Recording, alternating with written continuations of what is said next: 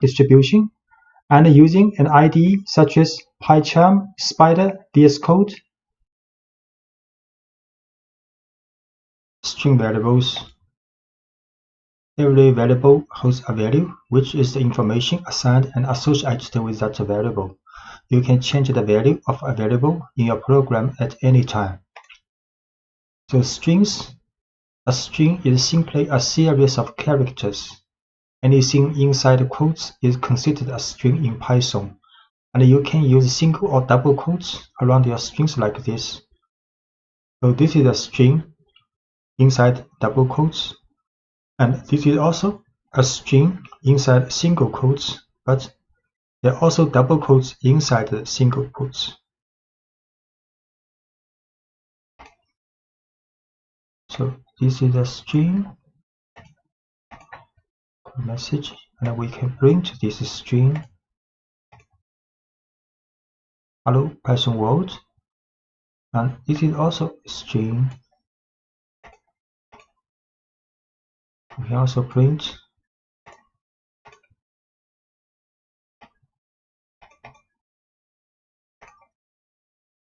and changing case in a string with methods. So this is a string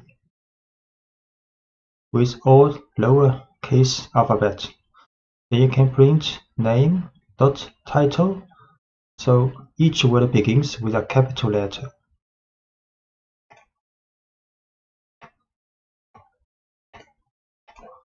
Name is a string.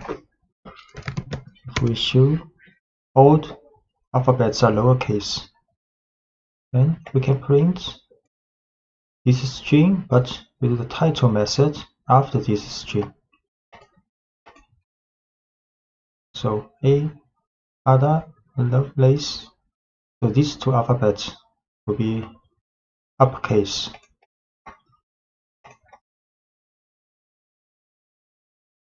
You can also print a name dot up. So all alphabets will be uppercase. Or name dot lower, then all alphabets will be lowercase. So we create string name again. We show name as title case. So we can print with uppercase. All alphabets are uppercase now. And now all alphabets are lowercase.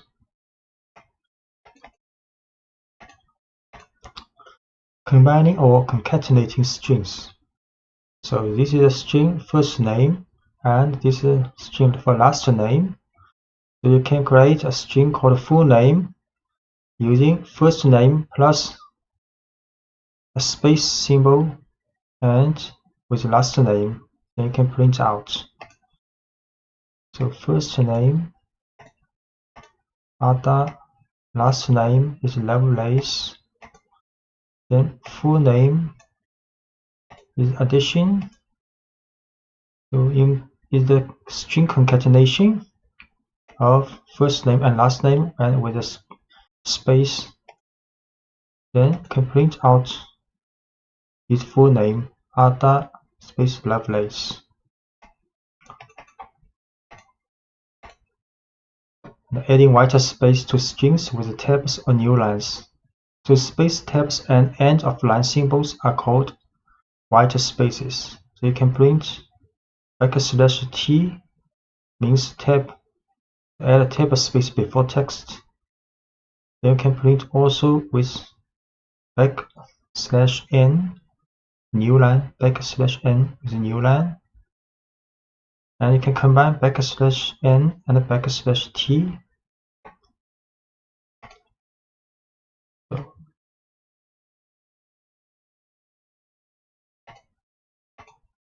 This is for the concatenation. Now we can print Python, then print \t Python. So there are tab space. Also print with a new line. The language Python, C, JavaScript. Can also print with newline and a tab space. Newline and a tab space.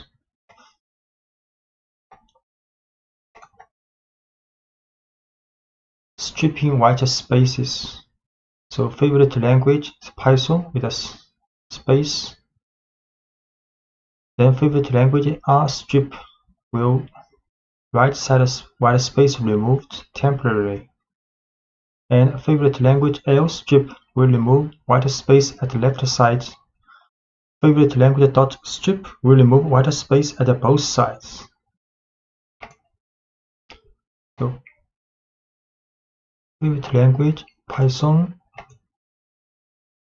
the space, and can print out. You see a space here. And if we use R strip,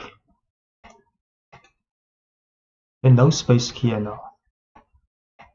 But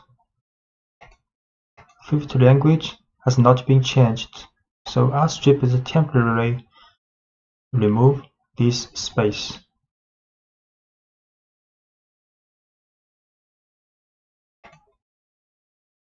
So to remove the white space from the string permanently, you have to store the stripped value back into the variable. So this is favorite language with a string after this, with a space after this string. You can use R strip but assign back to this string variable. So create again favorite language with a string the right side, then we R strip this space and assign back to this variable. Then we show this favorite language again.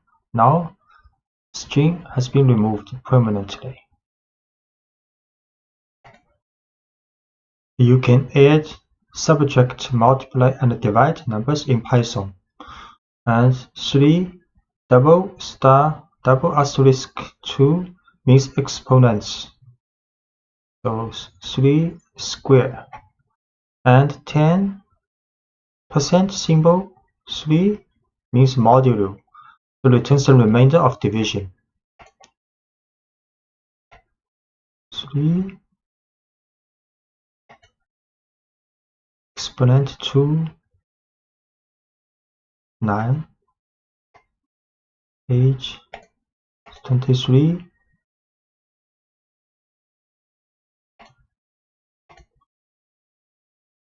and avoiding type errors with the str function. So age is 23.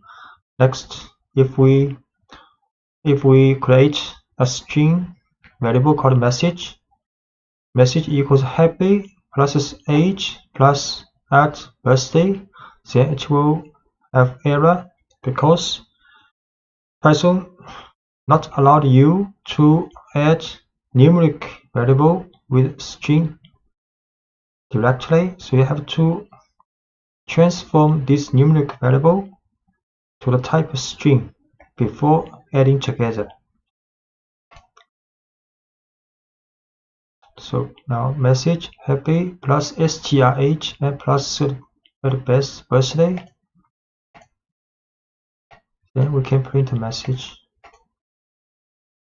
happy 23rd birthday. A list is a collection of items in a particular order. In Python, square brackets indicate a list, and individual elements in the list are separated by commas. So we can create a list called bicycles with 4 different types as the elements of this list. So we create another list called number list with 5 numbers in the brackets. So this is a string type list, and this is a numeric list. Create a list.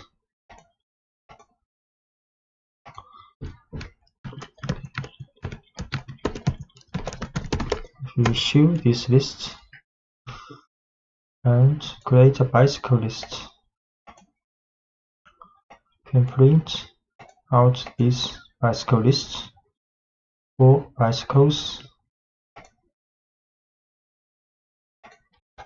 and accessing elements in a list. You can access any element in a list by telling Python the position or index of the item desired. For example, we can print the first bicycle in this list. And you can also use the string method on any element in a list. So we can get the title form of the first bicycle. You can print first bicycle in the list. Select. Can also print first bicycle's title form in the list. The T is capitalized.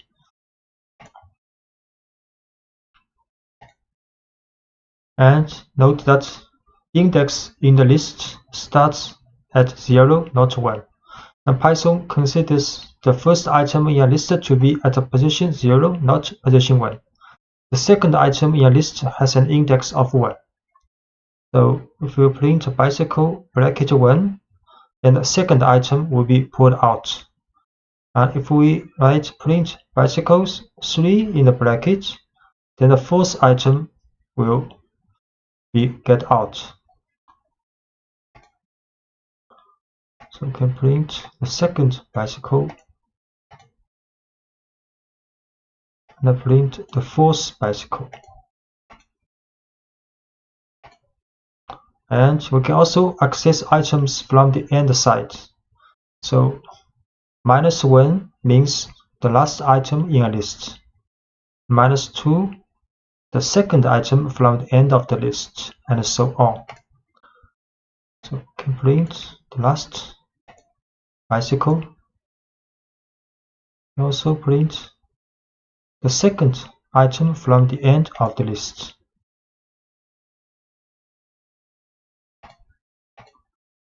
Using individual values from a list, you can use individual values from a list just as you would any other variable. For example, you can use concatenation to create a message based on a value from a list.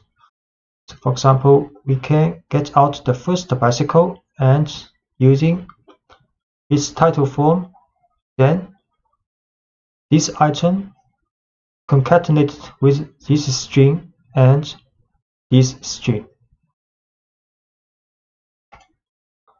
We create a message with concatenation of string and the bicycle's first element with the title form and plus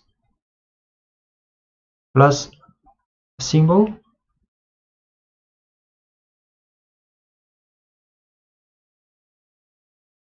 Then we print out this message. So this message is my first bicycle with a track. Most lists you create will be dynamic, meaning you will build a list and then add and remove elements from it as your program runs its course. To change an element, use the name of the list followed by the index of the element you want to change, and then provide the new value you want that item to have. For example, this is original list with 4 car brands, and we can change the first element of this list to another value. So this is a list with 4 cars. Print. Then we can set the first value to Ducati, and we print again. Now the first value has been changed. And we can also add elements to a list. Python provides several ways to add new data to existing lists. We can append elements to the end of a list. So this is the original list for the motorcycle. And we can use append function So motorcycle dot append Ducati. So the Ducati is added to the end of the list. Create this list with 3 motorcycles. 3 motorcycles now. Then we can append Ducati to the end of the list. So now the list has 4 cars now, with Ducati at the last position. You can start with an empty list and then add items to the list using a series of append statements. So we can also create an empty list first with 2 brackets. Then motorcycles append Honda, append Yamaha, and append Suzuki. Create first an empty list. Then we can append 3 motorcycles. We show this list again. So now the list motorcycle has 3 cars now. And you can also insert elements into a list. So you can add a new element at any position in a list by using the insert method. You do this by specifying the index of the new element and the value of the new item. So this is a list, and we can insert the first position, a new motorcycle here.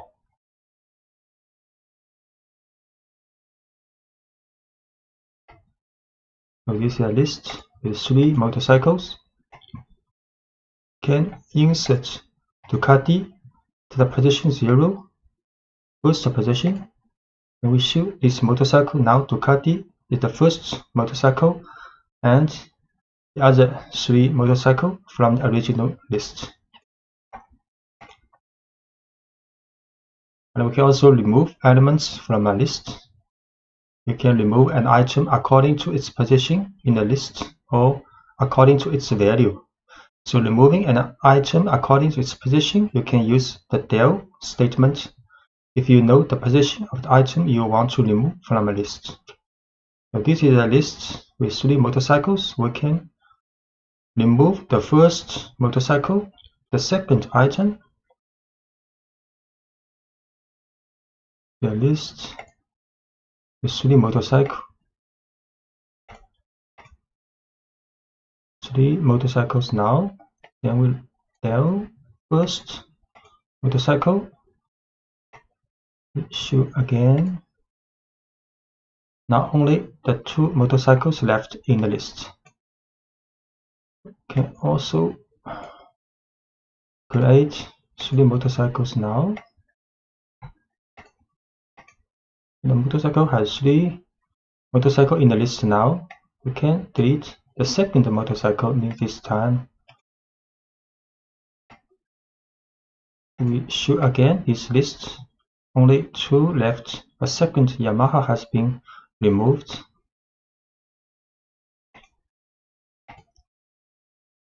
You can use pop method to remove an item. Sometimes you will want to use the value of an item after you have removed it from a list. So the pop method removes the last item in a list, but it lets you work with that item after removing it. So this is a list with 3 motorcycles.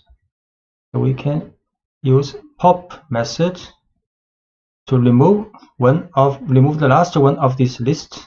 Then put this removed item in this object. So we can print this object later. So this is a list with 3 motorcycles. Then we can use the pop method. Remove the last one of this motorcycle list. Then print again this motorcycles list. Now 2 left. The last one, Suzuki, has been removed. And we can also print this popped motorcycle. Suzuki, that's correct.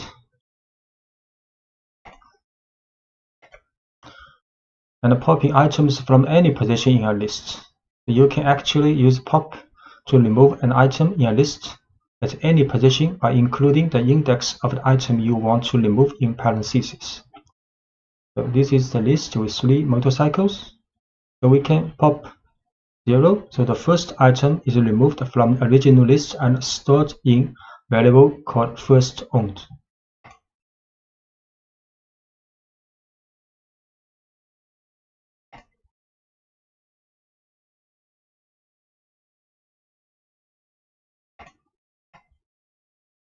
Create this motorcycle list again. So we pop the first one. Then we can print the first motorcycle I owned was is the title. This message is the string concatenated with this popped value with a title form.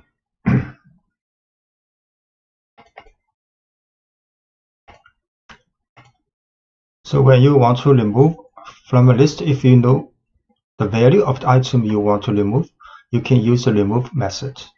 So this is a list with 4 motorcycles. So if we want to remove the item with this value, so we can use motorcycle.remove Ducati. So Ducati is removed, but note the remove method deletes only the first occurrence of the value you specify. So if there is a possibility the value appears more than once in the list, you will need to use a loop to determine if all occurrences of the value have been removed. So this is a motorcycle list with 4 motorcycles. Then we can remove Ducati using remove function. Then print again. Now Ducati has been removed. Sometimes you will want to preserve the original order of your list, and other times you will want to change the order. Python provides a number of different ways to organize your lists depending on the situation. Sorting a list permanently with the sort method. So this is a list with 4 cars, and you can use cars.sort. Then the order of the elements are sorted in the list. So we create a list.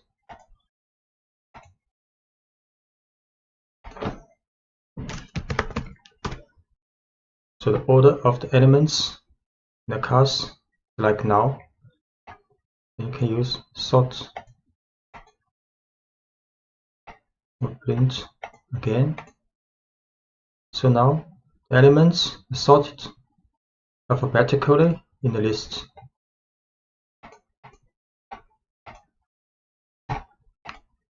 And you can also sort this list in reverse alphabetical order by passing the argument reverse equals true to the sort method. So you can use sort reverse true.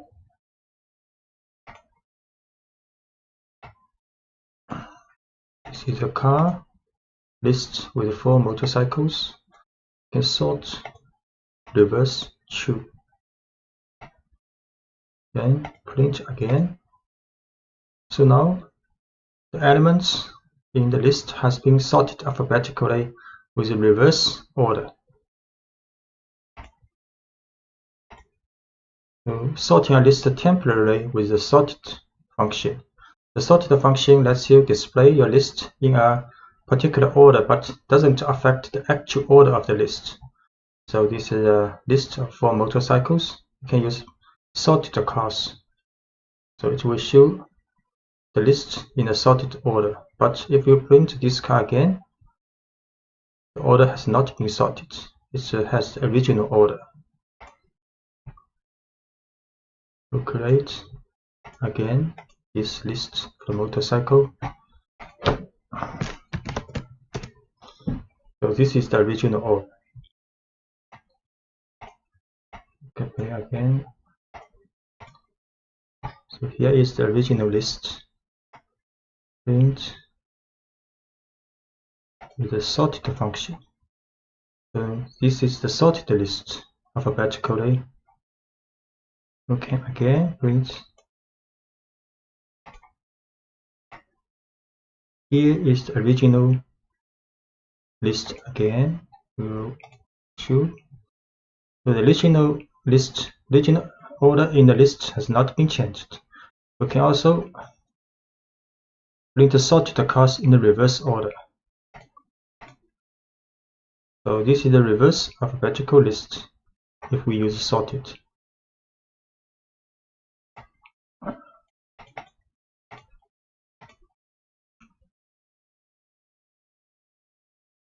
So printing a list in reverse order. So just to reverse the original order of a list, this may not be the alphabetical order. So just to reverse the original order of the list, you can use the reverse method. So this is the original list. If we use cast reverse and print a cast, then the order of the elements are reversed. So the last one will be printed first. So the reverse method changes the order of a list permanently, but you can revert to the original order anytime by applying reverse to the same list a second time. So we print. This is the. Okay, we create again this motorcycle list. This is the original order, and we use cars dot reverse, then print again, then order of elements are reversed in the list. Okay, finding the length of a list. You can quickly find the length of a list by using the len function. So we can use len cars and it will return the number 4. So note that Python counts the items in a list starting with 1, not from 0. So this is the list for cars with 4 elements. We use len cars. That will be 4. Looping allows you to take the same action or set of actions with every item in a list. So when you want to do the same action with every item in a list, you can use Python's for loop. Let's say we have a list of magicians' names, and we want to print out each name in the list. A for loop will let Python to handle this task easily. So in the for loop, Python pulls a name from the list magicians and store it in the variable magician. Then print the name that was just stored in magician. Python then repeats this operation for each name in the list. So this is a list of magician with 3 magicians. Then we can write 4 magician in magicians. So magicians is a list. In the for loop, for magician will take each element from the magicians, then store in this variable called magician. Then inside the for loop, we print each magician until there's no magician left in this list. So where the no more values are in the list, Python moves on to the next line in the program after the for loop. So this is the for loop. We create a list called magicians with 3 magicians. Then we can write 4 magician, print magician. So each magician has been printed out. It is helpful to choose a meaningful name that represents a single item from the list. For example, here is a good way to start a for loop for a list of cats, a list of dogs, and a general list of items. We can write, for example, for cat in cats, for dog in dogs, or for item in list of items. And using singular and plural names can help you identify whether a section of code is working with a single element from the list or an entire list. Doing more work within a for loop. So every indented line following the line for magician in magicians is considered inside the loop, and each indented line is executed once for every value in the list. So for example, this is a magician list. We can write for loop from the for magician in magicians, then these two lines indented considered inside the for loop. So we can write print magazine's title form. That was a great trick. And print I can't wait to see your next trick. Then magazine's title name, then a new line. Then after this for loop finished, then we can print a single message. But this statement not considered inside the loop. So any lines of code after the loop that are not indented are executed for once without repetition. We create a medicines list again. Then a for loop with two print lines included in the for loop. Run this. So for each element, each medicine in list, we share two messages. So Alice, that was a great trick. I can't wait to see your next trick, Alice. And David, that was a great trick. I can't wait to see your next trick, David, and so on. Then after the for loop has been finished to run, then we can print one message. So this message, this print statement is not considered in the for loop. So print only once. Lists are ideal for storing sets of numbers, and Python provides a number of tools to help you work efficiently with lists of numbers. So we can use the range function. Python's range function makes it easy to generate a series of numbers. For example, you can use the range function to print a series of numbers like this. You can write a for loop, a for value in range 1 to 5. Can print a value. The result will print 1, 2, 3, 4. The range 1 to 5 will print a number from 1 to 4. Then for each value of this 1 to 4 will print out. So although this code looks like it should print the numbers from 1 to 5, it doesn't print the number 5. So in this example, range prints only the numbers 1 through 4. This is the result of off by 1 behavior you will see often in Python and many other programming languages. So if you want to print the numbers from 1 to 5, you would use range 1, 6. So for value in range 1, 6, print value. Can print out for value in range 1 to 5, print value. So 1, 2, 3, 4 has been printed out. Use range to make a list of numbers. If you want to make a list of numbers, you can convert the results of range directly into a list using the list function. So for example, we can create a list called numbers, and the value is 1 to 5. Then next we can print numbers. We create a list called numbers. Then print these numbers. So it's a list 1 to 5.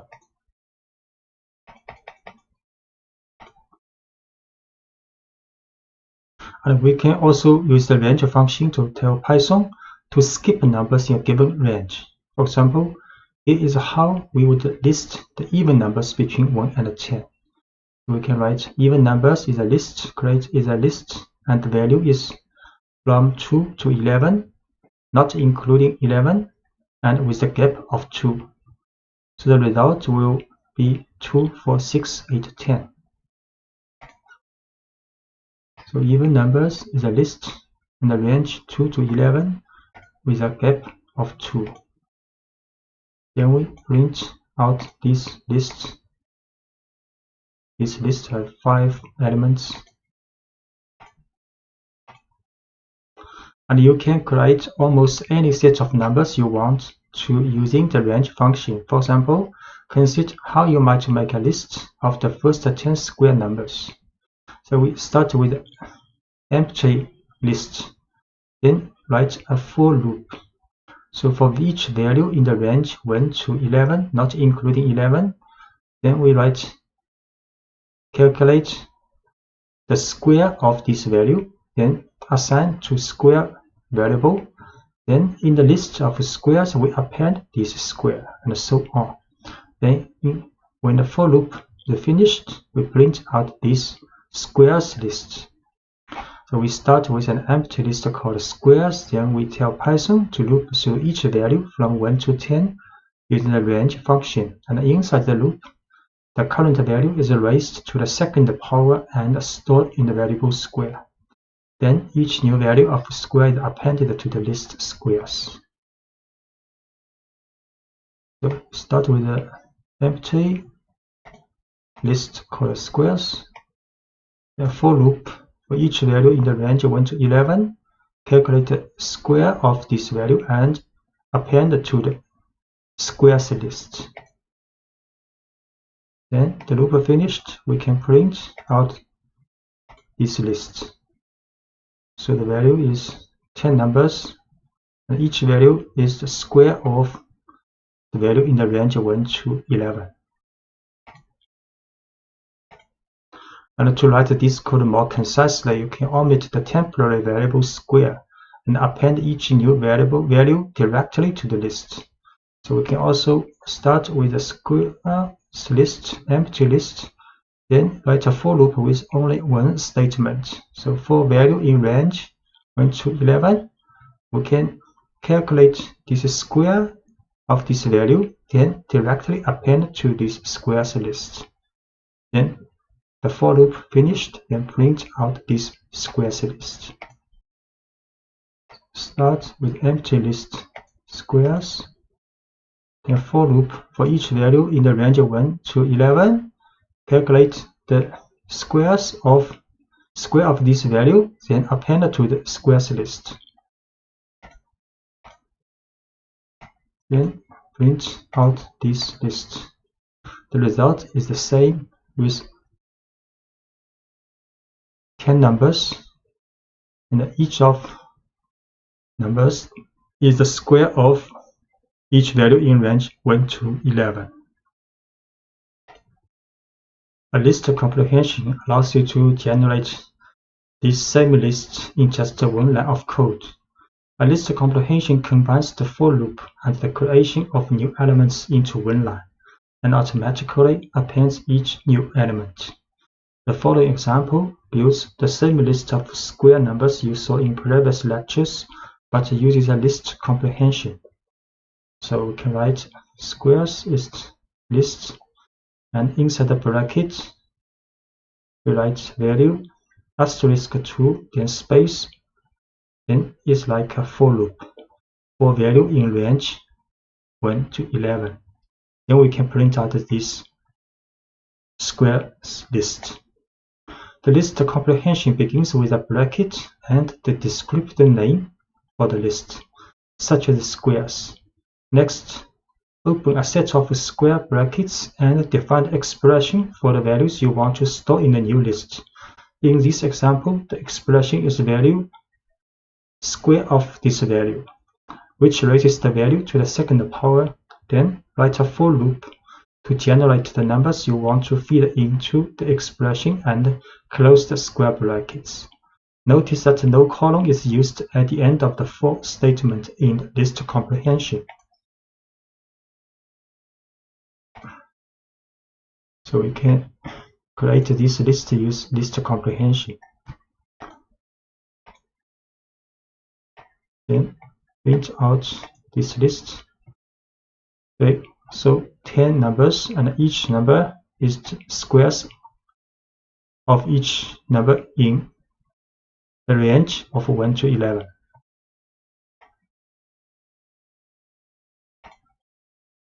You can also work with a specific group of items in a list, which Python calls a slice. To make a slice, you specify the index of the first and the last elements you want to work with. As with the range function, Python stops one item before the second index you specify. So the following example involves a list of players on a team. So this is a list with 5 players, and we can print players bracket 0 to 3, then it will return the first 3 elements. So the code prints a slice of this list, which includes just the first 3 players. So players is a list with 5 players, then can print the first 3 players. And you can generate any subset of a list. For example, if you want the second, third, and fourth items in a list, you would start the slice at index 1 and end at index 4. So 4 not included. Then it will return the second, third, and fourth element. So from the index from 1 to 3. So the second, third, and fourth elements will be returned. So we print the second, third, and fourth elements. And if you omit the first index in a slice, Python automatically starts your slice at the beginning of this list. So if you just write column 4, then it will return the first 4 elements. So we return the first 4 elements with column 4.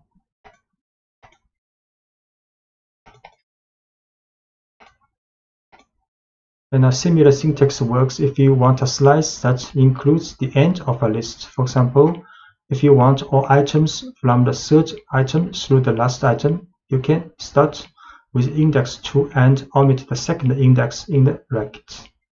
So we can just write players 2 column.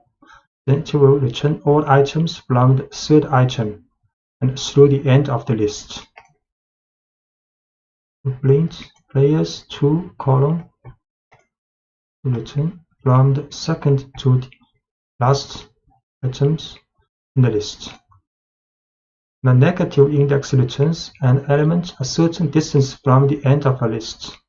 So therefore, you can output any slice from the end of a list. So, for example, we can write players bracket -3 then column. Then it will return the last 3 players. So it will return the last 3 players with negative index.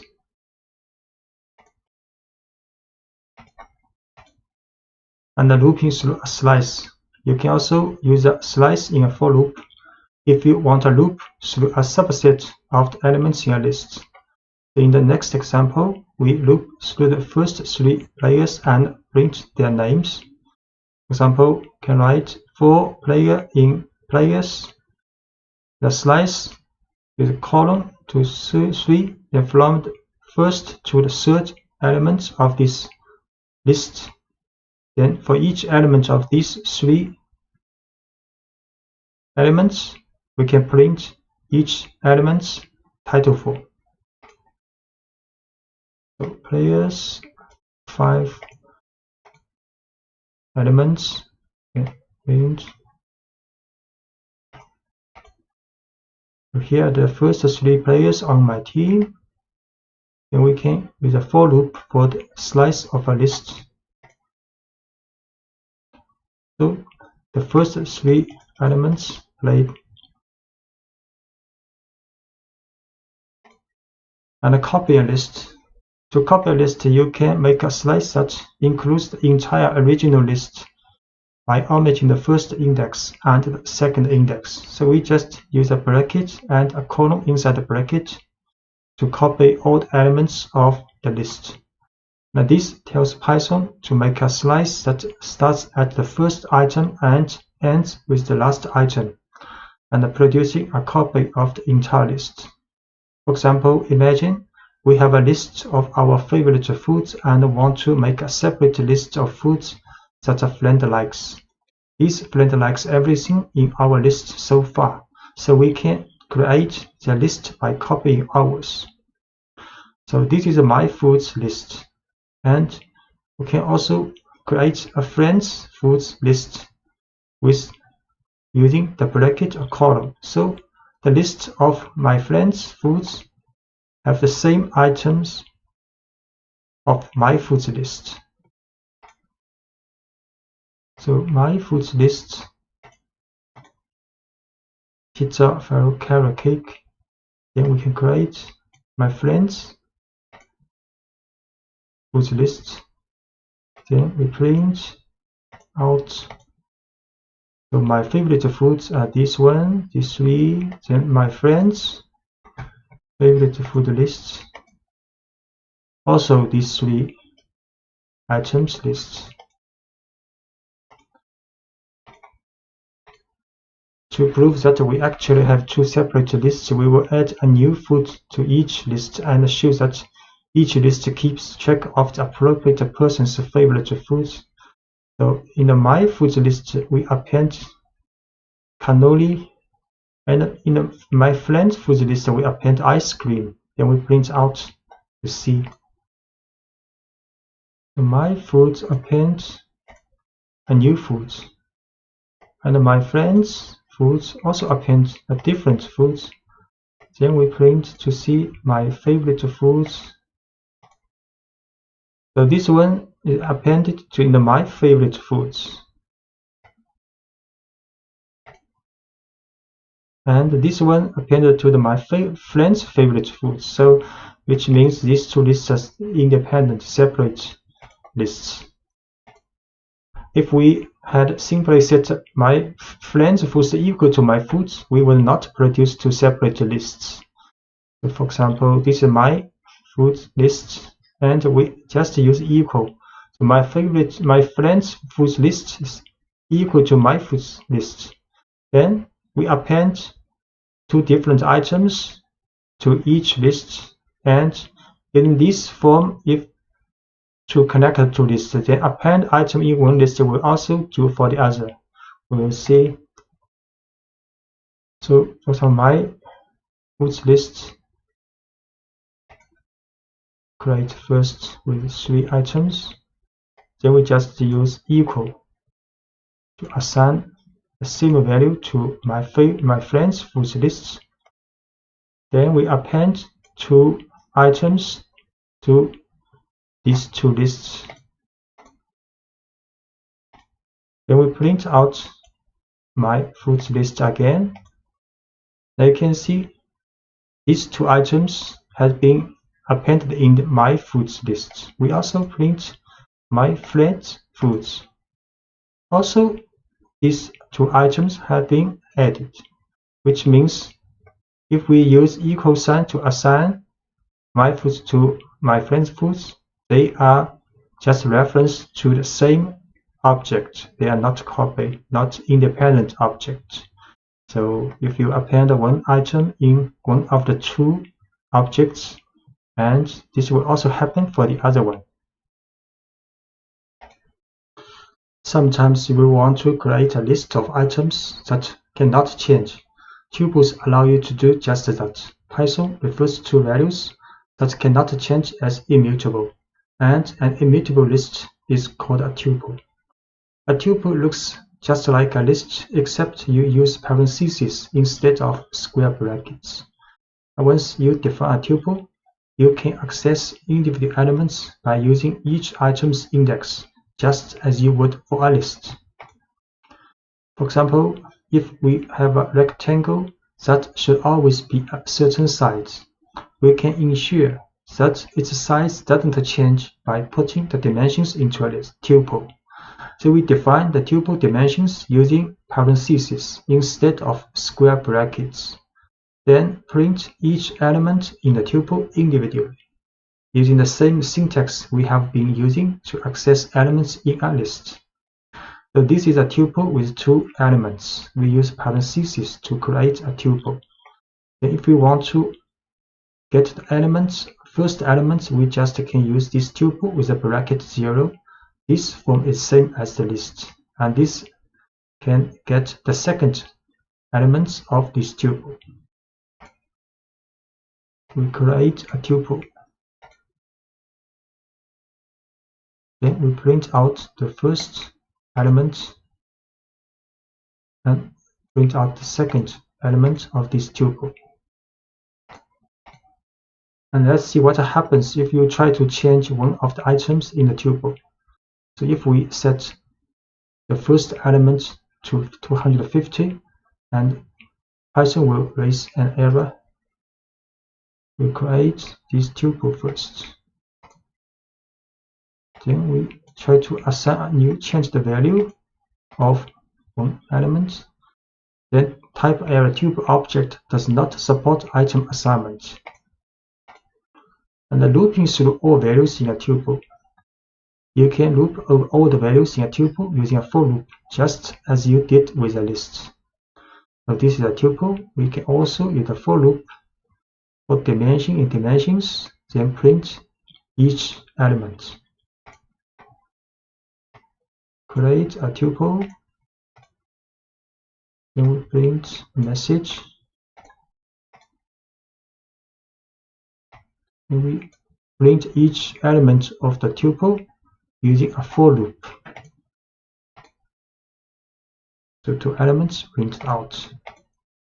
So writing over a tuple, although you cannot modify a tuple, you can assign a new value to a variable that holds a tuple. So if we want to change our dimensions, we could redefine the entire tuple. So you can, this is the original tuple. This is the new tuple we defined.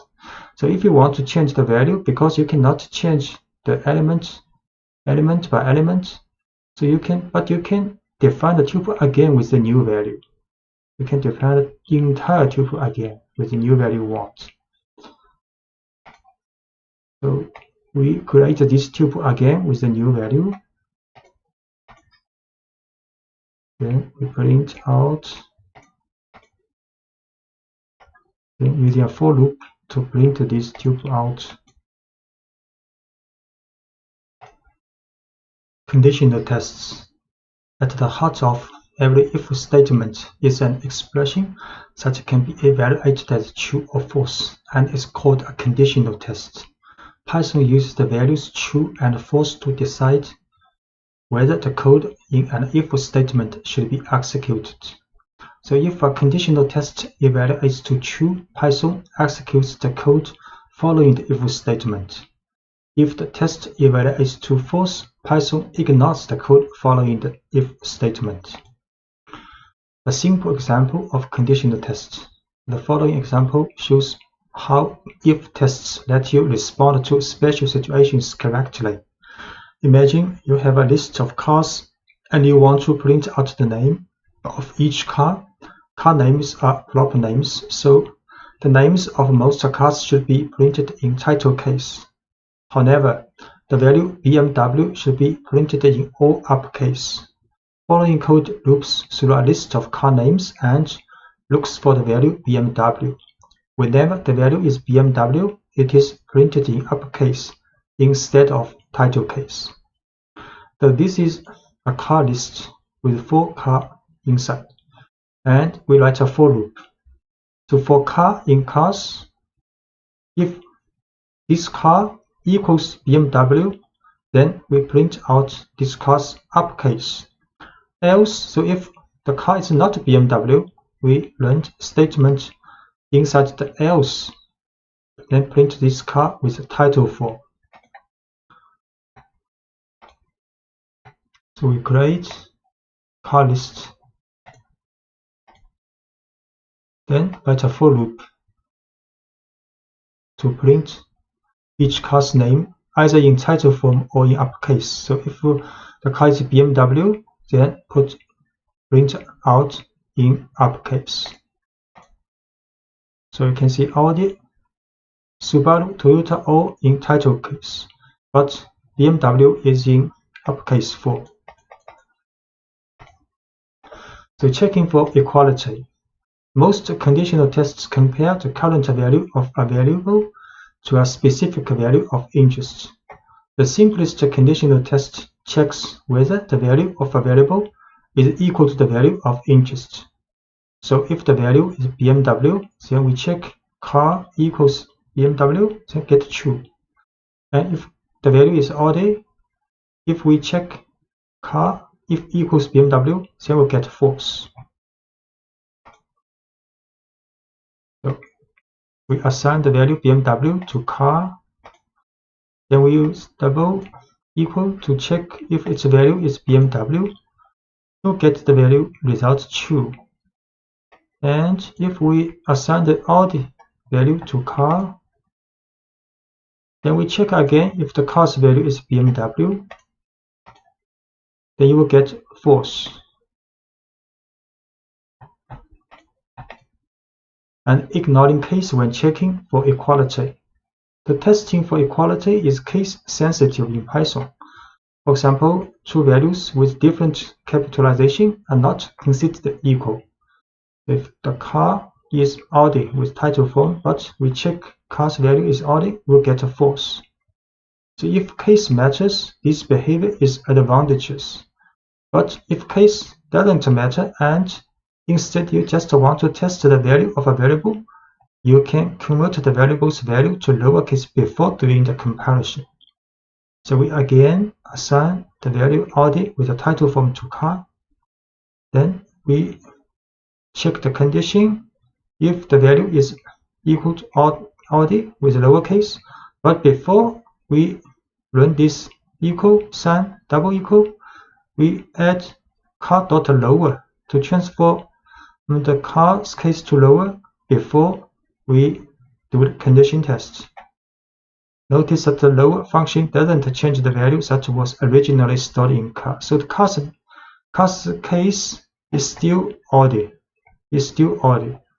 And this lower is just a temporary transform this value to lowercase to do conditional tests. So we see car's value is Audi with title form. Then we check its value equals lowercase Audi to get false. And we set again, for example, car's value is Audi, but we use lower function before doing the conditional test to get true now.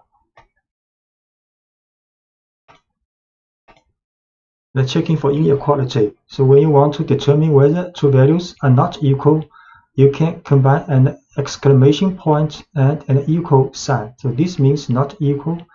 So we will store a requested pizza topping in a variable and then print a message if the person did not order anchovies. So this is request a topping called mushroom, this value. So if request a topping not equal to anchovy, then we'll print holded anchovies.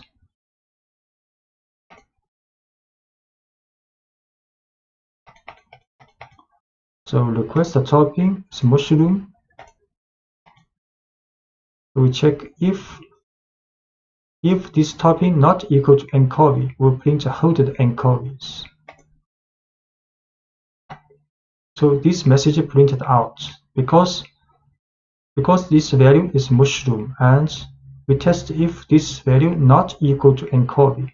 This test will get true. Will get true, then this statement will be run in the for loop, in the if statement. And the numerical comparisons. So testing numerical values is pretty straightforward.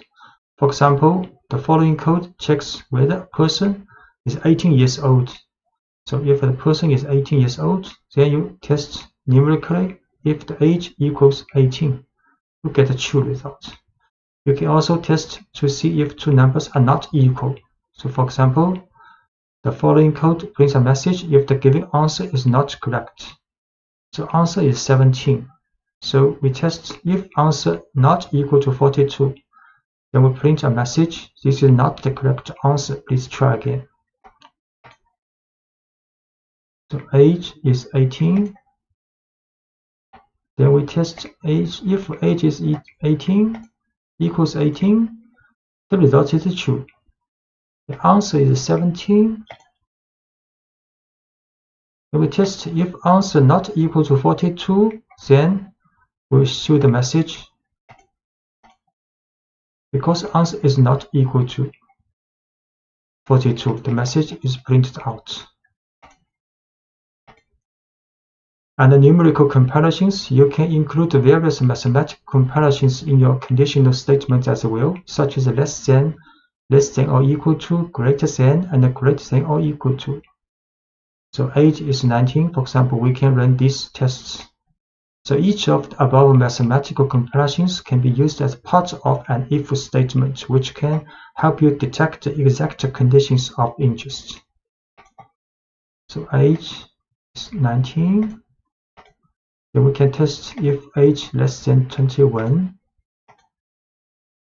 We can also run if age is less than or equal to 21, or if the age is larger than 21, we get false. If the age is larger than or equal to 21, we'll get the false.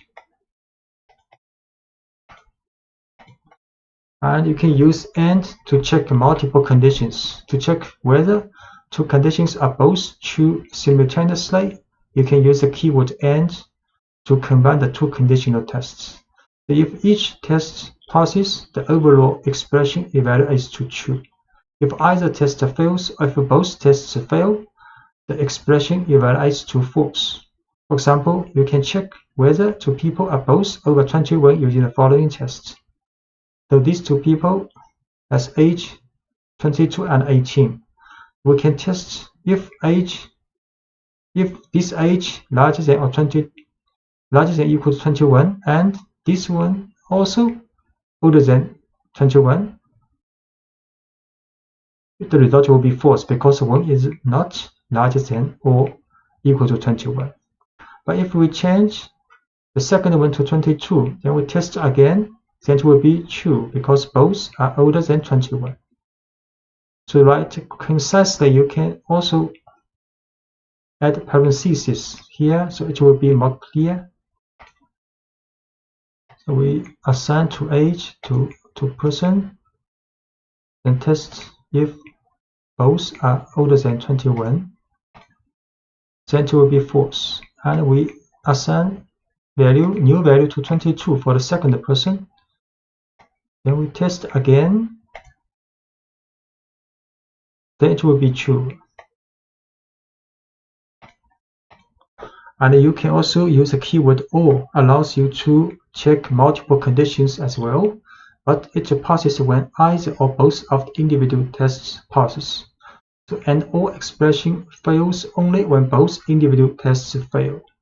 So let's consider two ages again, but this time we will look for only one person to be over 21. So these two persons, 21, 22, 18 years old, then we test if one of the person is older than 21, the result will be true.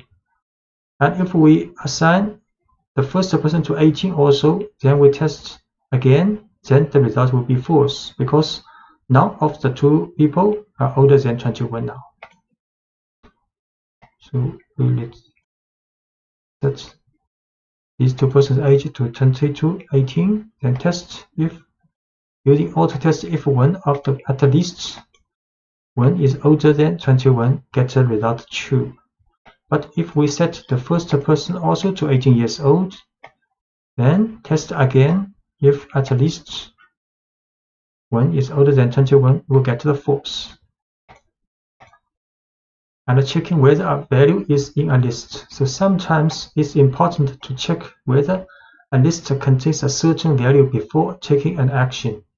So to find out whether a particular value is already in a list, you can use the keyword in. So let's consider some code you might write for a pizzeria. We will make a list of toppings a customer has requested for pizza, and then check whether certain toppings are in a list. So this is a requested topping with 3 elements, a list. Then we will run the conditional tests. Mushrooms in requested toppings. This is true because mushroom in. But if we run the pepperoni in requested toppings, we'll get false because this list does not contain pepperoni. The requested topping is a list called pizzeria. Then we run the conditional test. Mushroom in requested topping, get the true in results. If we run pepperoni in requested topping, the result is false. And you can also check whether a value is not in a list. So similarly, you might want to know if a value does not appear in a list. You can use the keyword not in this situation. For example, consider a list of users who are banned from commenting in a forum. You can check whether a user has been banned before allowing that person to submit a comment. So this is a list for the banned user with 3 people. So another user called Mary. So if user not in banned user will print user's title form, you can post a response if you wish. So because this Mary, user's value is Mary not in this list. So this conditional test will get the true. So this message will be printed out. So we create a list for the banned user, and we create a value. Object user is Mary. Then we run this conditional test. If she's not in banned user, then it's true because Mary is not in the banned user. So the print out message, Mary, you can post a response if you wish. A simple if statement. The simplest kind of if statement has one test and one action. We can write if, for example, the conditional test to do something. This is the typical form. So if the conditional test evaluates to true, Python executes the code following the if statement. If the test evaluates to false, Python ignores the code following the if statement. So let's say we have a variable representing a person's age, and we want to know if that person is old enough to vote. So the following code tests whether the person can vote. So assign 19 to this age variable. So this if test if age is older than 18, then the message you are old enough to vote will be printed out. And indentation plays the same role in if statement as it did in a for loop. So all indented lines after an if statement will be executed if the test passes, and entire block of indented lines will be ignored if the test does not pass. So you can assign age is 19. We can test this.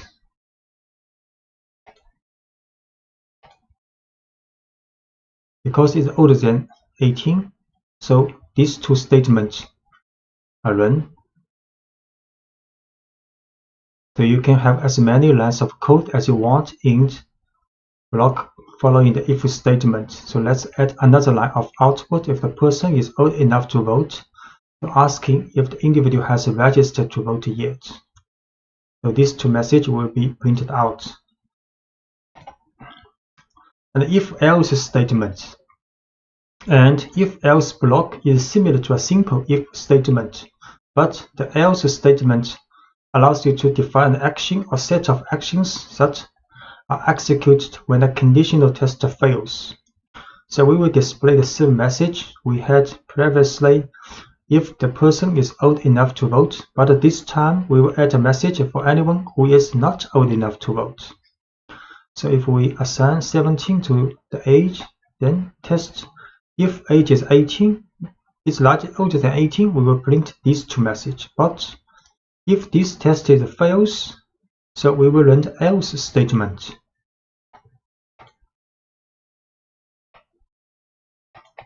So age is 17. Then we test if age is older than 18, then print this message. Else, if this test is fail, then we will print these 2 messages. So because age is 17, not older than 18, then these 2 messages are printed out. Sorry, you are too young to vote, and please register to vote as soon as you turn 18. And if and else chain, often you will need to test more than 2 possible situations. And to evaluate this, you can use Python's if else syntax. Python executes only one block in an if-elif-else chain. It runs each conditional test in order until one passes. So when a test passes, the code following that test is executed and Python skips the rest of the tests. The following code tests for the age group of a person and then prints an admission price message. So for example, age is 12. Then we run if age is younger than 4, then print this message. But this message, if this is fail, then Python will test this conditional test. If it is younger than 18 but older than 4. If this passes, gets a true result, then this message will be run. Then the if test, then the statement after the if test will be run. So if both of these conditional tests fails, then Python will run this message. We see age is 12. We'll test using if, elif, and else. The admission is 5 now because 12 is not younger than 4. Then this gets false. Then Python will test the next. Next will be true because younger than 18. So the statement inside the elif will be run. Then Python will finish this if statement, if, elif, else statement.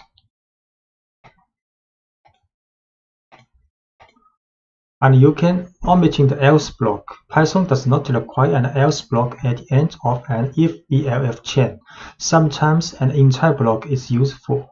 Sometimes it is clearer to use an additional if statement that catches the specific condition of interest. So for example, age is 12 again, then we can run if conditional tests, then elif another one, then elif another one, then elif another one. So we do not use else here. We just use very specific conditional test for each age group.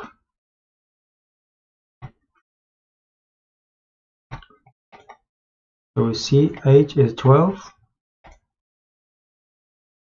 Then we use a multiple if-elif tests.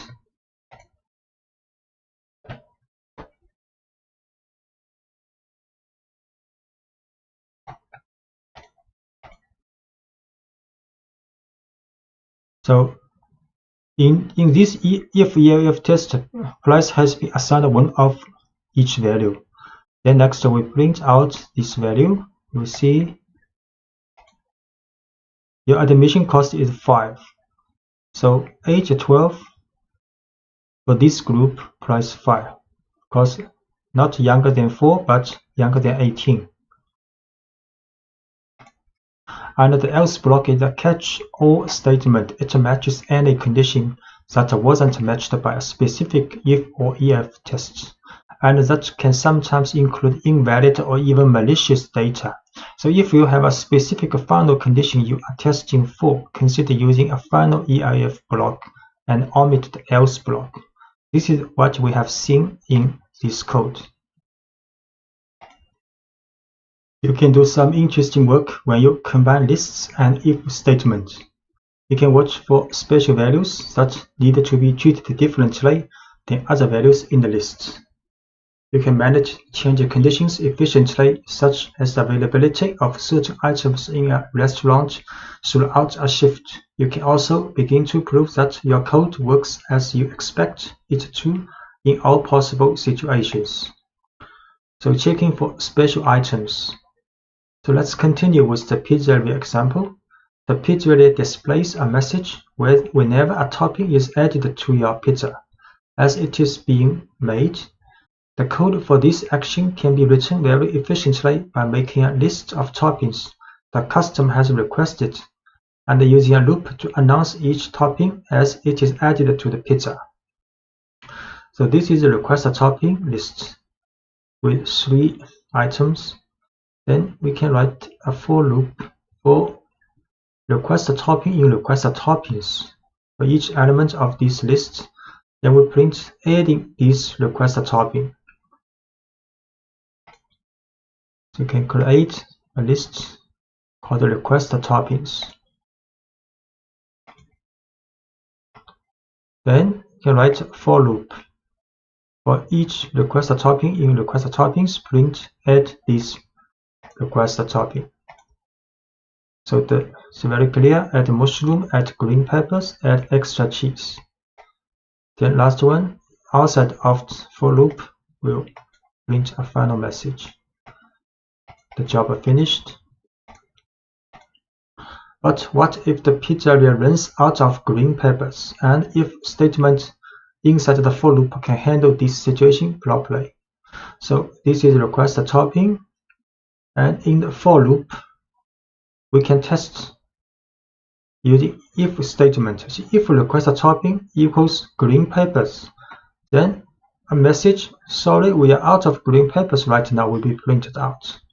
Otherwise, if this test is a fail, which means if the request topping is not equal to green peppers, then the message adding this request topping will be printed out. So create request topping again. Then this for loop. In the for loop, we use an if statement to test if it is a green pepper. So the message is like this. So adding mushroom, and for the green peppers, the message will be like, sorry, we are out of green peppers right now. And for the extra cheese will be printed like adding extra cheese. So this is the last message of the for loop.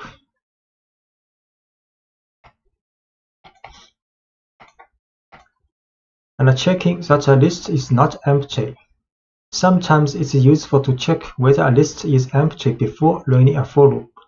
So as an example, let's check whether the list of request topping is empty before building the pizza.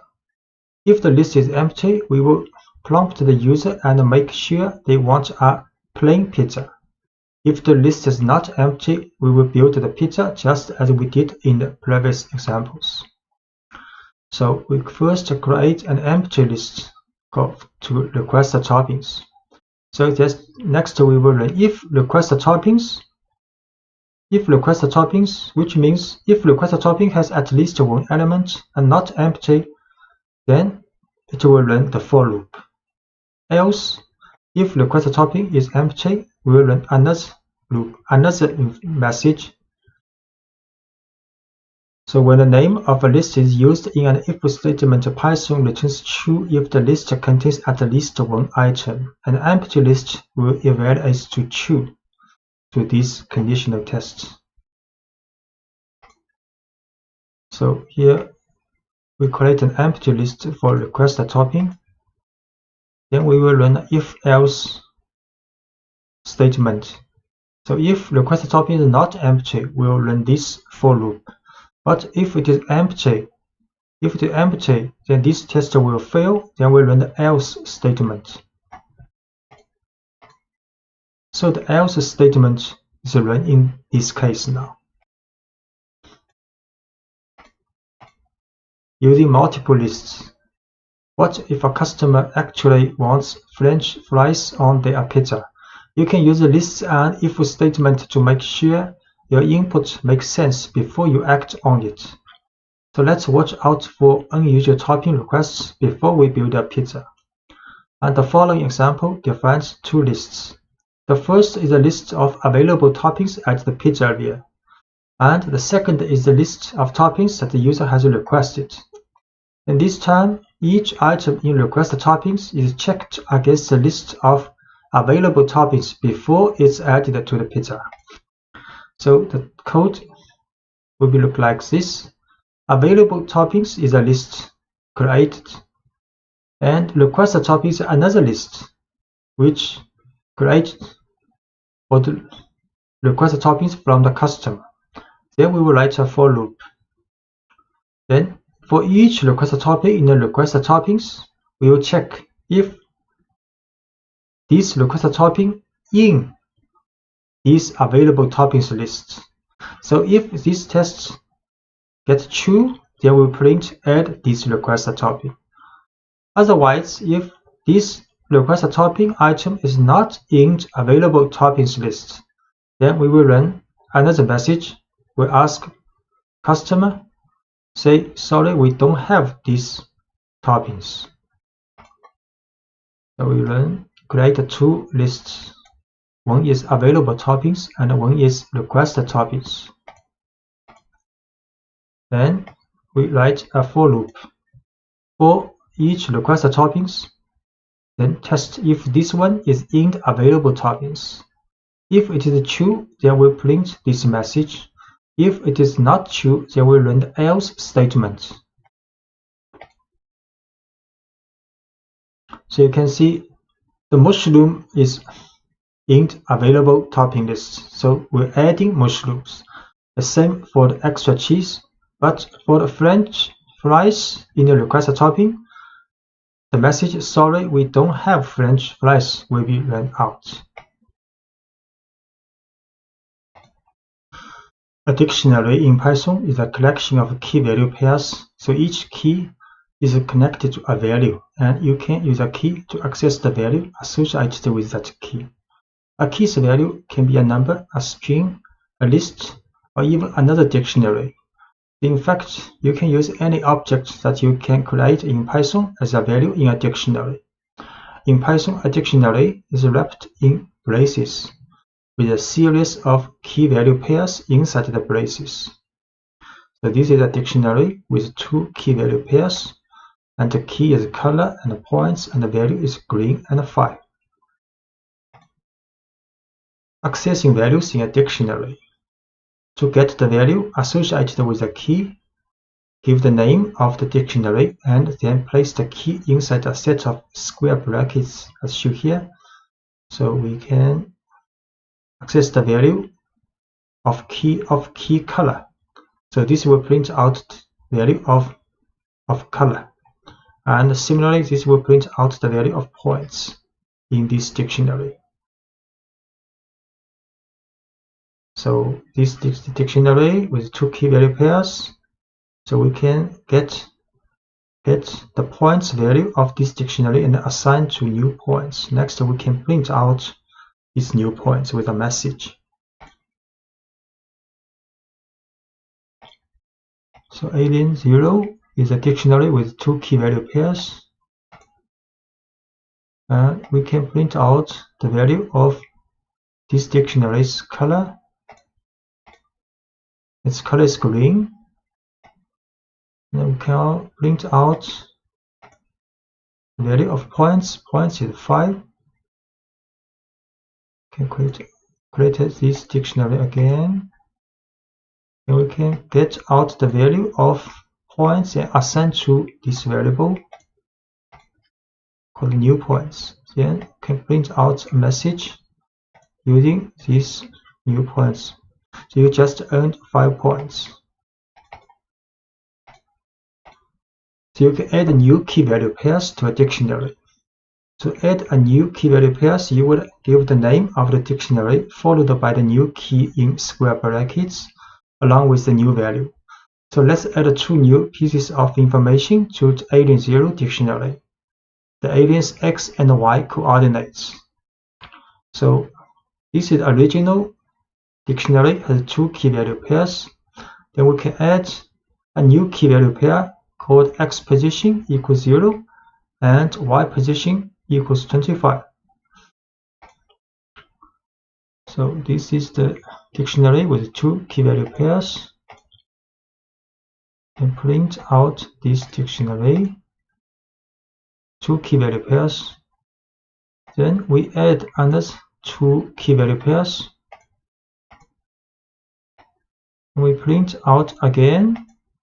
Now the dictionary has 4 key value pairs, color, points, X position and Y position, and their values. Notice that the order of the key value pairs does not match the order in which we added them. So Python doesn't care about the order in which you store each key value pairs in a dictionary. It cares only about the connection between each key and its value. And you can start with an empty dictionary. It's sometimes convenient or even necessary to start with an empty dictionary and then add each new item to it. To start filling an empty dictionary, you can define a dictionary with an empty set of braces and then add each key value pairs on its own line. So we can start with an empty dictionary with 2 braces. Then we add 1 key value pairs using alien0, brackets color equals green, and points equals 5. So add these 2 key value pairs into this dictionary. We start with an empty dictionary. Then we add these 2 key value pairs into a dictionary. Then print out again. Now the dictionary has 2 key value pairs. Can modify values in a dictionary. To modify a value in a dictionary, give the name of the dictionary with the key in square brackets and then the new value you want associated with that key.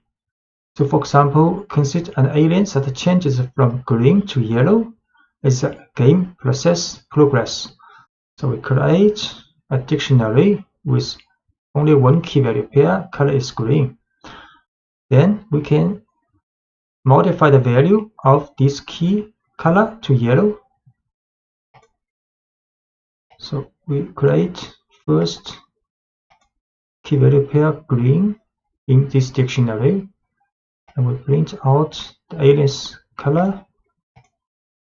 The alien is green now. Then we modify the color to yellow in this dictionary, and we can print out again. The alien is now yellow now. And you can set dictionary with, for example, for x position, y position, and a speed medium. Can print original position for this alien x position. So position is 0 now, original. Then we can move the alien to the right. So if alien 0 speed is slow, x increment is 1. And else if speed is medium, then increment is 2, and else increment is 3. So because x speed is medium now, so the increment is 2. And we can also we can run this test first. So x increment will be assigned with a true value now. Then we can modify the position x position with current position plus x increment. So we run this to modify the value of x position. So print new x position. Now we'll see new position 2 because have increment with true value to the x position. And we can also remove key value pairs. So when you no longer need a piece of information that is stored in a dictionary, you can use the del statement to completely remove a key value pair. All del needs is the name of the dictionary and the keys that you want to remove. For example, let's remove the key points from the alien0 dictionary along with its value. So this is a dictionary with 2 key value pairs. Then we can remove the points, the key value pairs with the points. Use del alien0 points in brackets. So we can create these key value pairs dictionary first. 2 key. So print. So there are 2 key value pairs in this dictionary. Then we remove 1 key value pairs points has been removed. We show again this dictionary now has only color key value pair. Because a dictionary can contain large amounts of data, Python lets you loop through a dictionary. You can loop through all of a dictionary's key value pairs, through its keys, or through its values. So looping through all key value pairs, to do so, you could loop through the dictionary using a for loop to write a for loop for a dictionary. So let's consider a new dictionary designed to store information about a user on a website. The following dictionary will store one person's username, first name, and last name. So this is a dictionary called user, and will store username Fermi, first name Enrico, and the last name Fermi. Then we can write a for loop for key value in user this dictionary's items attribute. So this username items attribute will return the key value pairs. Then for each key value pair, we will print key its value and value its value. So you create names for the two variables that will hold the key and the value in each key value pair. You can choose any names you want for these two variables. So you can choose any name for these two variables. The second half of the for statement includes the name of the dictionary followed by the method items, which returns a list of key value pairs. The for loop then stores each of these pairs in the two variables provided. So we can create dictionary for the user. Then we can write a for loop, and in the user zeros items, then we print out this information. So all the key value pairs in this dictionary are printed out. The username value, first name value, last name value.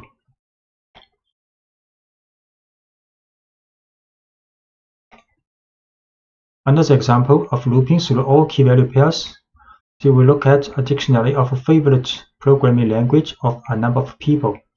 So favorite language is a dictionary. Then the key is people's name, and the value are favorite languages of those people. Then we can write for loop to create two variables called name language for name language in these dictionaries items. Then we can print names title form, concatenate with a message, and then concatenate with languages title form. So favorite language is a dictionary. Then a for loop will print out information for each person's favorite language. So Yan's favorite language is Python, Sarah's favorite language is C, and so on. So looping through all the keys in a dictionary. You can use the keys method. It's useful when you don't need to work with all of the values in a dictionary. So let's loop through the favorite language dictionary and print the names of everyone who took the poll. So this is the same dictionary as before. Then we can write also for name, create one variable called name in this dictionary's keys attribute. So then can print out each name's title form. So this is a dictionary. Then a for loop in dictionary's keys attribute. Then only the keys and the people's name are printed out.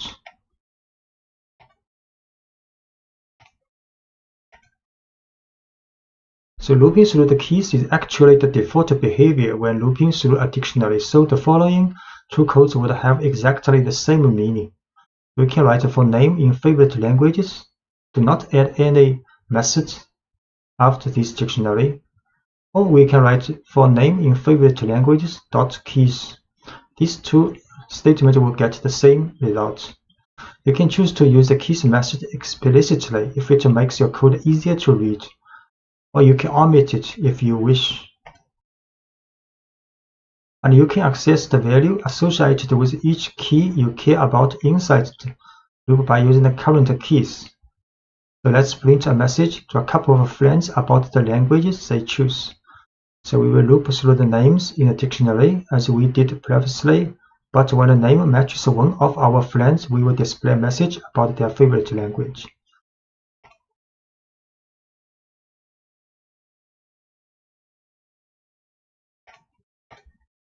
So this is the code. So we create same dictionary as before. Then we have friends, a list, 2 people of our friends. Then write a large for loop for name in favorite language to keys. So this name represents each name in this dictionary. Then print this name's title form first. Next, we write an if conditional test. So if this name in friends is this list. So if one of these keys is in this list, then we will print another message, hi, the name's title form, and a message, I see your favorite language is your favorite language's value, which language is title form. So we show this. Create this dictionary first. Then we create another list called friends with 2 items. Next, write a for loop to print out each people in the favorite languages list first. Then, if this person matches in this list, then we'll print another message for this friend. So first, Yang print out, then Sarah print out. Because Sarah is in the friend list, then Sarah will have another message printed out. Then Edward print out. Then Phil, because Phil also in the friend list, then Phil will also have another message printed out.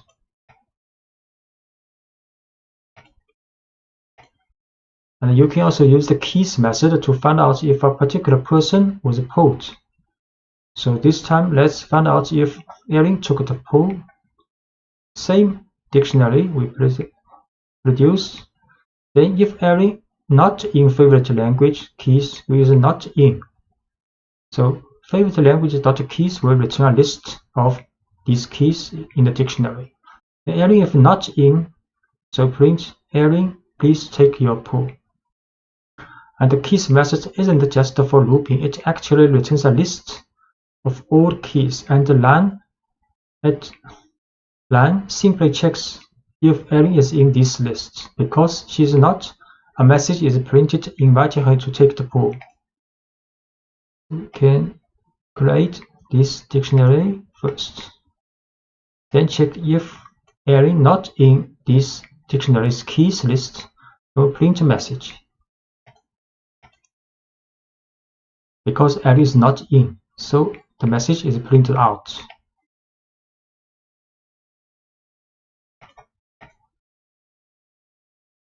You can also loop through a dictionary's keys in order. So one way to return items in a certain order is to sort the keys as they are returned in the for loop. You can use the sorted function to get a copy of the keys in order. So create this list.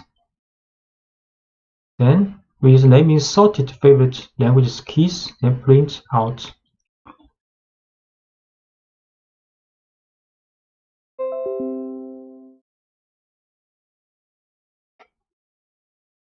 Then choose this one, then create this first dictionary, then we just sorted this list first before we choose each item in this list. Then print message for the name, title, thank you. You can see. So now the names are sorted in alphabetical order.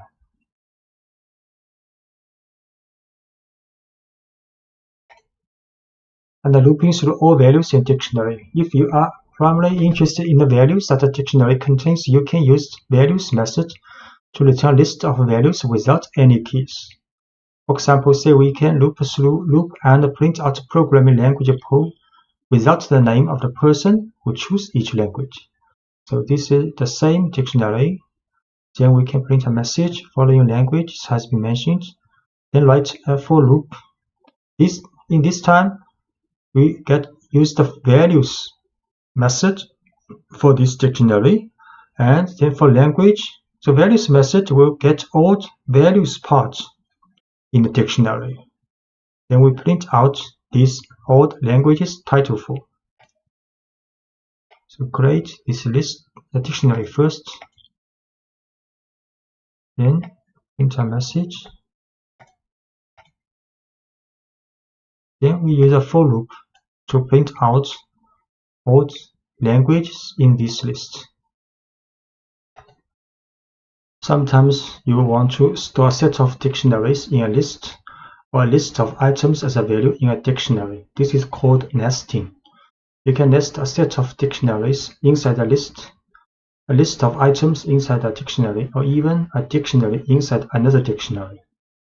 So first, look at a list of dictionaries. In the last lecture, the Alien Zero dictionary contains a variety of information about one alien, but it has no room to store information about a second alien, so much less a screen full of aliens.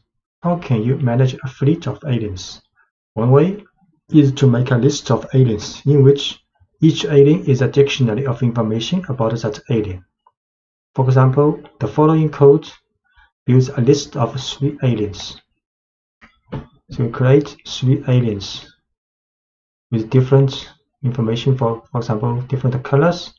Then we can store these 3 aliens in a list called aliens. Then next, we can write a for loop for alien in aliens, print out each alien. Actually, each alien is a dictionary's information with key value pairs. A more realistic example will involve more than 3 aliens with code that automatically generates each alien. So in the following example, we also can use range to create a fleet of 30 aliens. So we can start with an empty list. Then next, use a for loop in the range from 0 to 30. For each alien number, we create each alien, new alien. Then append this new alien in the aliens list. Actually, each alien's information is the same. So next, we can show the first 5 aliens in this alien list. Print out. We should create 3 aliens first. Each one a dictionary. Then we can put these 3 aliens in a list. Then next, using a for loop for alien in aliens, print out each alien. So each alien is a list printed out. The next, we make an empty list first. Then we create 30 aliens and put them in this list. Then we can print out the first 5 aliens in this aliens list. Actually have the same values, key value pairs for these 5.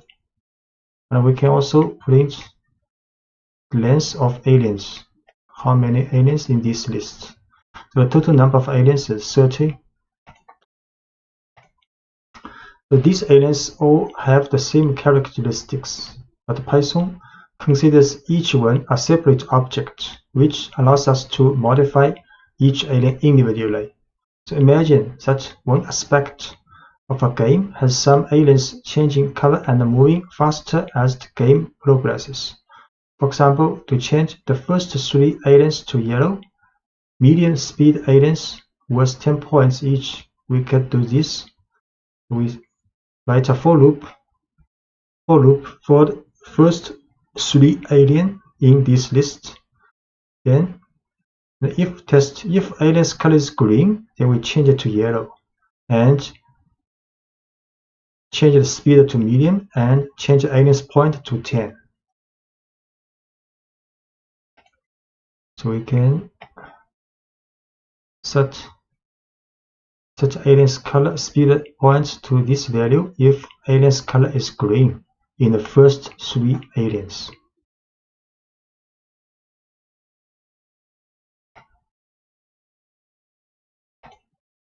So next, let's look at a list in a dictionary situation. So it is sometimes useful to put a list inside a dictionary. For example, consider how you might describe a pizza that someone is ordering. If you were to use only a list, all you could really store is a list of the pizza's toppings. So with a dictionary, a list of toppings can be just one aspect of the pizza you are describing. So in the following example, 2 kinds of information are stored for each pizza: a type of crust and a list of toppings. So the list of toppings is a value associated with the key toppings. To use the items in the list, we give the name of the dictionary and the key toppings as we would any value in the dictionary. Instead of returning a single value, we get a list of toppings. So we make a pizza dictionary. Then inside this dictionary has 2 keys called crust and toppings. So for the crust, there only one value is 6. But for the toppings, is a list of values. Next, we can print out information. You order the pizza's crust. You put this type of pizza with the following toppings. Then inside the toppings, print each topping. So we create a dictionary, pizza, and with 2 keys, especially for the toppings, the keys is a list. Then we can print out information. You order the pizza. Which kind of pizza? The crust, thick pizza.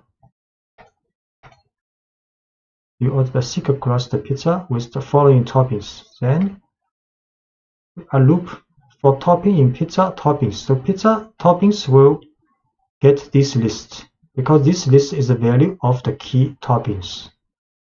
Then this is a list of with 2 elements. Then a for loop for topping in this list can print out each topping.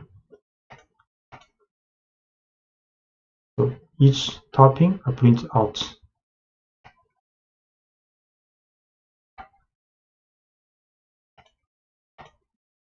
You can nest a list inside a dictionary anytime you want more than one value to be associated with a single key in a dictionary. So in the earlier example of favorite programming languages, if we were to store each person's response in a list, people could choose more than one favorite language. So when we loop through the dictionary, the value associated with each person would be a list of languages rather than a single language. So for the programming languages dictionary, in this time we use list to store the value for the languages each person like. For example, Phil, there are 2 programming languages, and Jan also 2 programming languages, but for Sarah only 1 programming language. Next, we can write a for loop for name language in favorite languages item. The item method will get a key value pairs. So key is the name, language is the value of this person. Then we can print name, the titles forms, favorite language are. Next, inside the for loop we write another for loop because this is a list. So we can write a for loop for language in languages. So languages is a list here. key value pairs. The value for this key, for example, is a list. Next, we can write a for loop for the value for each item in this list, then print out each language. We create favorite languages dictionary with value as list. Then for each people, we will print out his favorite languages. So this is the result. Jan's favorite languages are Python, Ruby. Sarah's favorite languages are C, so on. And the last case is dictionary in a dictionary. So you can nest a dictionary inside another dictionary, but your code can get very complicated quickly when you do this. For example, if you have several users for a website, each with a unique username, you can use the usernames as the keys in a dictionary. You can then store information about each user by using a dictionary as the value associated with their username. So in the following listing, we store 3 pieces of information about each user: their first name, last name, and the location. We will access this information by looping through the usernames and the dictionary of information associated with each username. We create a dictionary. So inside this dictionary, for the key Einstein is a person, then we store another dictionary as the value of Einstein, this key. And for Marie Curie, we store another dictionary as the value of this person. Next, inside, and for each dictionary of the value, there's 3 information for the first name, last name, and the location for this person. Next, we can write a for loop. For loop, first use the items method for the users. User is a dictionary, main dictionary. Then items will get the list of username and the user info pair. Then print a message. Then we create variable called full name is user info. User info is a dictionary. User info's first name plus username info's last name concatenated with a space. Then location is user info's location's value. Next, we can print message with full name and the location, title form. So create a dictionary with 2 scientists as the key and dictionary including first name, last name, and location as this person's value.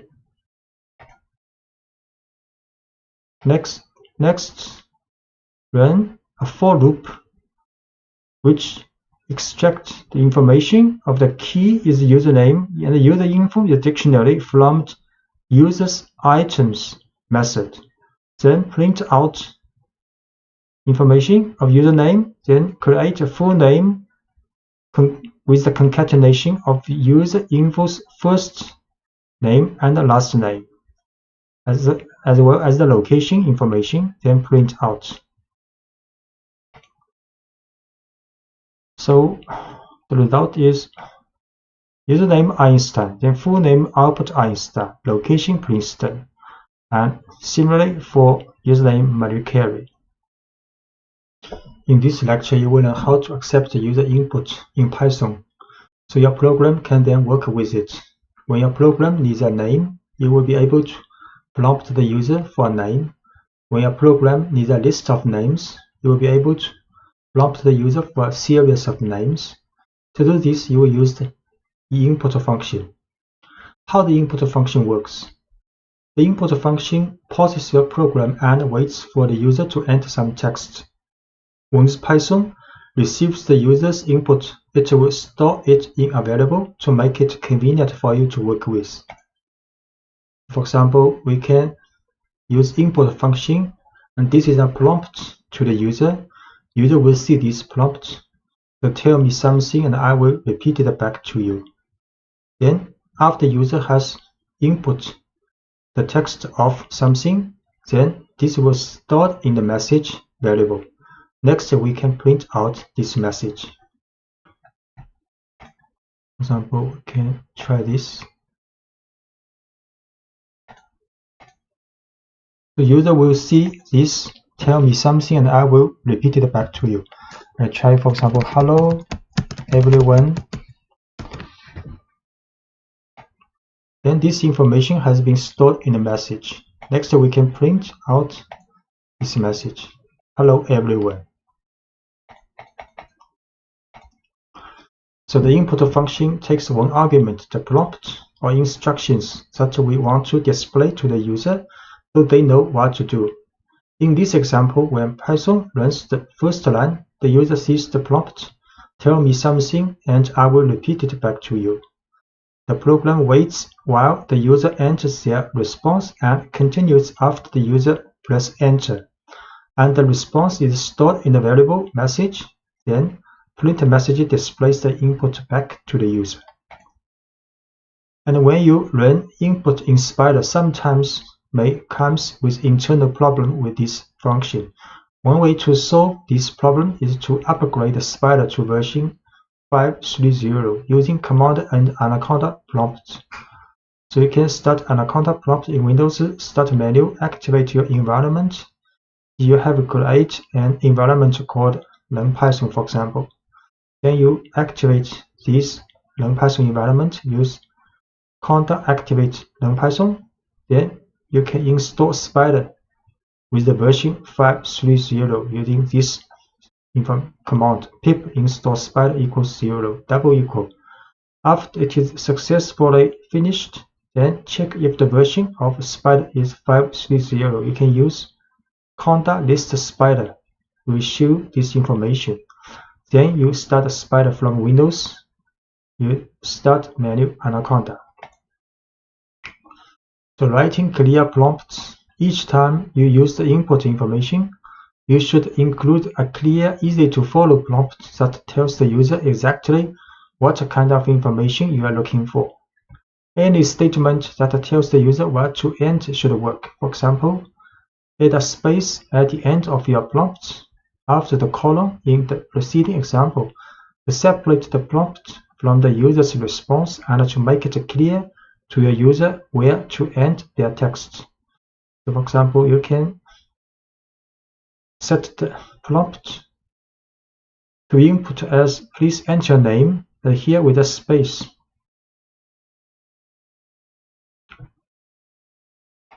Try.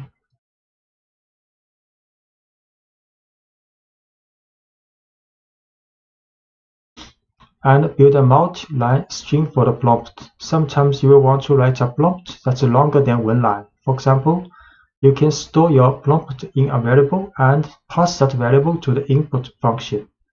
This allows you to build your prompt over several lines, then write a clean input statement. For example, we can store prompt first with this message. If you tell us who you are, we can personalize the messages you see. Then we can use plus equal to add a new line with another information to this prompt variable. So next we can use input function and passing this prompt. So user will see if you tell us what you are, what's your first name, 2 lines information prompt. So we create prompt this line first. Then we add another line to this prompt.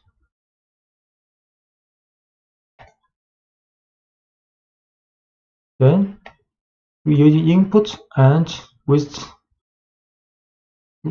this prompt to the user. So user will see 2 lines for the prompt. Try the name, Wilson. Then next we can print out this name. Hello Wilson.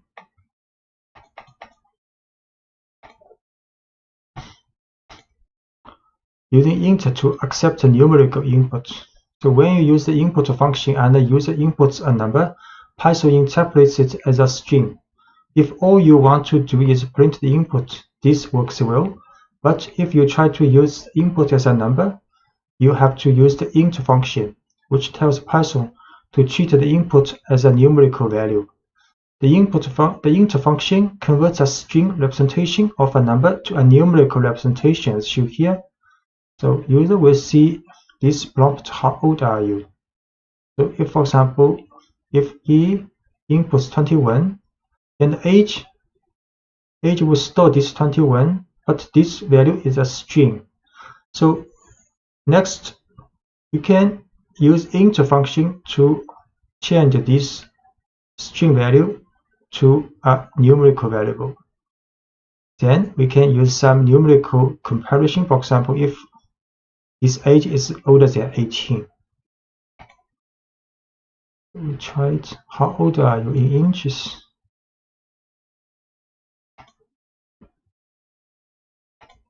$25, for example. Then we store this height variable and change to int form. Use int function. So now height can be used to do some numerical comparison. For example, if height is larger than 36, print this message. If not, then print else message. So you will be able to write when you are a little older.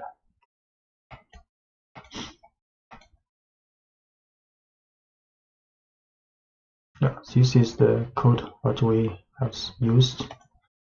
The modulo operate. A useful tool for working with numerical information is the modulo operate, which divides one number by another number and then returns the remainder. So we use the percent symbol for the modulo operation. For example, 4 modulo 3 will get 1, and 5 modulo 3 will get 2 here. We get 2 here. The following program will tell the input value is even or odd using modulo operation. So user will input something according to this prompt, enter number, and I will tell you if it's even or odd. Then use int function to change this number as a numerical variable. Then we can use an if statement test to test if the number is modulo 2 will be 0. If modulo 2 0, then this number is an even number. We'll print is even information. If not, then this number is odd number. So first we'll accept a user input. For example, input 19. Then use int function to set number as numerical value. Then we can run this if-else statement. So the number 19 is odd. The for loop takes a collection of items and executes a block of code once for each item in the collection. In contrast, the while loop runs as long as or while a certain condition is true. You can use a while loop to count up through a series of numbers. For example, the following while loop counts from 1 to 5. We set current number to the first initially. Then we do a while loop, check if current number less than or equal to 5, then print this current number. Then inside this while loop, we also increase this current number with 1. Then it will go back, check again if this condition still true. So and so on until run the current number if not less than or equal to 5, then the while loop stops. So in the first line, we start counting from 1 by setting the value of current number to 1, and the while loop is then set to keep running as long as the value of current number is less than or equal to 5. The code inside the loop prints the value of current number and then adds 1 to that value with current number equals 1. And this operator is shorthand for current number equals current number plus 1. So Python repeats the loop as long as the condition current number less than or equal to 5 is true. We show current number equals 1, assigned with 1 first. So while loop, while this condition is true, will print out this number and then increase this number with 1. So this 5 number is being printed out. So letting the user choose when to quit. So in the following program, we define a while loop. We then define a quit value and then keep the program running as long as the user has not entered the quit value. So prompt, we create prompt value message, the 2-line, tell me something and I will repeat it back to you. Then enter quit to end the program. So we start with an empty string called message. Then our message is not quit, is not equal to quit. If this is true, then we will let user to input some message with this prompt. Next, then print message. So this while loop will run until user input quit. So if user do not input quit, this while loop will always run forever to print the message you have input. But if you input quit, then while loop will stop immediately.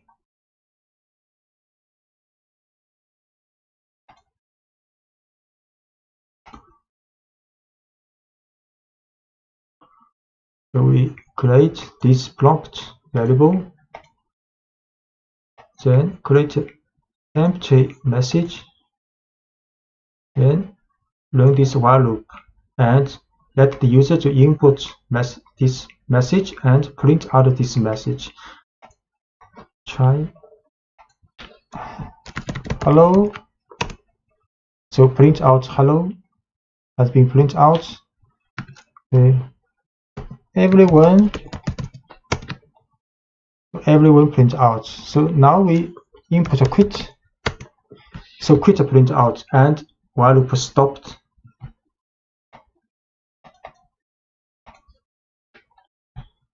This program works well, except that it prints the word quit as if it were an actual message. So actually quit is not the message you wanted to be printed out.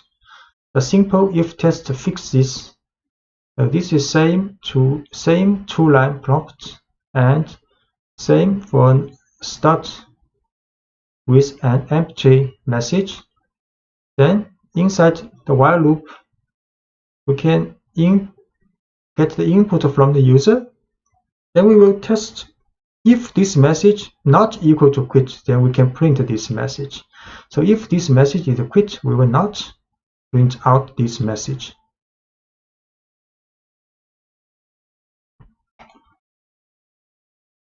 So we can try this. This is the same as before.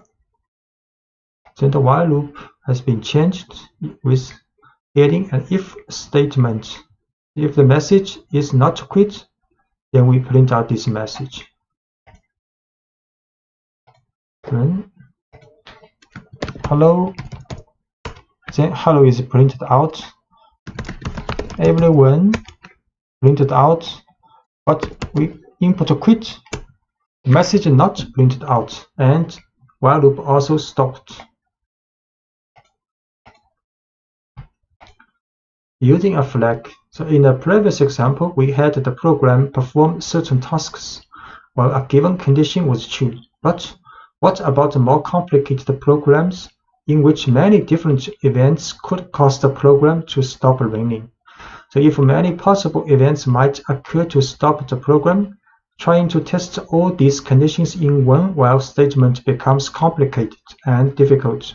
So for a program that should run only as long as many conditions are true, you can define one variable that determines whether or not the entire program is active. This variable, called a flag, acts as a signal to the program. So we can write our program so they run while the flag is set to true, and stop running while any of several events sets the value of the flag to false. So let's add a flag to the previous program. This flag, which we will call active, so you can call it anything, will monitor whether or not the program should continue running. So we set create to their message, prompt message.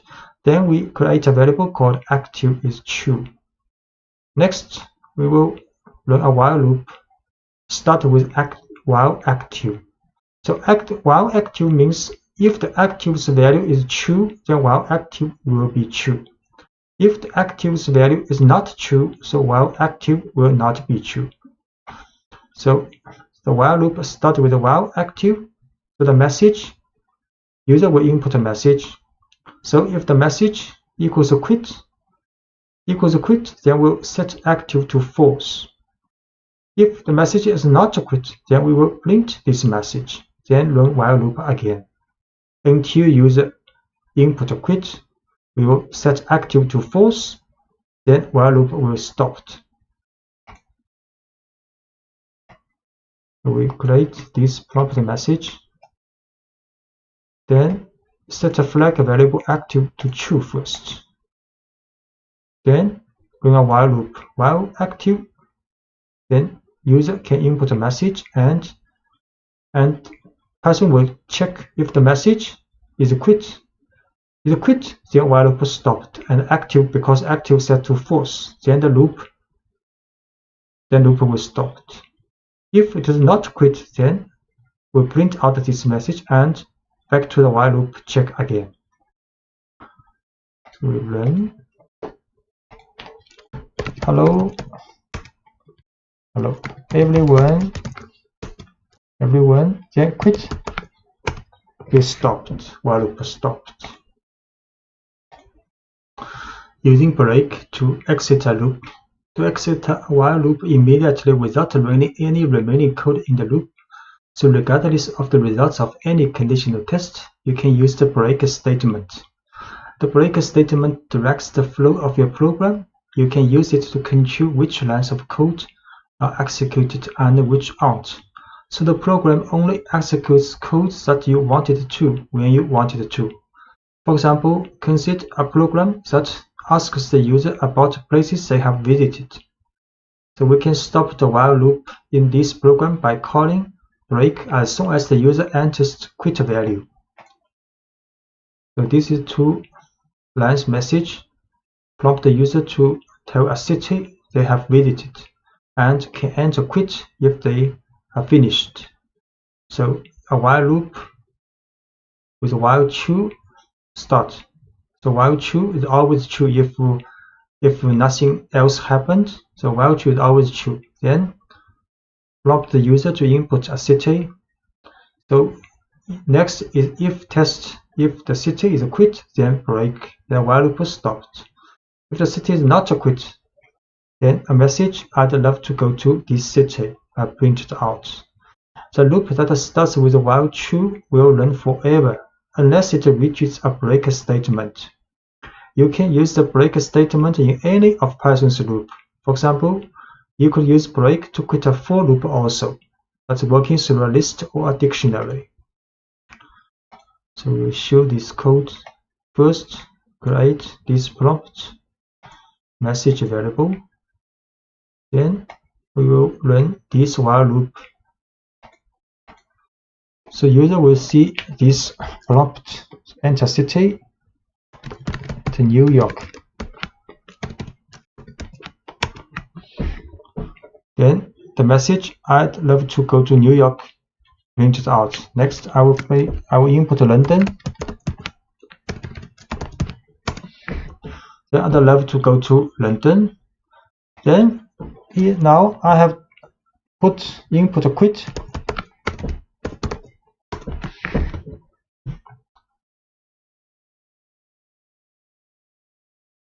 So the while loop stopped. And you can also use continue in a loop. So rather than breaking out of a loop entirely without executing the rest of its code, you can use a continue statement to return to the beginning of the loop based on the result of our conditional tests. So for example, consider a loop that counts from 1 to 10 but brings only the odd numbers in that range. So we create the first value of current number is 0. Then we run a while loop for the test if current number is less than 10. So at the beginning it is true because 0 less than 10. So run the while loop inside the loop. First we add 1 to this number. Then we if test if this number modulo 2 equals 0, which means it is an even number, then it will continue. So continue will go back to the while loop and without running the rest of code in the while loop, but not stop this while loop. Just skip the rest of the code and back to the while loop. So if it is an even number, we do nothing, just back to the while loop. But if it is not even number, it's an odd number, then we print this number and back to the while loop also. So first we set the current number to 0 because it's less than 10. Python enters the while loop. So once inside the loop, we increment the count by 1. So current number is 1. And the if statement then checks the modulo of current number and 2. If the modulo is 0, which means current number is divided by 2, the continue statement tells Python to ignore the rest of the loop and return to the beginning. So if the current number is not divisible by 2, the rest of the loop is executed and Python prints the current number and back to the while loop again. So we will show current number is 0. Then a while loop will print out only odd number. So only odd number 1, 3, 5, 7, 9 are printed out, and the even number not printed out, and the code using continue. So you will not stop the while loop, just skip the rest of the code in this run. To keep a track of many users and pieces of information, we will need to use lists and dictionaries with our while loops. A for loop is effective for looping through a list, but you shouldn't modify a list inside a for loop because Python will have trouble keeping track of the items in the list. To modify a list as you work through it, use a while loop. Using while loops with lists and dictionaries allows you to collect, store, and organize lots of inputs to examine and report on later. So we can move items from one list to another. So consider a list of newly registered but unverified users of a website. After we verify these users, how can we move them to a separate list of confirmed users? One way would be to use a while loop to pull users from the list of unconfirmed users as we verify them, and then add them to a separate list of confirmed users. So this is a list of unconfirmed users. Then we create an empty list called confirmed users. The next use a while loop. So while loop, the purpose of this while loop is to move each unconfirmed users to verify and then to confirm the users list. So while unconfirmed users means if unconfirmed users list is not empty, there are users in this list, then we will run the while loop. So we use a pop function to take the last one of this list, last item of this list out, then store in a current user. Then we print a verifying message. Then in confirmed users list, we append this current user. So this process will run until there are no items left in unconfirmed users. Then next, we can write a for loop to print out each confirmed users from this confirm the user's list. So we set unconfirm the user's list first. Then create confirm the user list with empty. So run a while loop to move every unconfirmed user out, verifying them, and put in confirm the user's list. So verifying user, each being done. Then we print following users have been confirmed. Then for loop for the confirmed users list, each item will be printed out.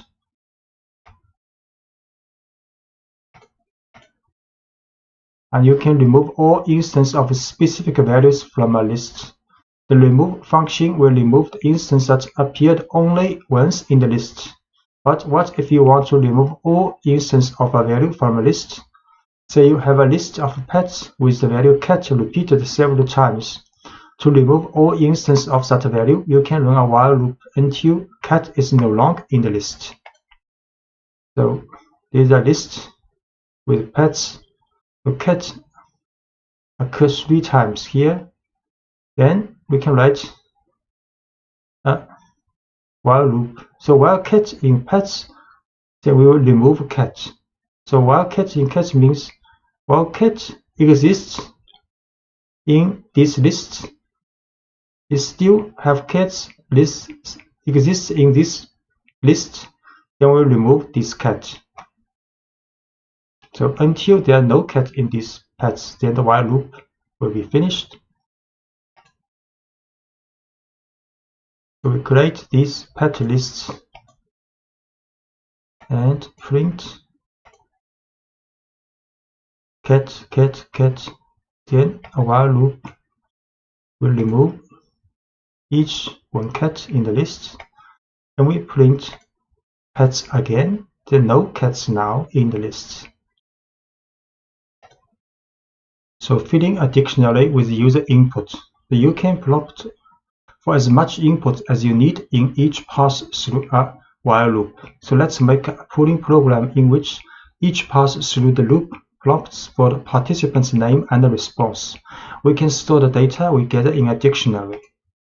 So first we create an empty dictionary, then set a pooling active flag to true.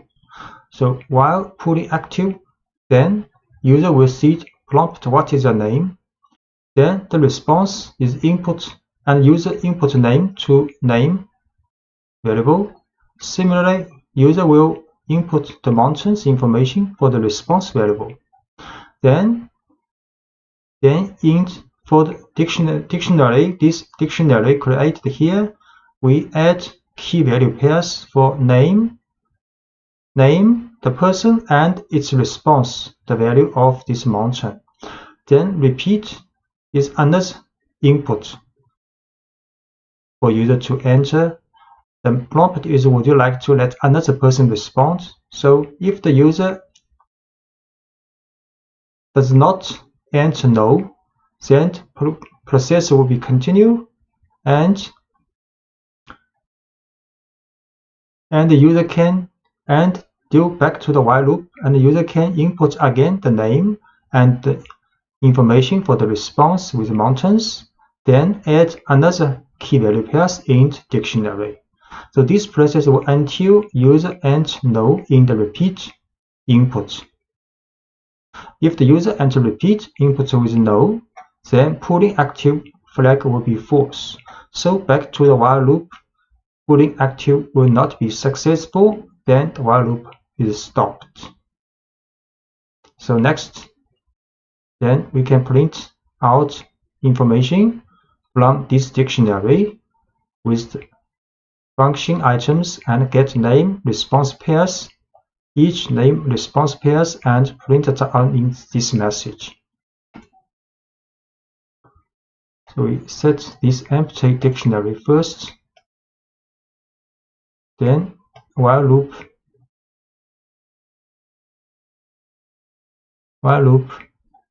in the while loop user will enter name and response of the mountain, and while loop will set key value pairs in this dictionary. Then user will see Anna's prompt. Would you like to let another person respond? If the user does not enter no or enter yes or other input, then the while loop will continue on, and user then enter another name and mountain, and so on until user has entered no here. Then the key pooling active flag will be false. Then the while loop will be stopped. So we run this process. Okay, we have to define pooling active first. Then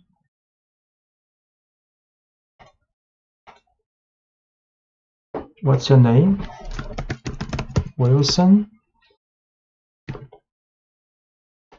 Himalaya is mountain. Would you like to let another person respond? Yes. What's your name? Shirley. What the mountain would you like to climb someday? Kilimanjaro. Would you like to let another person to respond? This time enter no. So the while loop stopped. Then we print out the results.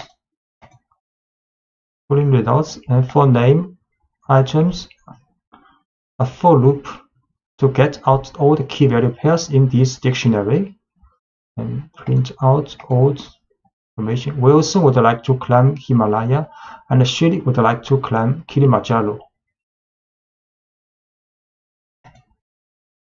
In this lecture, you will learn to write functions, which are named blocks of code that are designed to do one specific job. So when you want to perform a particular task that you have defined in a function, you call the name of the function responsible for it. If you need to perform that task multiple times throughout your program, you don't need to type all the code for the same task again and again. You just call a function dedicated to handling that task, and the call tells Python to run the code inside the function.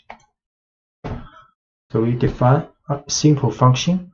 Here's a simple function named greet user that prints a greet message. So use diff greet user. Then this is the description of this function.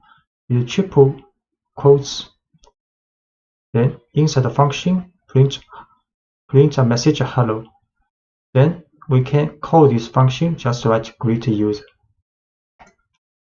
The keyword diff to inform Python that you are defining a function. Then next name of the function is greet user. Then parentheses are empty here, means no more information needed to run this function. And a comment called a docstring enclosed in triple quotes, which describes what the function does. The docstrings are enclosed in triple quotes. Greet users call the function. So we define a function called greet user, and inside the function print hello message. Then we'll call this function just print greet user and parentheses. The function greet user can not only tell the user hello, but also greet them by name. So for the function to do this, you enter username in the parentheses of the function's definition at the diff greet user. So by adding username here, you allow the function to accept any value of username you specify. So if we want to print message with different username, so we can put a parameter here in the definition of function in the parentheses. So inside the function, print message will take this information of username and print a message. So when we call this function, we have to add a name, for example, Jesse here. So the variable username in the definition of greet user is an example of a parameter, a piece of information the function needs to do its job. And the value Jesse in greet user Jesse is an example of an argument. An argument is a piece of information that is passed from a function call to a function. So when we call the function, we place the value we want the function to work with in parentheses. In this case, the argument Jesse was passed to the function greetUser, and the value was stored in the parameter username. Note that people sometimes speak of arguments and parameters interchangeably. So we create again this function greetUser with the username as a parameter. Then we can print out a message using this username. The function defined. Then we call this function and adding a Jesse here in the parentheses. So the message "Hello Jesse" is printed out. Because a function definition can have multiple parameters, a function call may need multiple arguments. You can pass arguments to your functions in a number of ways. You can use positional arguments, which need to be in the same order the parameters were written, keyword arguments, where each argument consists of a variable name and a value, and the lists and dictionaries of values. So positional arguments. When you call a function, Python must match each argument in the function call with a parameter in the function definition. The simplest way to do this is based on the order of the arguments provided. So values matched up this way are called positional arguments. To see how this works, consider a function that displays information about pets. The function tells us what kind of animal each pet is and the pet's name. We define a function called DescribePet with two parameters needed to run this function. First is animal type, second is pet name. Then in the function definition, we print a new line, then a message "I have a this type, animal's type." Then print another line, this animal type's name is this pet name's title form. So when you call this function, you have to write DescribePet, then the type first, then name second. Or you can run again, call the dog is the type, then Willy is the name. So we define this function first. Then we call this function. Then I have a hamster. My hamster's name is Harry. We call again with this information input. I have a dog. My dog's name is Willy.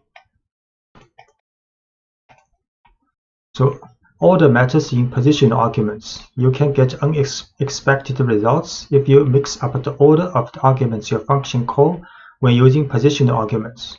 So for example, if you call this function but write this order, Harry hamster, so this will print the message "not you want." And a keyword arguments. A keyword argument is a name-value pair that you pass to a function. You directly associate the name and the value within the argument. So when you pass argument to the function, there is no confusion. Keyword arguments free you from having to worry about correctly ordering your arguments in function call. So let's rewrite the pets examples using keyword arguments to call DescribePets. So we can also call this function. Then in the parentheses we write key value. So you can write any order if you input the key value pairs. And we can also call a pet name, right first, Harry, and animal type second. It's correct. So the order of keyword arguments doesn't matter because we explicitly tell Python which parameter each argument should be matched with. So we call using keyword arguments. So I have a hamster. My hamster's name is Harry. Then call again with this keyword order So I have a hamster, my hamster's name is Harry. The return result is the same. And default values. So when writing a function, you can define a default value for each parameter.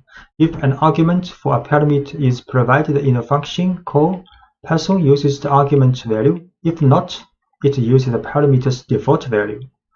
For example, if you notice that most of the calls to describe a pet are being used to describe dogs, so you can set the default value of animal type to dog. Now anyone calling describe pet for a dog can omit that information. We can define this function with pet name, but animal type we set a default value as dog. So when you print, when you call this function, if it is a dog, you can just input the name of this pet.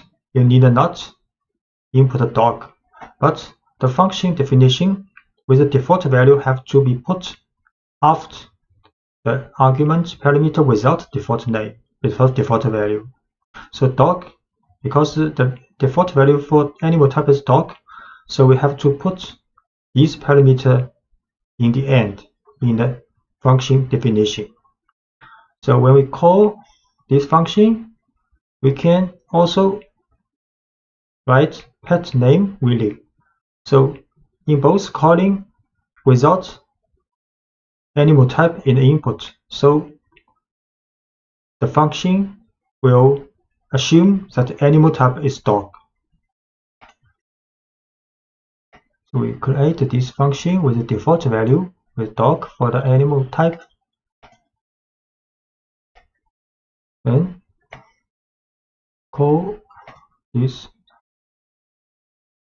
So I have a dog, my dog's name is Willy. So this information is for name. And I call again. I have a dog, my dog's name is Willy. To get the same result.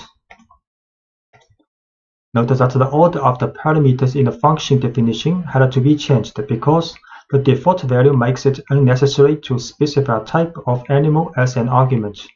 So the only argument left in the function call is the pet's name. So Python still interprets this as a positional argument. So if the function is called with just a pet's name, that argument will match up with the first parameter listed in the function's definition. So this is the reason the first parameter needs to be pet name. And the simplest way to use this function now is to provide just a dog's name in the function call. And to describe an animal other than dog, you could use a function call like this. So if we describe a pet, but the pet is not a dog, so we have to input pet name is Harry and animal type is hamster. Because the position arguments, keyword arguments, and default values call can be used together, often you will have several equivalent ways to call a function. For example, we will have a dog, the name is Willy, so we can describe a pet, Willy, which we have seen, and describe a pet name is Willy, these two we have learned. And if a hamster name is Harry, we can write Harry here, hamster second, because this is in the definition is the second place for the type, but with a default value because the hamster is not dog, so we have to input hamster here. But you can also write pet name is Harry, animal type is hamster. This is very clear. And because we use keyword and value type, so we can also write animal type first, hamster, then pet name Harry second. No problem. This it works correctly. So we will try this equivalent calls. So these two we have run. I have a dog, my name is Willy. Then if I have a hamster named Harry, I can run this first. Then can run this calling. We get the same result. My hamster's name is Harry. And this one also correct. My hamster's name is Harry. Return values. A function doesn't always have to display its output directly. Instead, it can process some data and then return a value or set of values. The value the function returns is called a return value. The return statement takes a value from inside the function and sends it back to the line that called the function. So returning a simple value, let's look at a function that takes a first and a last name and returns a neatly formatted full name. So this is a function definition. Get formatted names with two parameters, first name and the last name. Then inside the function, a full name variable is created with a concatenation of first name, space, and the last name. Then a return statement return full name's title form. So when we call this function get formatted name with input information for first name and the last name, then the return value of this full name's title form will be saved back to musician. Then next we can print this musician. We create this function and call this function and store return value full name to musician. And we print out this musician, Jimi Hendrix, exactly same as what we have inputted. So making an argument optional. Sometimes it makes sense to make an argument optional so that people using the function can choose to provide extra information only if they want to. You can use default values to make an argument optional. For example, say we want to expand get formatted name to handle middle names as well. The first attempt to include middle names might look like this. So we need middle name in this function. So normally people may write like this: first name, middle name, last name in as the parameters. Then inside the function definition, a full name is concatenated from first name, space, middle name, space, and last name. Then return this full name's title form. When people call this function, just write get formatted name with first, middle name, and last name.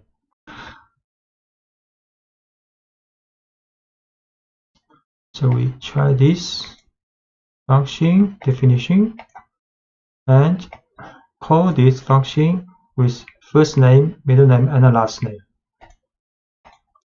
It's a positional argument, passing position argument. So then after calling this function, the musician will get the value of this returned value full name. Then we print this musician. So first name John Hooker Lee printed out. This function works when given a first, middle, and a last name. The function takes in all three parts of a name and then builds a string out of them. But middle names aren't always needed, and this function as written would not work if you try to call it with only a first name and a last name. So this function does not work when people have not middle name to input. The better solution would be to make middle name optional. So we can give the middle name argument an empty default value and ignore the argument unless the user provides a value. So this is a better solution for definition of this function. So inside the parenthesis position, we write first name, last name, then middle name at last with a default value of empty string. Then inside the function, we use if-else test. So if middle name means if the middle name is not empty, which means if user inputs some middle name, then the full name is the concatenation of these three names together. Else means if user did not input the middle name, so full name is only first name concatenated with last name. Then in the end, function will return full name, the title form. So when we call this function, no matter whether the people has middle name or not middle name, this function works. So in this case, we call this function with only first name and last name. Then in this case, we can call function with first name, last name, and middle name. Just note middle name have to be put in the last place, because in the definition, first name, last name, then middle name. We create this function first with middle name as default, has a default empty string. Then we call this function with only first name and last name. Then we print so only first name, last name. And we call this function with first, last, and middle name input. Then print this musician. Now three name, first name, middle name, and last name.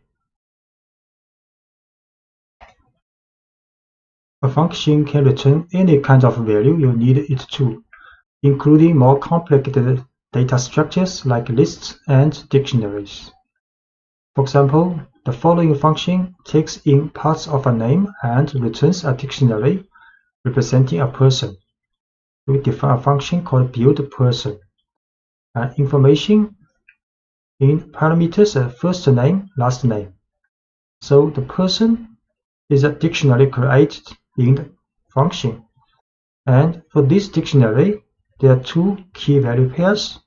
First is the first value is the first name from the parsing of this first name, and key last, the value is last name passed from these positions parameter. So then function return person, this dictionary, when you call this function. So next we call this function buildPerson, then with information for first name, last name passing.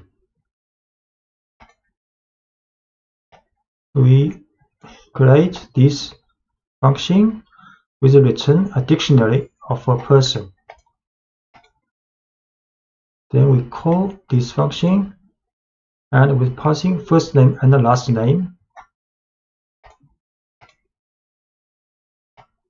and stored back to the musician. So the musician is a dictionary because this function returns a dictionary. So we print out this musician is a dictionary with first two key value pairs. Key first value is Jimmy, last is key, the value is Hendrix.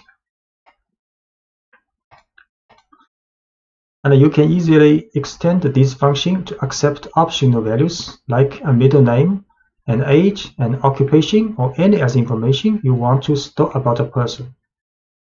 For example, the following change allows you to store a person's age as well. So we define a function called buildPerson. But this time we add another parameter called age with default value is empty string in addition to first name and the last name. So inside the function, we create a dictionary called person with two key value pairs, first and last first. Then we run a if test if age. So if age means if user input age when calling this function, then we create another key value pair for this person's dictionary. Then key is age and the value is the age user input. Then in the end we return this person dictionary. So when you call this function, you input Jamie, Henrik's first name, last name, then you add a key value pair like age equals 27. Then the musician will be a dictionary include information with a key value pair for first name, last name, and age. We define this function with age as a default empty string value in addition to first name and the last name, and return this person if age is input with a value, then the person has key value pair for age also. And we call this function, and the return person's dictionary will be stored in the musician with input Jamie, Hendrix, and age 27. Then we print out this musician. So now musician is a dictionary with 3 key value pairs: first name, last name, and age. Using a function with a while loop. You can use the functions with all the Python structures you have learned about so far. For example, let's use the getFormatTheName function with a while loop to greet users more formally. It is the first attempt at greeting people using their first and last names.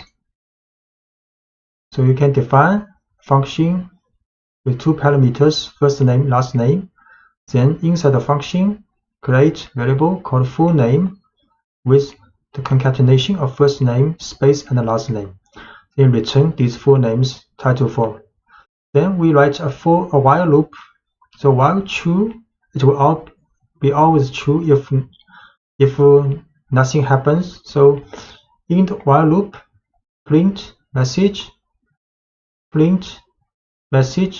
the user to input a name, and if user input a Q, then it will be quit. Then the while loop will stop. Then next,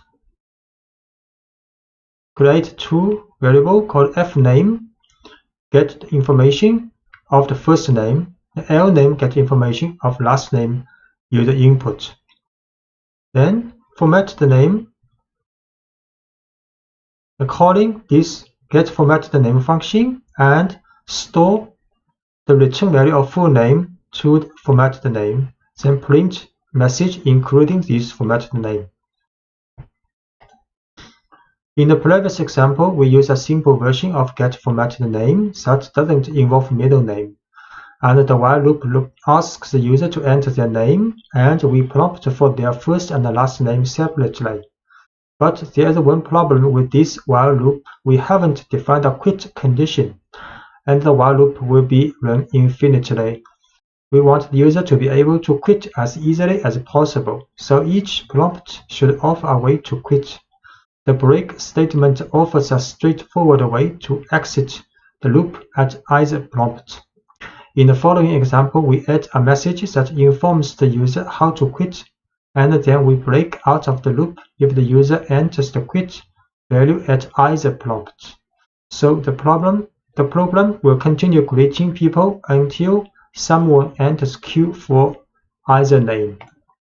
So we change the while loop here.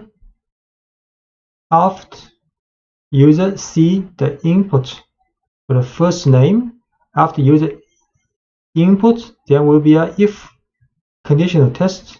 So if user input Q for the first name, then it will be break. Then the while loop will stop. So if the next for L last name input from the user also will be a if test. If this time user input Q, then also will be break.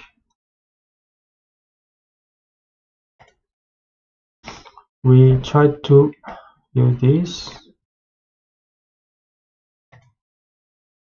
Create this function first, then we run a while loop which include Q if user input.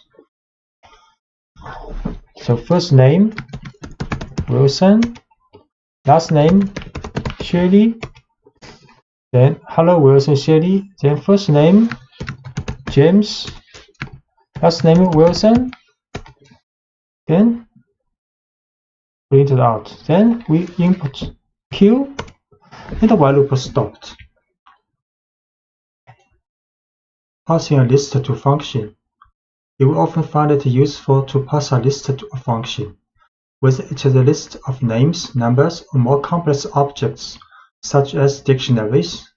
When you pass a list to a function, the function gets direct access to the contents of the list. So we have a list of users and want to print a greeting to each. The following example sends a list of names to a function called greetUsers, which greets each person in the list individually. So we define a function called greetUser with parameter called names, and the names is a list. So inside the function, there's a for loop for name in names. So get each element of this names list, then set it to variable name. Next, we create a message with the concatenation of hello and the names title for, then print this message. So when we call this function, we create a user names with 3 names in this list, then call this function greetUsers with passing this user names list. We define this function first, then create a list called usernames, and call this function with passing this list. Then greeting message for each person in the list has been printed out. Hello Hannah, hello Chai, hello Margot. Modifying a list in a function. When you pass a list to a function, the function can modify the list. So any changes made to the list inside the function's body are permanent. Consider a company that creates 3D printed models of designs that the users submit. So designs that need to be printed are stored in a list, and after being printed, they are moved to a separate list. The following code does this without using function. So if we do not use a function, we will use the following codes. So we create a list called unprinted designs with 3 elements, then create a completed models with empty list first. Then we write a while loop.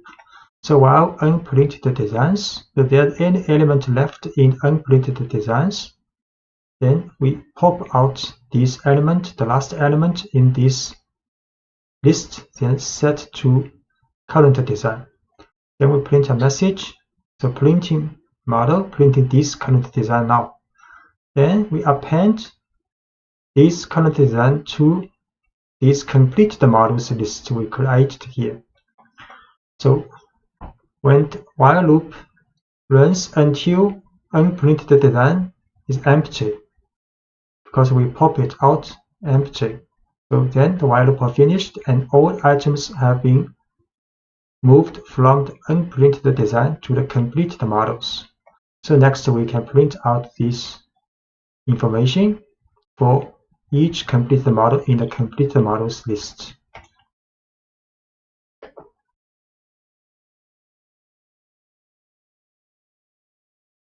So we create these 2 lists, then use a while loop to move all items from unprinted design to completed models. So printing models, each element has been printed. Then we print a message following having completed, then a for loop in this completed models list, print each model. Each model has been completed. So we can recognize this code by writing 2 functions, each of which does one specific job. The first function will handle printing the designs, and the second will summarize the prints that have been made. So we define the function print models with two parameters, a list of design that need to be printed and a list of completed models. So given these two lists, the function simulates printing each design by printing the list of unprinted designs and filling up the list of completed models. Then define a function called showCompleteModels with one parameter, the list of completed models. So given this list, showCompleteModels function will display the name of each model that was printed.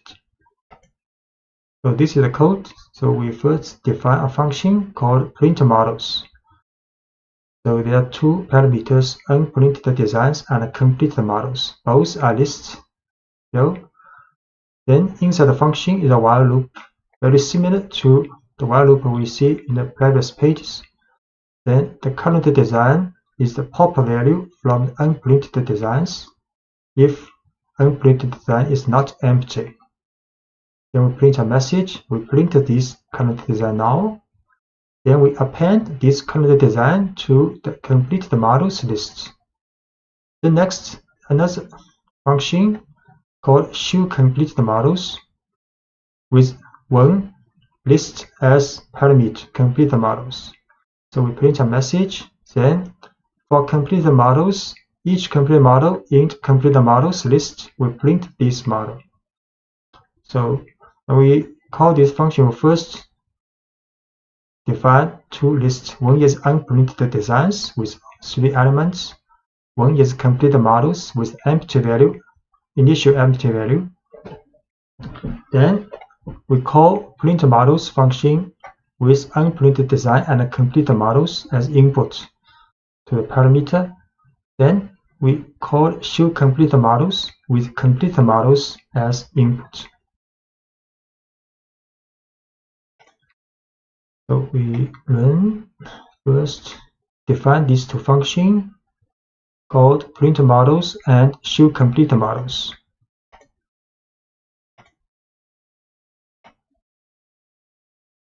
Then we define two lists. One is unprinted design and one is complete design with empty lists.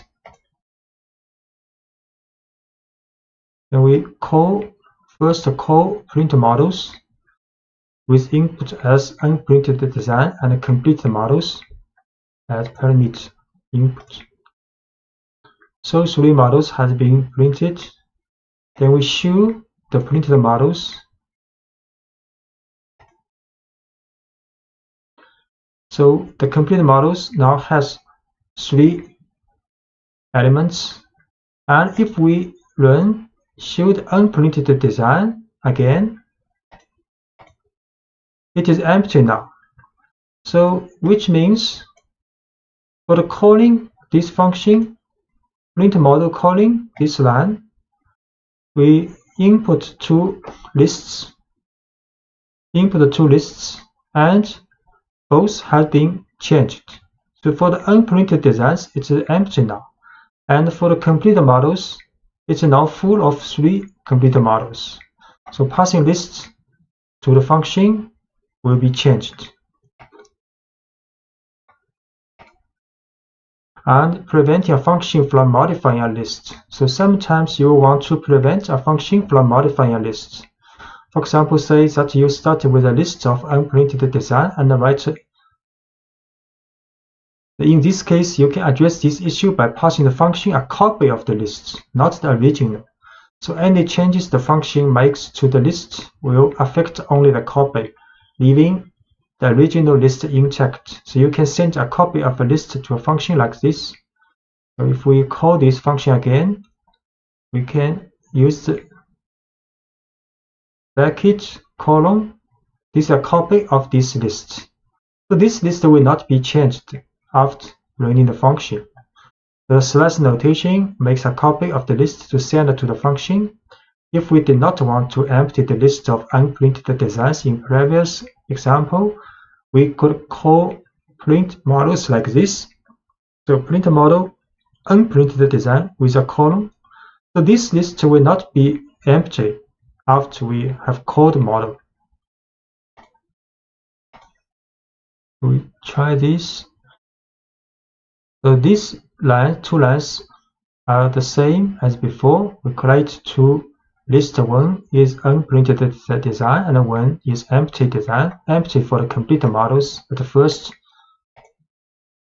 Then we call this function called print model with unprinted designs, but we use a colon here. So unprinted designs, this list, original list will not be affected. But completed models, this list will be affected, will be filled with each element from unprinted designs. So we call,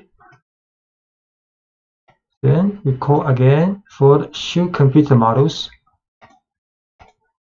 So the complete models has 3 elements now, and we run unprinted design, still has 3 elements.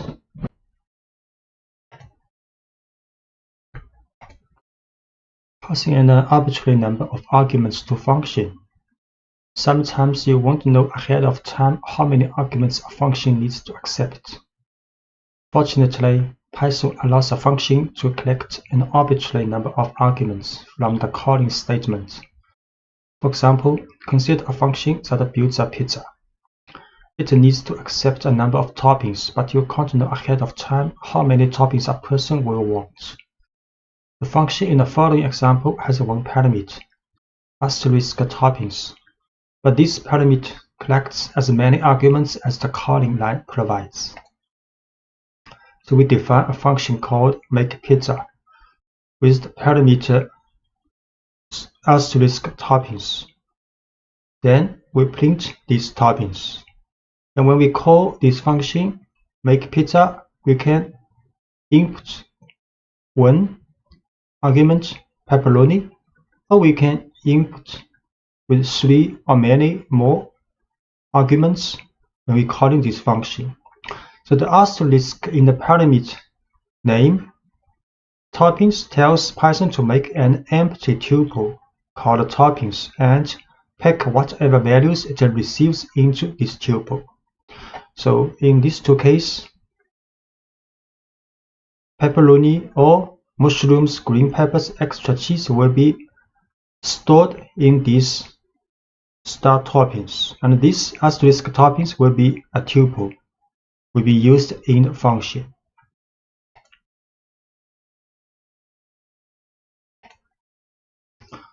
We make function called makePizza with asterisk toppings as the parameter.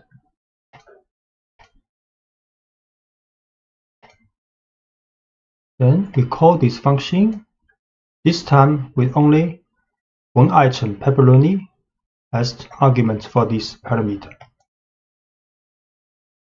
Then it will in output print this one with tuple with only one element. Then this time call this function but with 3 toppings as arguments input.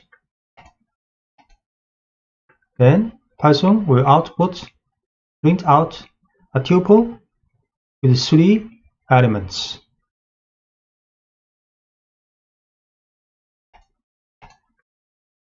Now you can replace the print statement with a loop that runs through the list of toppings and describes the pizza being ordered. We can make some change for this function. Then we can print a statement and then a loop for each topping inside this toppings list. So this tuple is also a list. Then print out each topping. We create this function again. Then we call with the same argument as before. Now the message, make a pizza with the following toppings, pepperoni. And call this function with 3 arguments passing. Then make a pizza with the following toppings with these 3 toppings. And mixing positional and arbitrary arguments. If you want a function to accept several different kinds of arguments, the parameter that accepts an arbitrary number of arguments must be placed last in the function definition. Python matches positional and keyword arguments first and then collects any remaining arguments in the final parameter. So for example, if the function needs to take in a size for the pizza, such parameter must come before the parameter asterisk toppings. So in the function definition, Python stores the first value it receives in the parameter size. All other values that come after are stored in the tuple toppings. So the function calls include an argument for the size first, and followed by as many toppings as needed. So we make modification for this function definition. Then this time there are 2 parameters. The first is the size for the pizza. The next is an arbitrary number of arguments will be stored in this toppings tuple because there are asterisk here. Then inside the function we print a message using the string value of this size. Then in a for loop, same as before, we print out this topping. So when we call this function, the same form for the calling as before, but this time we add size first. Have to add size first because size is stay the first position in the parameter in the function's definition. So size first, then next either is 1 items or 3 items will be stored as this toppings tuple. So we make a new function with size and this toppings tuple as parameter. Then we call this function again with the size first, then pepperoni second. Then a message, we make a 16-inch pizza with the following toppings, pepperoni. We call again this function with size 12 first, then 3 items second. Then we make a 12-inch pizza with the following toppings, mushroom, green peppers, extra cheese. And using arbitrary keyword arguments. Sometimes you will want to accept an arbitrary number of arguments, but you want to know ahead of time what kind of information will be passed to the function. In this case, you can write functions that accept as many key value pairs as the calling statement provides. One example involves building user profiles. You know you will get information about a user, but you're not sure what kind of information you will receive.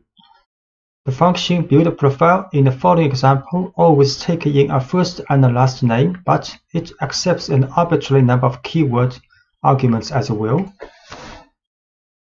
So in this function's definition, this function called build profile, we have two parameter called first last. This is like a normal parameter. Then is a double asterisk user info. So this will be stored as a dictionary in the function's definition. So in the function, we define an empty dictionary first. Then we'll create the keys of this dictionary, and with the value coming from the parsing of this parameter. Same as for the last name. Then next we write a for loop for this dictionary's items. Methods will get a key value pair. That for each key value pair in this dictionary's items, then we will create new key and value pairs and use this information from this user's info. So this user's info is a tuple or is a dictionary when we call this function, and the extra information after first and the last, these two values will be stored in this dictionary. So this for loop will use this dictionary and put these key value pairs in dictionary profile. Then in the end, function returns this profile, the dictionary, which include all the key value pairs from last name, first name, last name, and user infos. So when we call this function, we will add first, last name's value first. Then we will add several key value pairs as we want.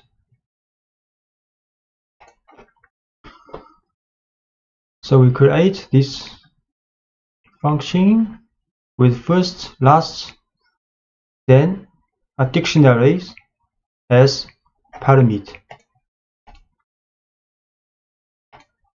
We call this function with Albert Einstein as first and last name, then location as Princeton, field is physics as two extra key value pairs. Then we print this user file. So the print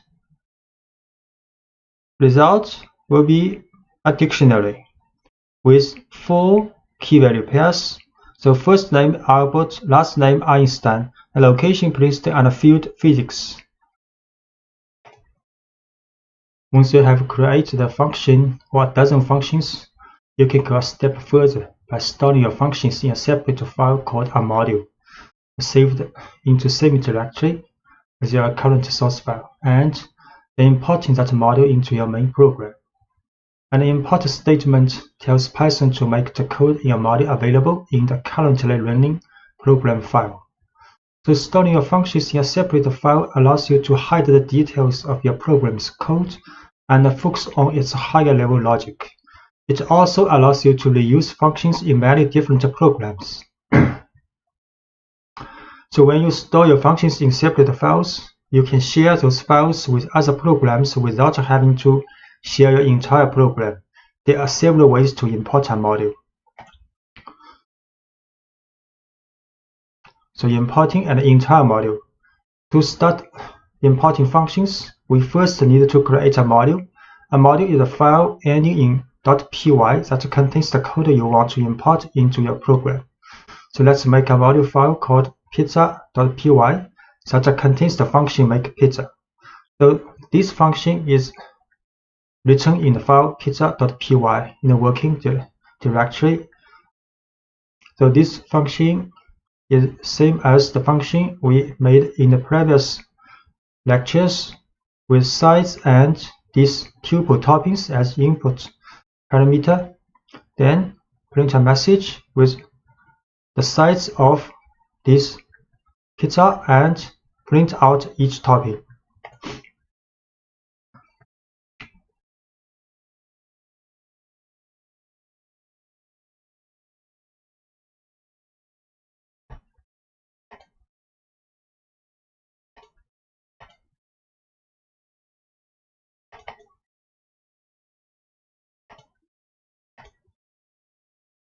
So this file called pizza.py is a module file stored in the working directory, and their own function in this file called make pizza. Then first we set the working directory.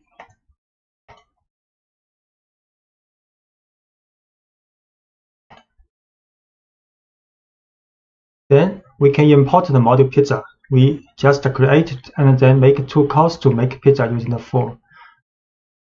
So we can first import this module called import pizza. Pizza is a file pizza.py, but we need not add extension here, just import pizza. Then we can call this function make pizza using pizza.makepizza. Then is the argument for the input. Similarly, we can use pizza.makePizza and input with size, then more than 1 toppings for the pizza. So when Python reads this file, the line import pizza tells Python to open the file pizza.py and copy all the functions from it into this program. To call a function from an imported module, enter the name of the module you imported, pizza, followed by the name of the function makePizza, and separated by a dot. This code produces the same output as in the previous lecture, that without storing function into a module. So we import pizza first. Then we can use makePizza.pizza with argument parsing. So output making a 16-inch pizza with the following toppings: pepperoni. Similarly, we can call this pizza with 3 toppings and 1 size. So that's correct.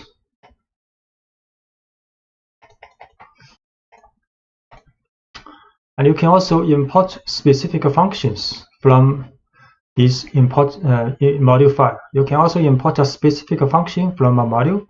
Here is the general syntax for this approach. You can also write like from module name, import this function name.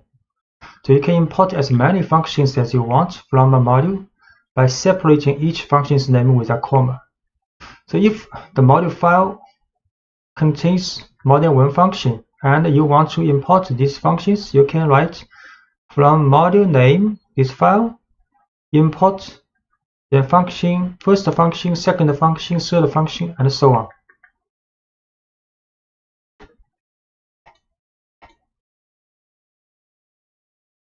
So the makePizza example would look like this if we want to import just the function we are going to use. So we can write from pizza import makePizza. Then when we call this function, we just use makePizza with the argument makePizza with this argument. So with this syntax, we don't need to use the dot notation when you call a function, because we have explicitly imported the function makePizza in the import statement. So we can call it by name when we use the function. So this time we just import this makePizza function from this file. Then we can call this function, just use makePizza. Call this function with 3 toppings.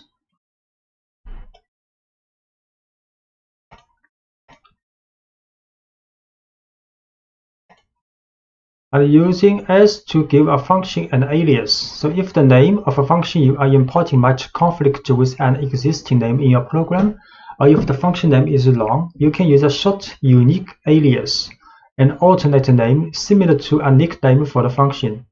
You will give the function this special nickname when you import the function. The general syntax for providing an alias is like, so from module name, import function name is an alias. So here we give the function makePizza an alias np. So by importing makePizza as np, so the s keyword renames a function using the alias you provide. So you can write from pizza import makePizza as np. Then we can call this function using np now with the parameter parsing. np now with the parameter parsing. We can from pizza import makePizza as np. Then we can use np16 pepperoni to call this function. You can make a call with np12 mushroom, green peppers, extra cheese. So the output of this calling is the same. We use s to give a module an alias. You can also provide an alias for a module name. The general syntax for this approach is import module name as an alias.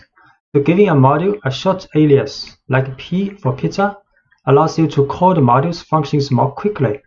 So calling p.makePizza is more concise than calling pizza.makePizza. So we can import pizza as p. So we can call module with p.makePizza. p.makePizza. So we can import the module as p. Then call module with p.makePizza 16 pepperoni. P.makePizza 12 and with 3 topping. So the result is the same in the printing. And you can also import all functions in a module. You can tell Python to import every function in a module by using the asterisk operator. So we can write from pizza import this asterisk, means all the function. Next, we can also use make pizza with the parsing. The asterisk in the import statement tells Python to copy every function from the module pizza into this program file. Because every function is imported, you can call each function by name without using a dot notation. However, it's best not to use this approach when you are working with large modules that you didn't write. If the module has a function name that matches an existing name in your project, you can get some unexpected results. Python may see several functions or variables with the same name, and instead of importing all the functions separately, it will overwrite the functions. So this is not a good approach. We write here just to let you know if in the later time you may see such approaches in other people's code. So we can try this, make from pizza import with the asterisk. Then we can call this function with just to make pizza. The result is the same. So the best approach is to import the function or functions you want, or import the entire module and use the dot notation. Class object-oriented programming is one of the most effective approaches to writing software. In object-oriented programming, you write classes that represent real-world things and situations, and you create objects based on these classes. When you write classes, you define the general behavior that a whole category of objects can have. And when you create individual objects from the class, each object is automatically equipped with the general behavior. You can then give each object whatever unique traits you desire. Making an object from a class is called instantiation, and you work with instances of a class. You can also specify the kind of information that can be stored in instances. So creating a dog class. So let's start by writing a simple class, dog, that represents a dog, not one dog in particular, but any dog. So they have all a name and age. We also know that most dogs sit and roll over. These two pieces of information, name and age, and those two behavior, sit and roll over, will go in our dog class because they are common to most dogs. After our class is written, we will use to make individual instances, each of which represents one specific dog. So this is a dog class. So class dog, then this is a description of this class. Then we define df initial method. So every class has an initial method with the parameter self and a name age. Then inside this method function, then we define self.name is a name, because we need a name when we create this class for instantiation, and self-age is the age, these two information. Then we define two functions or called methods of this class. So sit, inside the sit parentheses, we pass self. So this means all the dog will have this sit method, same as roll over. Then inside these two function method, then we print the name of this dog and is not setting a message. And similarly, for rollover, we print this dog is rollover. So by convention, capitalize the name referred to classes in Python. The parentheses in the class definition are empty because we are creating this class from scratch. So the initial method, a function that's part of a class, is a method. So everything you learned about the functions applies to methods as well. The initial method is a special method.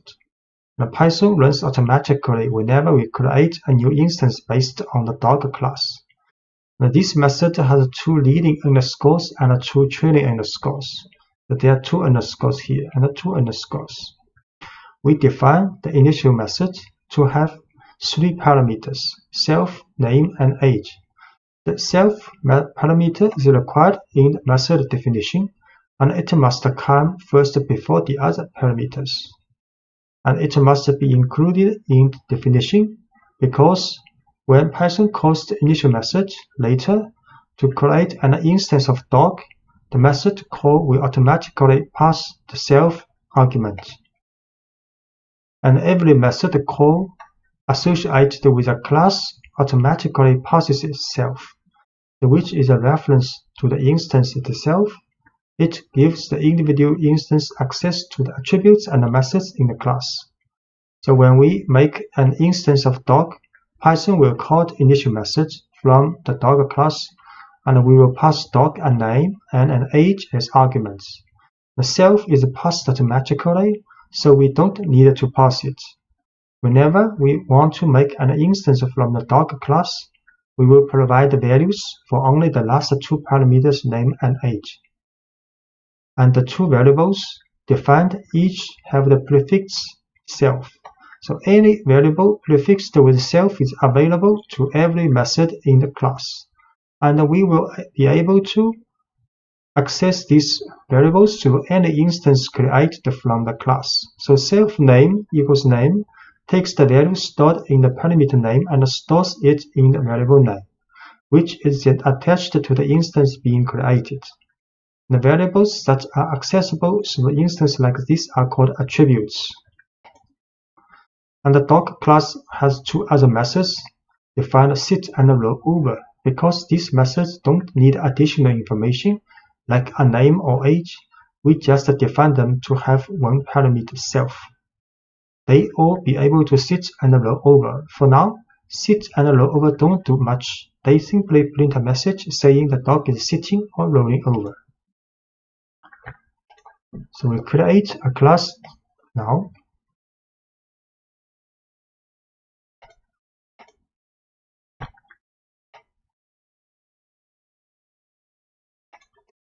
Then making an instance from class. The class dog is a set of instructions that tells Python how to make individual instances representing specific dogs. So let's make an instance representing a specific dog. So we can create a specific dog, use dog equals, then this dog is the class name, and inside parentheses is the name and age, 2 parameters needed when we define initial function in the class definition. So we tell Python to create a dog whose name is Willy and whose age is 6. When Python reads this line, it calls the initial method in dog with the arguments Willy and 6.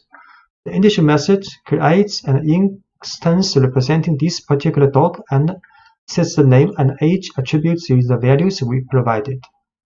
The instance is stored in variable myDog. We create an instance myDog with Willy and 6 age old.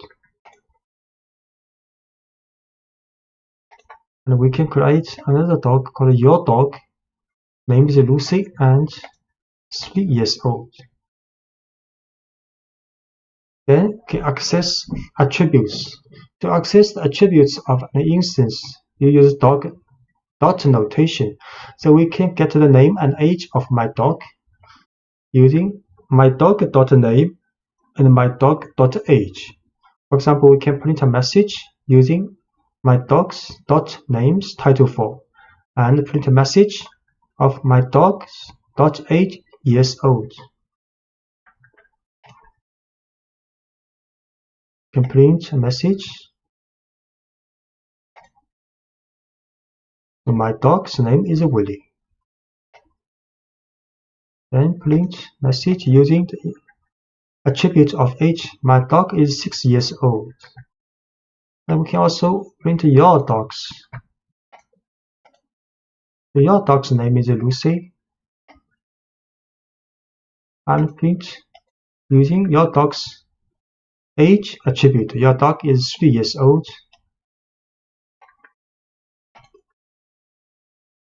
And we can also call methods. Methods actually is the function. So we can also use dot notation to call my methods defined in dog. So let's make our dog sit and roll over. So my dog dot sit. My dog is an instance because this instance belongs to a class dog, and the dog class has sit method, sit function. So we can use dot notation. So my dog dot sit. So we call this function. Similarly, we can use my dog dot roll over. So roll over this function will be called. My dog sit. So Willie is now sitting.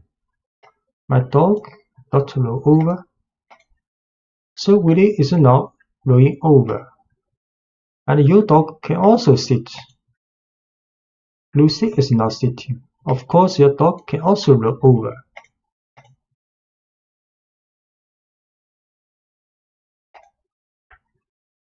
So let's write a new class representing a car. Our class will store information about the kind of car we are working with, and it will have a method that summarizes this information. So we defined initial method with the self parameter first. We also give 3 other parameters: make, model, and year. A method called getDescriptiveName that puts a car's year, make, and model into one string neatly describing the car. Then we make an instance from the car class and store it in the variable myNewCar. Then we call getDescriptiveName to show what kind of car we have. So this is a class for car, capitalized class for car. And inside the class definition is an initial method with self first, then 3 parameters: make, model, year. With the information, when we calling this, when we make an instance of this car, we will put and input this information. Then for this initial method, we'll pass this 3 information to the attribute of this car called make, model, and year. Then a method called getDescriptiveName with the parameter self will create a variable called longName, which concatenates the information of year, make, and model together. Then we'll return these names title form. So next we can make an instance of this car class called myNewCar with 3 information for make, model, and year. And we can also call this method getDescriptiveName for myNewCar. So we see create this class.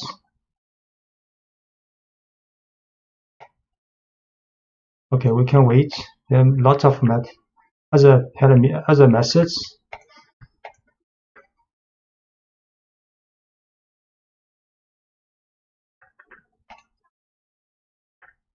We can also set a default value for an attribute. So every attribute in a class needs an initial value, even if that value is 0 or an empty string.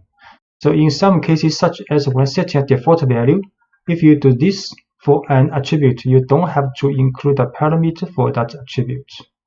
So let's add an attribute called odometer reading that always starts with a value of 0. So inside the initial method, we can create another attribute called odometer reading. Odometer reading, but with the initial value 0. So in this function, initial function, we do not need other information for this attribute, which means when we call this class to make an instance, we do not need to add automated reading when we make an instance of this class. You can see class definition, initial method with make module year coming from the instance information, but automated reading with an initial value 0. Then this is the function for get descriptive name.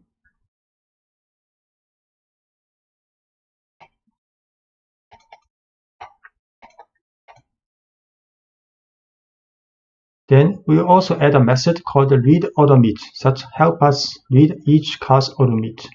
So read automate function with self as parameter will print this class automated reading attribute in the message. So when we have this instance called myNewCar, we can use this method with dot notation myNewCar.readAutomate. So calling method read automate will read a class current image. So we can this function define read automate self, then we print out this class automated reading attribute in the message. And we can also modify attribute values. You can change an attribute's values in 3 ways. You can change the value directly through an instance, set the value through a method, or increment the value, add a certain amount to it through a method.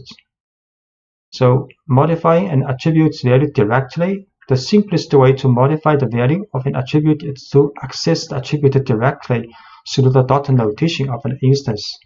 So here we set an automated reading to 23. But because the automated reading's initial value for each car is 0, so now we can modify this reading use this way. We can use myNewCar.automated reading is 23. So next we use myNewCar.readAutomator will get this new value. We will try this. We create this car class.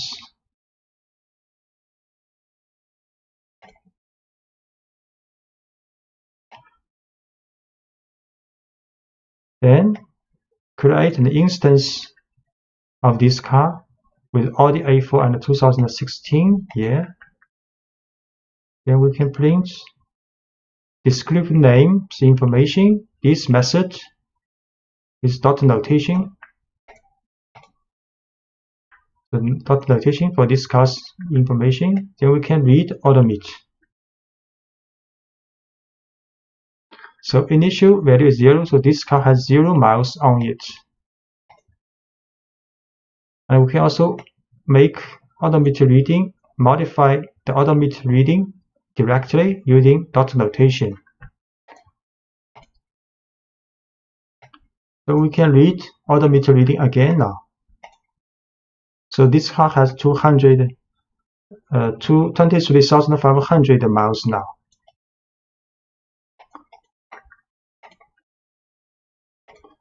So you can also modify an attribute value through a method. So instead of accessing the attribute directly, you can pass the new value to a method that handles the updating internally. Here is an example showing a method called updateAutomate. So we can also write a method called updateAutomate with 2 parameters. First is self for this car, then the miles. So next, int function definition of updateAutomate. Can write self.automated reading. Self is this car, dot automated reading is this attribute, then equals the miles we passing for this function with the new value. So next, when we make an instance called myUsedCar, choose car, put in 3 information, make module year, then we can update this automated reading to a new value. Use the dot notation of myUsedCar.updateAutomate with new value. Then we can read odometer again. So we create an instance of this car, Subaru Outback 2013. So then print the get information name of this car dot notation. So the information is printed out 2013 Subaru Outback. Next, we can update the odometer reading of this car to 23,500. Use this method. Then we can read odometer reading. So this car has 23,500 miles on it.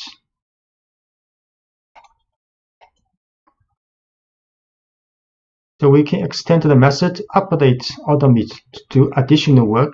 Every time the odometer reading is modified, let's add a little logic to make sure no one tries to load back the odometer reading.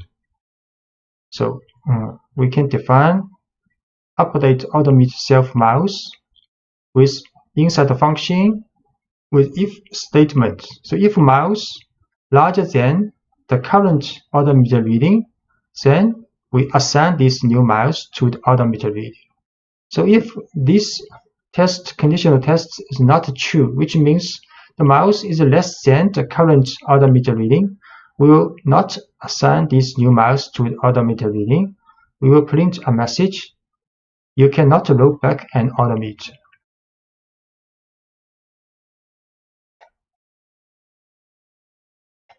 So this is the function for update odometer reading in the class definition. So only the miles larger than the current odometer reading we can update with this value.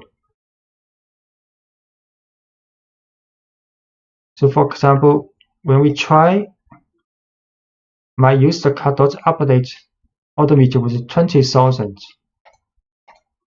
you will get a message you can't load back in odometer because current value is 23,500. So 20,000 is less than this current value. So incrementing an attribute value through a method. So sometimes you will want to increment an attribute value by a certain amount rather than set an entirely new value. Say we buy a used car and put 100 miles on it between the time we buy it and the time we register it. Here is a method that allows us to pass this incremental amount and add that value to the odometer reading. So we can define a function called increment odometer, with self is the car and miles is increment the value with two parameters. So inside the function, we can write self means that this car dot odometer reading plus equal means odometer readings attribute of this car will be incremented with this value miles, which have been passed for the function. So when we create this instance called my used car of car class with the information Subaru Outback 2013, we can use a function, use dot notation with my used car dot increment odometer this function, and with input value was 100. So then the car's odometer reading will be incremented with 100 miles upon the current value. Then we can also read odometer reading. So we'll try create an instance first called my used car. Then we print out the information of this car. Then we read odometer of this car is 0 miles now. Then we can update this car's odometer reading. Then we read odometer reading again, 23,500 now. Then we increment odometer with 100. Then we read again this car. Now has 23,600 miles on it. Inheritance of classes. The inheritance You don't always have to start from scratch when writing a class. If the class you're writing is a specialized version of another class you wrote, you can use inheritance. So when one class inherits from another, it automatically takes on all the attributes and methods of the first class. The original class is called the parent class, and the new class is the child class. The child class inherits every attribute and method from its parent class, but is also free to define new attributes and methods of its own. So, the initial method for a child class. The first task Python has when creating an instance from a child class is to assign values to all attributes in the parent class. To do this, the initial method for a child class needs help from its parent class. So as an example, let's model an electric car. An electric car is just a special kind of car, so we can base our new electric car class on the car class we wrote earlier. Then we will only have to write code for attributes and behavior specific to electric cars. So let's start by making a simple version of the electric car class which does everything the car class does. So this is the car class. Part of the car class called is a parent class in this case. We have seen car class with 3 input information for make, model, year when you create an instance of this class, and inside the initial method we also define automated reading with beginning value 0, and there are several methods. We only show 2 methods here. For example, get descriptive name of this class information, and can read automate for this class automate information. So making a simple version of the electric car class which inherits from parent class car, then we can define an electric car class like this. So inside the electric car class, the parameter we have to write car class, which means electric car class inherits from car class. And in definition of initial function, we also write self, make, model, year, the same as the parent class. But the definition of this function, we have to write sup.initial. Sup means the parent class, so which means the definition of these variables, attributes for the electric car class is based on the definition of these attributes in car class. So when we call or make instance of electric class, we can just write electric car, then with the information Tesla Model S 2016, and we can also use the method, for example, get descriptive name, same as we using this function method for a normal car. So when you create a child class, the parent class must be part of the current class and must appear before the child class in the file. So we define the child class electric car, and the name of the parent class car must be included in parentheses in the definition of the child class. And the initial method for a child class. The initial method takes in the information required to make a car instance, and the super function is a special function that helps Python make connections between the parent and the child class. This line tells Python to call the initial method from electric car class's parent class, which gives an electric car instance all the attributes of its parent class. And we make an instance of the electric car class with the same kind of information we had provided when making a regular car, and store it in my Tesla. The initial method defines an electric car, which in turn tells Python to call the initial method defined in the parent car class. So let's see.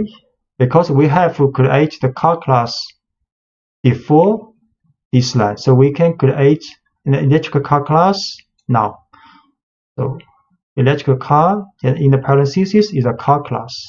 So this means electrical car class is inherited from car class.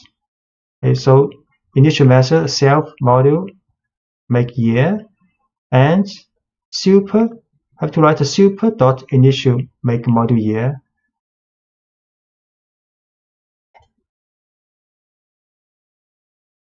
Then we can call and make an instance of electric car now with Tesla Model S 2016. Then we can use this method which defined in the parent class. So get descriptive name. Although we do not need to create this function in electric car class definition because we inherit from car class, and the car class has this method defined in car class definition. So we can use this. The information is 2016 Tesla Model S. Working with attributes and methods for the child class.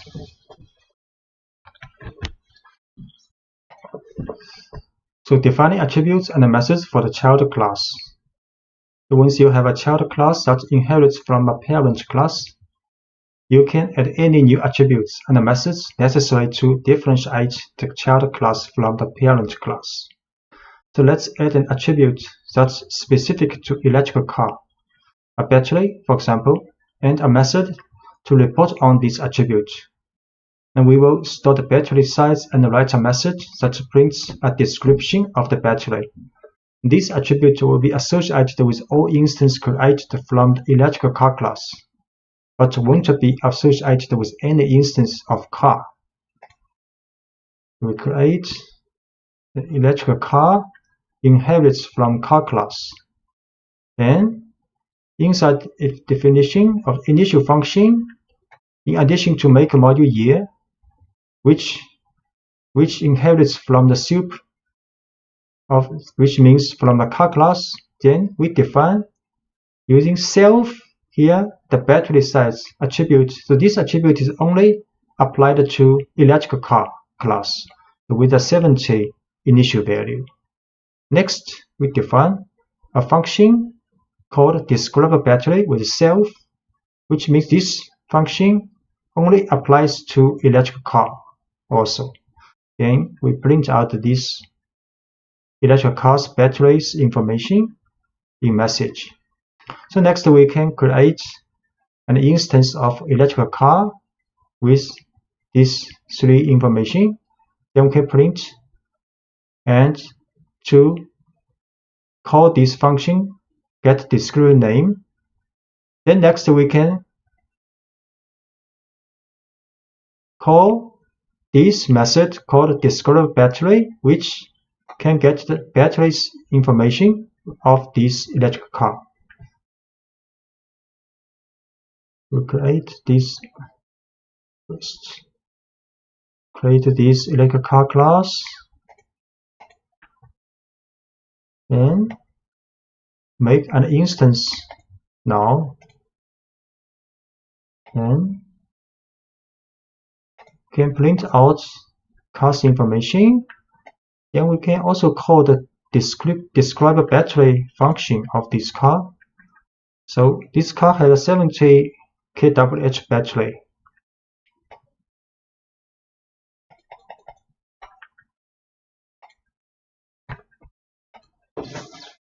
So overriding methods from the parent class. So you can override any method from the parent class that doesn't fit what you are trying to model with the child class.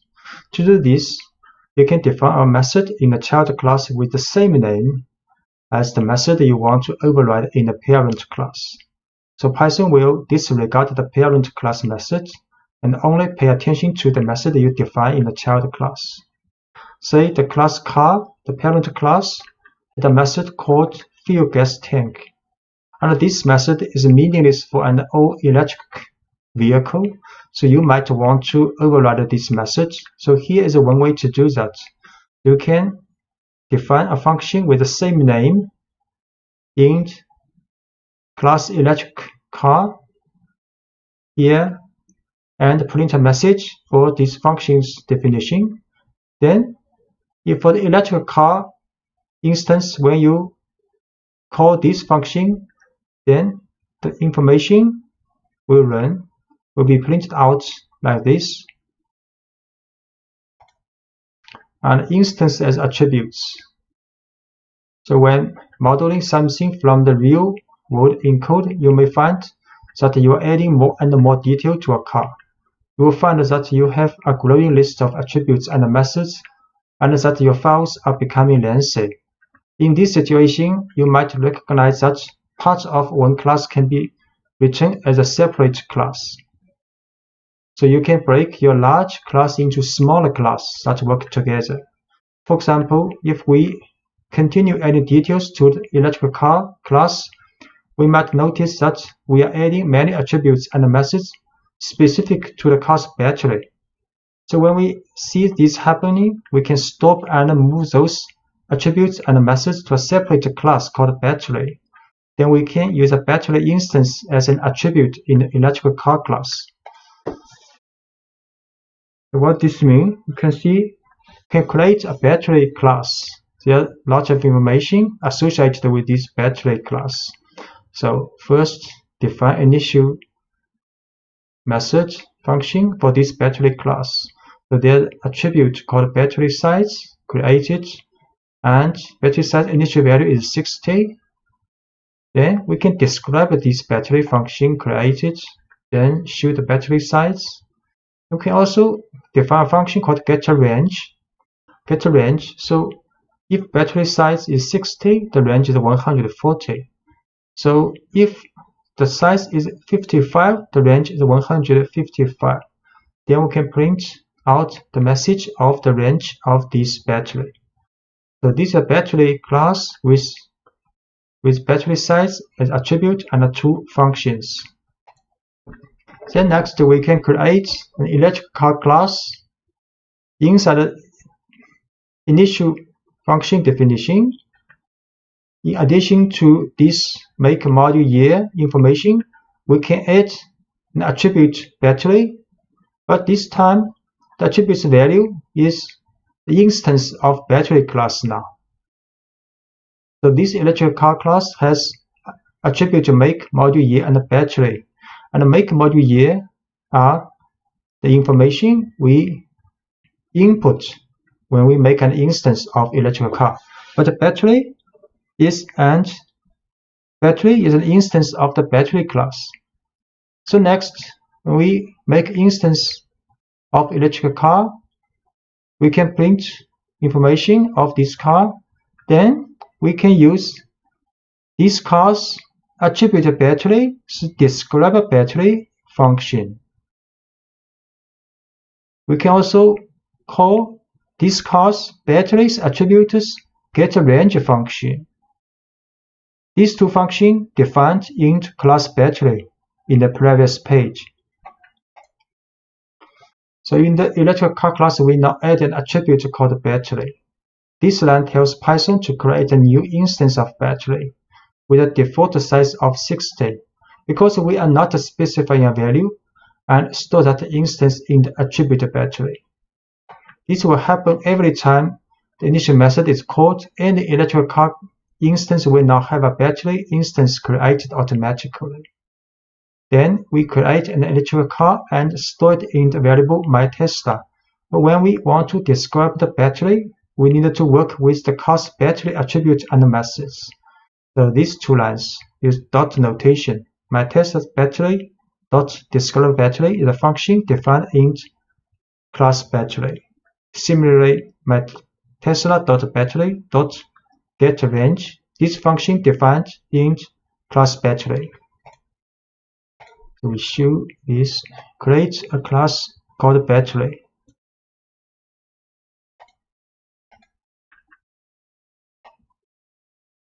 Then create a class, and attribute battery will be the instance of battery class. Then after this class has been created, we can make instance of electrical car. Then we show this car's name information. Then we describe battery, show this car's battery information. And we'll get a range information of this electric car. The car has approximately 140 miles on a full charge. Importing classes. As you add more functionality to your classes, your files can get long, even when you use inheritance properly. In keeping with the overall philosophy of Python, you will want to keep your files as uncluttered as possible. To help, Python lets you store classes in modules and then import the class you need into your main program. So we can, for example, import a single class. Let's create a module containing just a car class. This module file will be named car.py, and the car class is stored in this module file. The module file car.py is put in the same directory of your working source file. So this is part of the file, module file car.py. Inside this file, there is a class definition for car, which we have introduced in the previous lectures. Then in your working source file, you can import car from module. So this car is a class from module car.py. So from car, import car. So this is the file name without the .py. The file name, module name, then import this class. So next we can make an instance of this car, and we can also print out this instance's descriptive information. We can also add automated reading for the function automated reading attribute to this car with 23, then use the function of this car to read automate.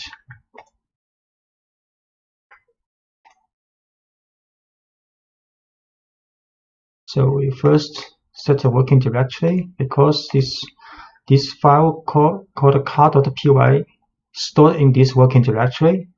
Next we import from this car module, import this car class.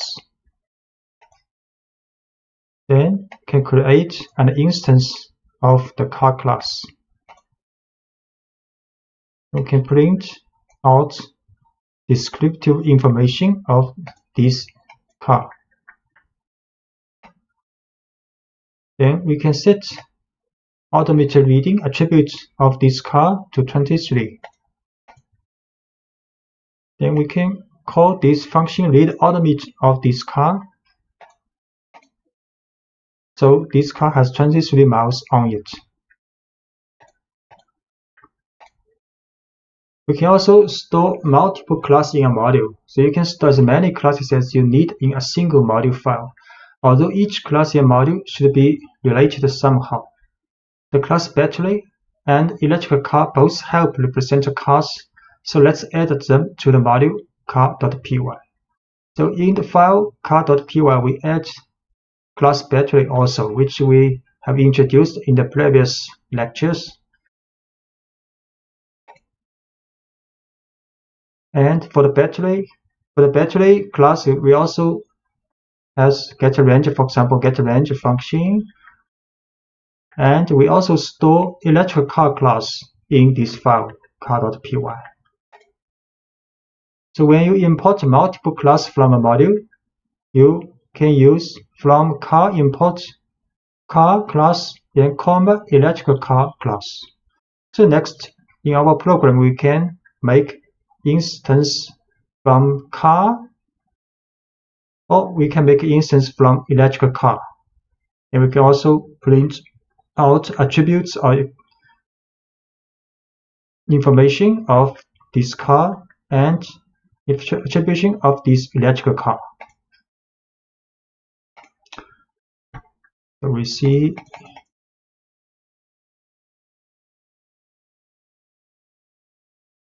can import electric car from this car module.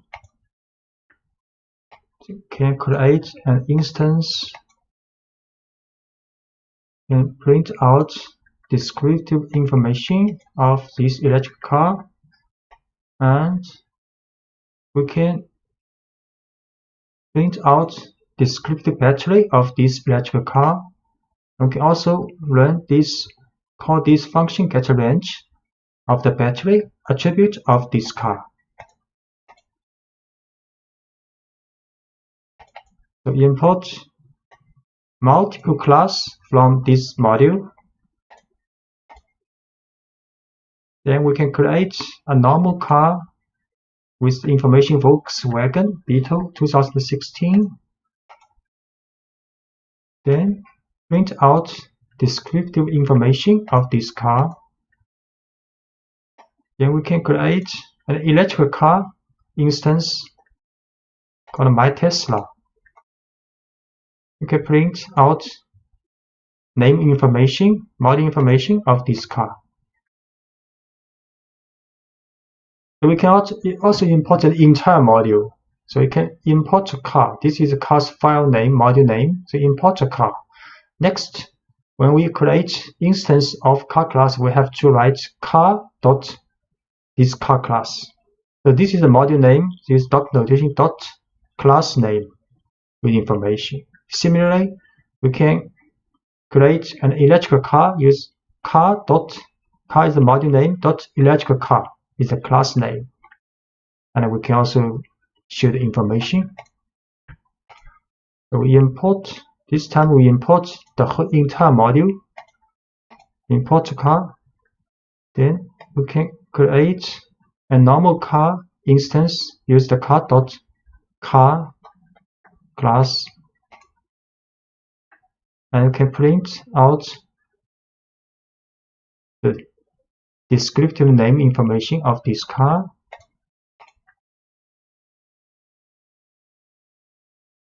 And we can also create an electrical car. Use the car dot notation electrical car. And print out information of this electrical car. Reading from a file. So when you want to work with the information in a text file, the first step is to read the file into memory. You can read the entire contents of a file, or you can work through the file one line at a time. So reading an entire file. So let's start with a file saved in the same working directory that contains pi to 30 decimal places with 10 decimal places per line. So this file is the pi digits like this, stored in this txt file.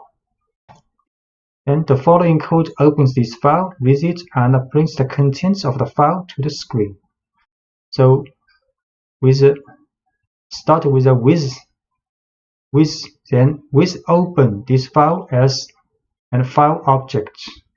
Then inside this block with block, we write contents is this object dot read function. Then we can print contents, and the result will be like this. So we first set working directory. Then we read this file. Use with open this file as file object. Then contents is this object to read. Then print this information. But we use rstrip here. We will talk about it later.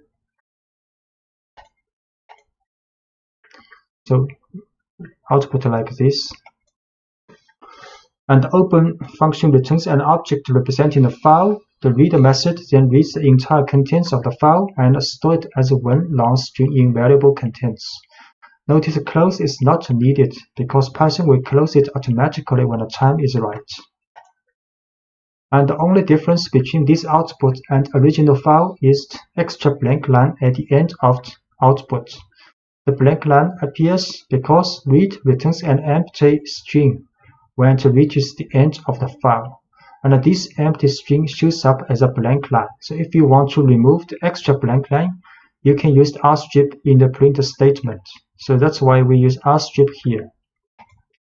Rstrip here because we want to remove this blank line in the reading.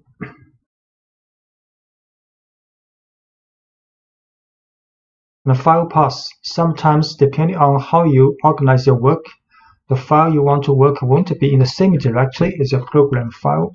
To get Python to open files from a directory other than the one where your program file is stored, you need to provide a file path which tells Python to look in a specific location on your system.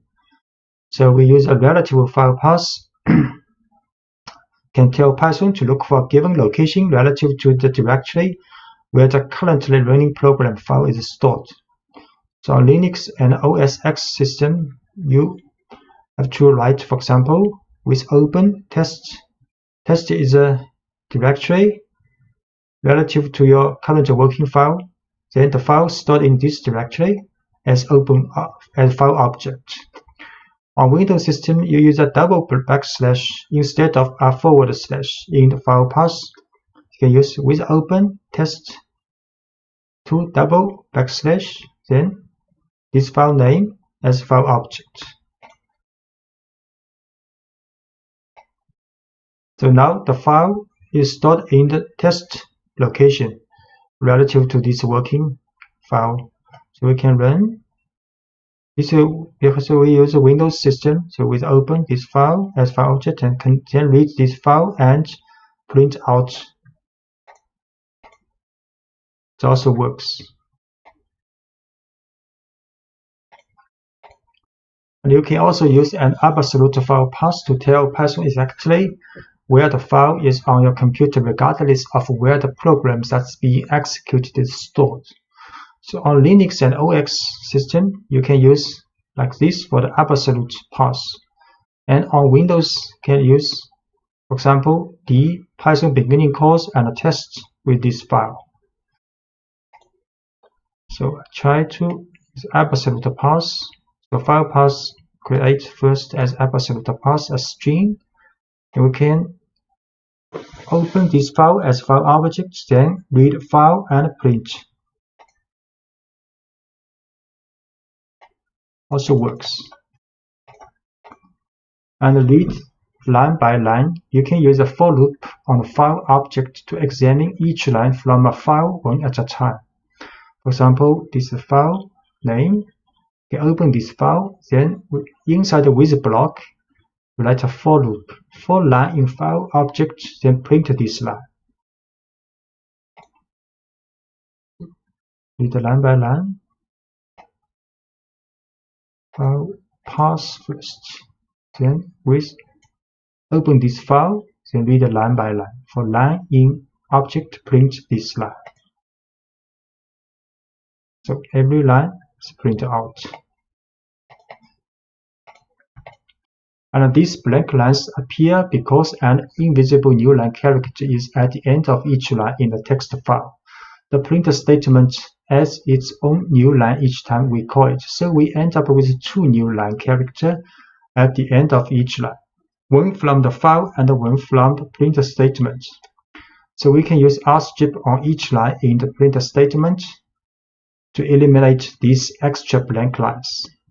So we can use rstrip here also to remove the extra blank line. Rstrip here this time. So now it's much better.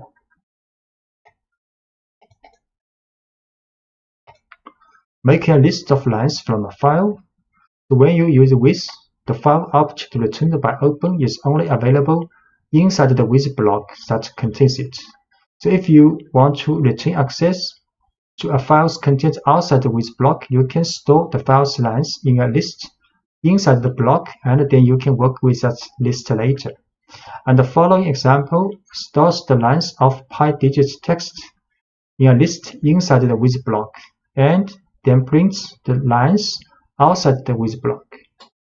So we can read this file with block, then use read lines and save these lines to a list called lines.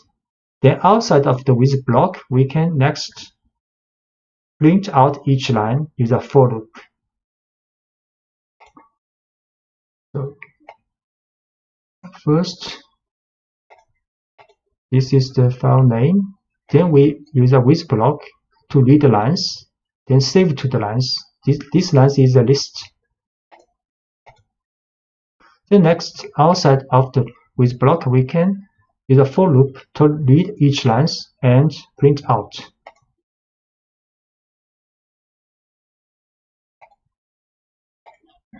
Working with the file's contents, after you have read the file into memory, you can do whatever you want with that data.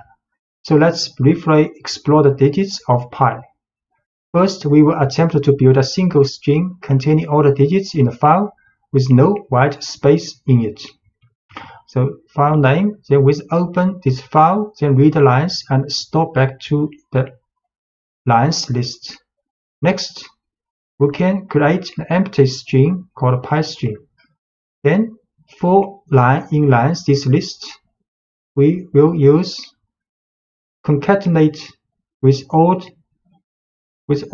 lines with this string.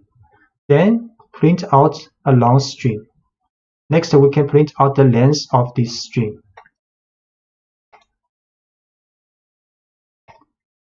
So, file name.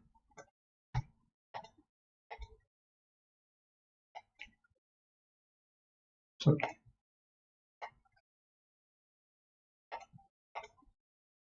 name. Then read the lines and store to this list lines, each line. Next, pi string. It's a space string. Then for each line, we can take this lines string, then use rstrip, then concatenate the to pi string.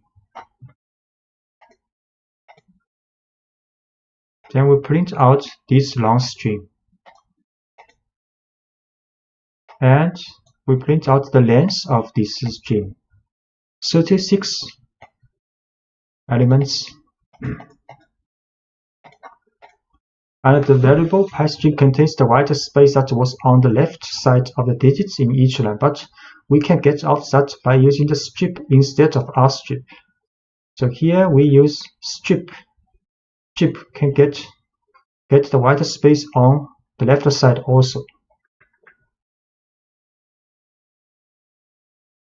File name, read lines, but use strip this time.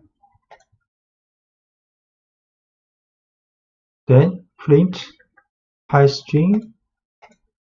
So it is a long string without white space. Then length of this string 32 now. And the larger files, 1 million digits, the code in previous example would work just as well on much larger files. If we start with a text file that contains pi to 1 million decimal place instead of just 30, we can create a single string containing all these digits. We'll print just the first 50 decimal place. The file this time the file name is pi million digits. We open this file and read the lines. Then we create a pi string, empty string. Then for each line, we will concatenate all the strings for each line. Then we will print out the first 52 decimal place of this string. And we will print the length of all the string.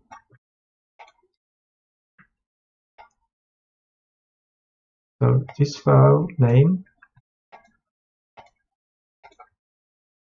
Then with open, we read this file for each line to a list. Then create an empty string. Then for each line, we get the string out and concatenate it together. But with the strip for to remove the white space. Then we print out the first 50 decimal places for this long string. And we print the length of the whole string. 1 million 2 because 1 million decimal place. So next we can test, is your birthday contained in pi this string?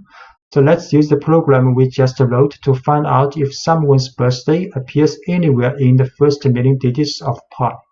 We can do this by expressing each birthday as a string of digits and seeing if that string appears anywhere in pi string. So we can use the input for user to input your birthday. Then we test if birthday in pi string will print out this message. If birthday not appear in the pi string, we'll print another message. So great, and read is the same as before. Then next we can let the user to enter birthday. For example, okay, birthday. Then is your birthday in string, and if not in string, we'll get a message. Your birthday appears in the first million digits of pi. So this birthday appears in the first million digits of pi. Write into a file. To write a text to a file, you need to call open with a second argument, telling Python that you want to write to the file. To see how this works, let's write a simple message and store it in a file instead of printing it to the screen. So first, we set a file name in the working directory. Then we open this file with W mode, write mode as file object. Then we can write file object.write this message inside this with block. So the argument W tells Python that we want to open the file in write mode. You can open a file in read mode with R, write mode with W, and append mode with A. One mode that allows you to read and write to the file with R+. If you omit the mode argument, Python opens the file in read-only mode by default. So we set the file name. Then we open this file with the write mode, then write a message.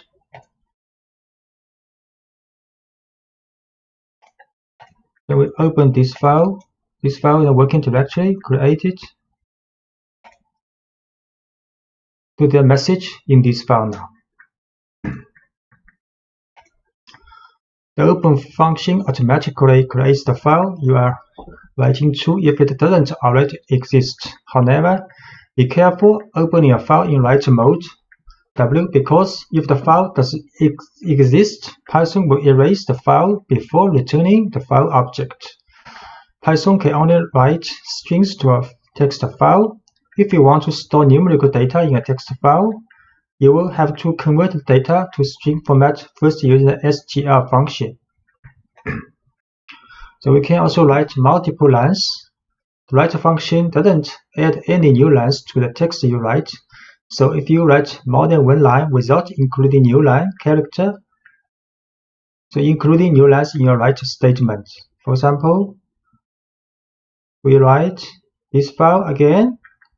We open this file with the write mode. Then first we write this message. Then we add a new line. Then we write next message, new line. We try this.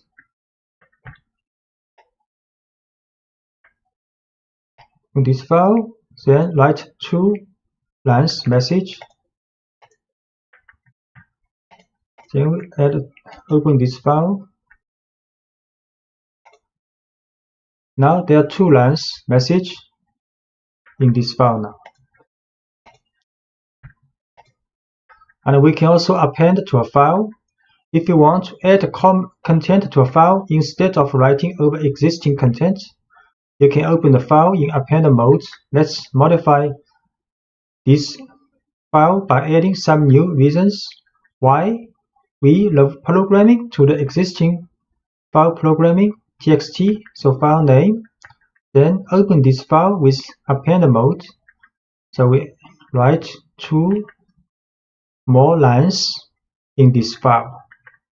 try this. We open this file to the same file with append mode, then write to message. And we see this file again. So now there are 4 lines in this file. So 2 lines appended to the first 2 lines. Introducing try except blocks exception. Try except blocks. Python uses special objects called exceptions to manage errors that arise during a program's execution. Whenever an error occurs that makes Python unsure what to do next, it creates an exception object. If you write code that handles the exception, the program will continue running. If you do not handle the exception, the program will halt and show a traceback, which includes a report of the exception that was raised. Exceptions are handled with try except blocks. A try except block tells Python what to do if an exception is raised. So when you use try except blocks, your programs will continue running even if things start to go wrong. Instead of traceback, which can be confusing for users to read, users will see friendly error messages that you write. So, for example, we're handling the 0 division error exception. So let's look at a simple error that caused Python to raise an exception. You probably know that it is impossible to divide a number by 0, but let's ask Python to try it first. So if we print 5 divided by 0, there will show an error. Print 5 divided by 0. So there will be an error called 0 division error. But the error reported in the traceback 0 division error is an exception object. Python creates this kind of object in response to a situation where it cannot do what we ask it to. So when this happens, Python stops the program and tells us the kind of exception that was raised. So we can use this information to modify our program. We will tell Python what to do when this kind of exception occurs. Here is what a try except block for handling the 0 division error exception looks like. So we can use a try except block for handle this error. First, we will try this statement. Then we will see except if 0 division error occurs, then we check except if the error happens, then except block will check if it is 0 division error. If this matches, then the statement inside except block will run. So we put print 50, the line that causes the error, inside the try block. If the code in a try block works, Python skips over the except block. And if the code in the try block causes an error, Python will look for an except block whose error matches the one that was raised and runs the code in that block. So in this example, the code in the try block produces a 0 division error. So Python looks for an except block and telling it how to respond. So Python then runs the code in that block and the user sees a friendly error message instead of a traceback. So we try print this one, then check except 0 division error. We run.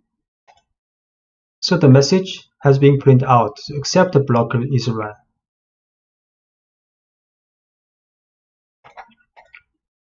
We can use try except else to prevent crashes. So in some cases, we can use try except else block, handling errors smoothly when a program has more work to do after the error occurs. This happens often in programs that prompt users for input. If the program responds to invalid input abruptly, it can prompt for more valid input instead of crashing. So let's create a simple calculate that does only division.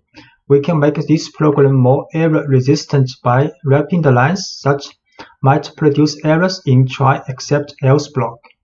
So the error occurs on the lines that performs the division, so that's where we will put the try except block. And this example also includes an else block. So any code that depends on the try block executing successfully will go in the else block. We print a message, then print another message, then if while true, let the user to input first number. If user input first number equals to Q, then the while loop will break. Then second number is also an input by user. Next, we'll run a try except else block. So in the try is division between int value of int value first number divided by int value of second number. So if this statement runs successfully, then the else block will run. Print this answer. If it raise an error except block object, then Python will check except statement if this error is zero division error. So then we'll print if matches this error, then we'll divide. Then we'll print you cannot divide by 0. So we should first we print the two messages on the screen. Then we'll run this while true, while loop. So let user to input first number and second number. If user in the first number enters Q, then the while block running will stop. And if user enters 0 in the second number, then the error will come and will print out this message. If both numbers cause the division runs successfully, then we print answer. First number 10, second number 5. Then the answer printed and while loop runs again. First number 100, second number 3 also runs successfully. Then first number 19, second number 0. Then you can't divide by 0. Message is printed out. Then the while loop is not stopped. You can also try next first number. For example, write Q, then stopped while loop. So handling the file not found error exception. So one common issue when working with files is handling missing files. The file you're looking for might be in a different location. The file name may be misspelled, or the file may not exist at all.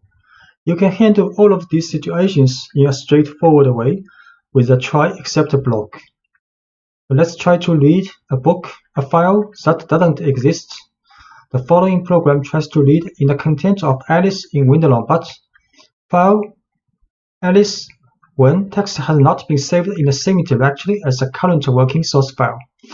So we try to read this file, but this file does not exist. We'll see how it happens. So file is alice1.txt. We open this file, then try to read this file. The file not found error happens. So Python cannot read a file from a missing file, so it raises an exception. No such file or directory. So to handle it, you can use a try block that will begin just before the line that contains open to look for and accept blocks that matches that error, and the result is a friendly error message instead of a traceback. We can change with the try except block, then open this file, then read. So if this block successful, the accept block will be skipped.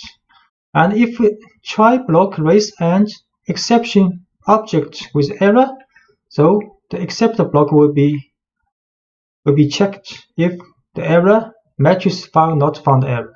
If it matches, then the message and this block will be run. So the code in the try block produces a file not found error. So Python looks for an except block that matches that error. Python then runs the code in that block, and the result is a friendly error message instead of a traceback. So we try this file name. Then use try except block. So now the message is run. The file, this text does not exist. So we can also analyze text using try except else block. So for example, you can analyze text files containing entire books.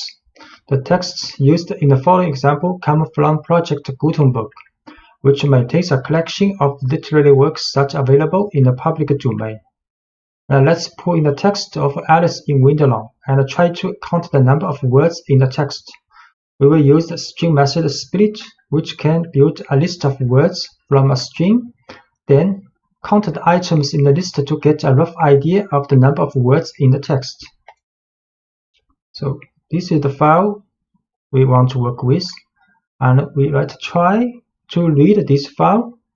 If it's not successful, then except block will be implemented to check if the error is file not found error. And we'll run this message if it matches. If try block successful, then the else block will be run. We'll split the text first, then count the words, then print out the message how many words this book has. We try this. Alice, this book, then try except else block to read and count the words. So to run successfully, this text has about 29,000 words. And we can also create a function holding the whole try except else block. We can move the try except else block to a function called count words. So it will be easier to run the analysis for multiple books. And missing this file has no effect on the rest of the program execution.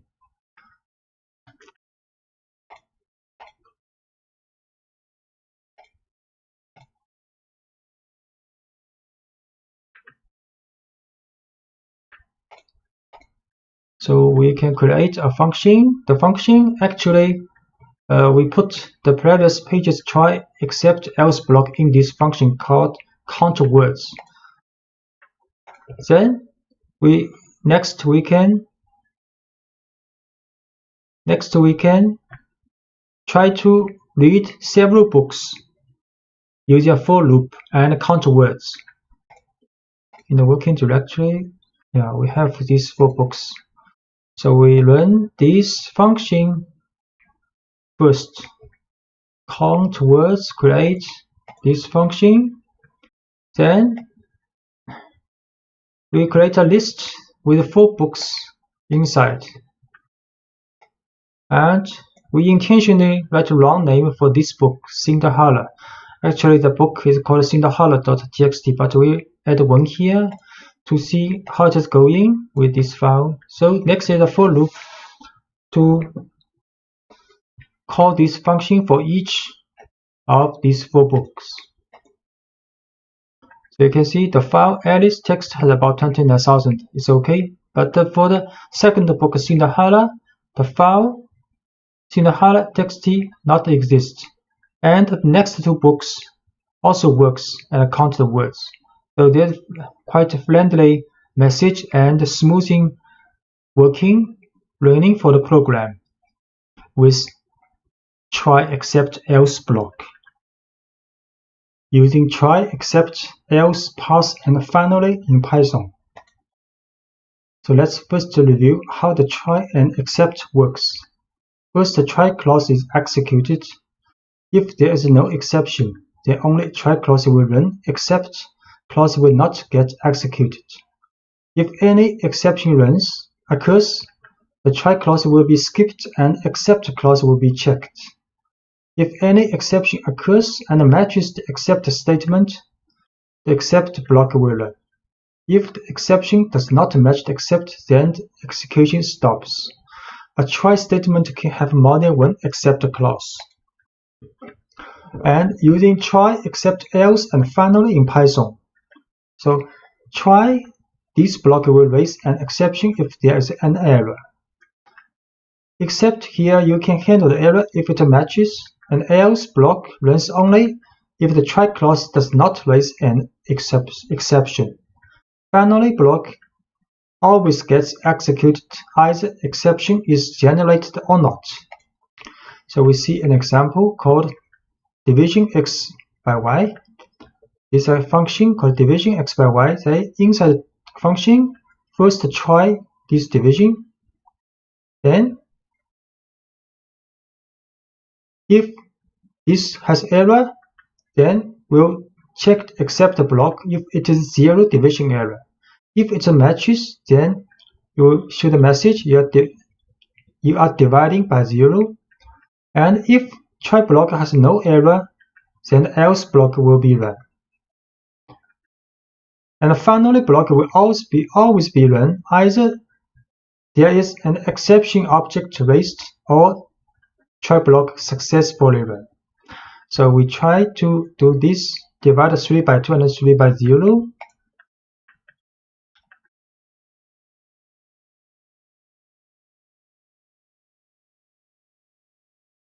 This is called floor division. See, create this function, then try to run this. 3 by 2, the answer is 1, and this always executed. So finally block also run, and the answer is run. So answer is run, else block is run because there's no error in the try block. If we try to divide 3 by 0, the message is sorry you are dividing by 0. So except block is run, and this is always executed. So finally block is also run.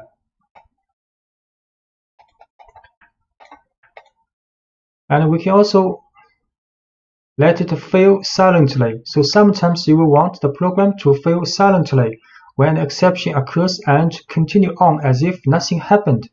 To make a program fail silently, you write a try block as usual, but you explicitly tell Python to do nothing in the except block using a pass statement.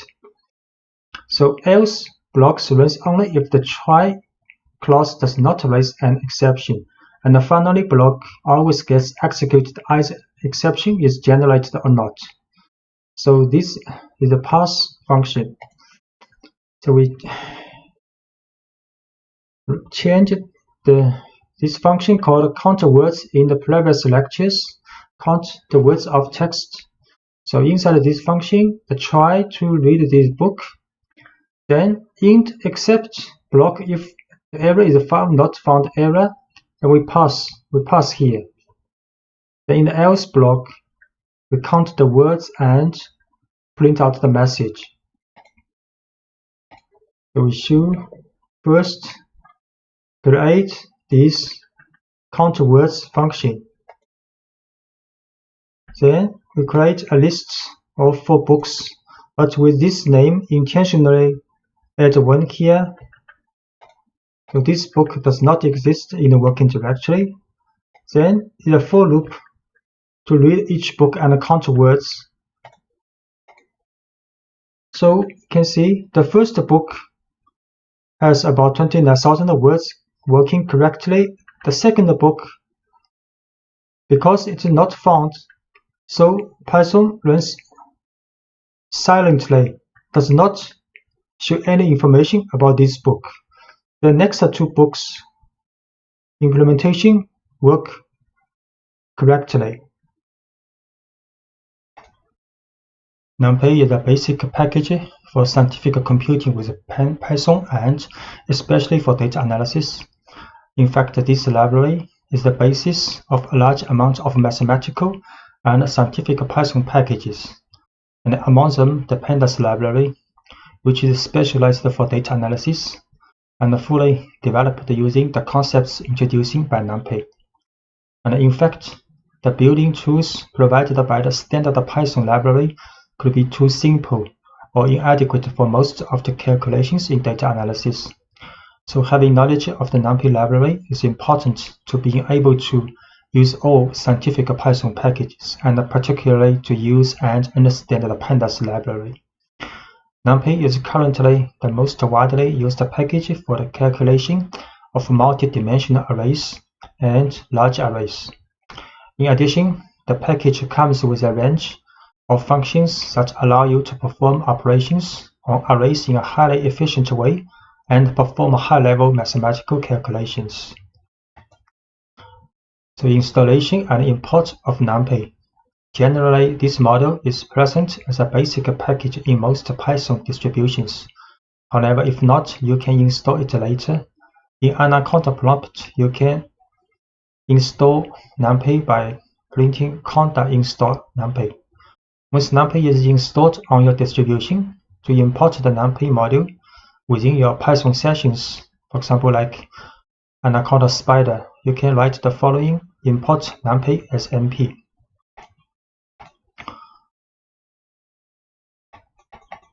So we can import NumPy.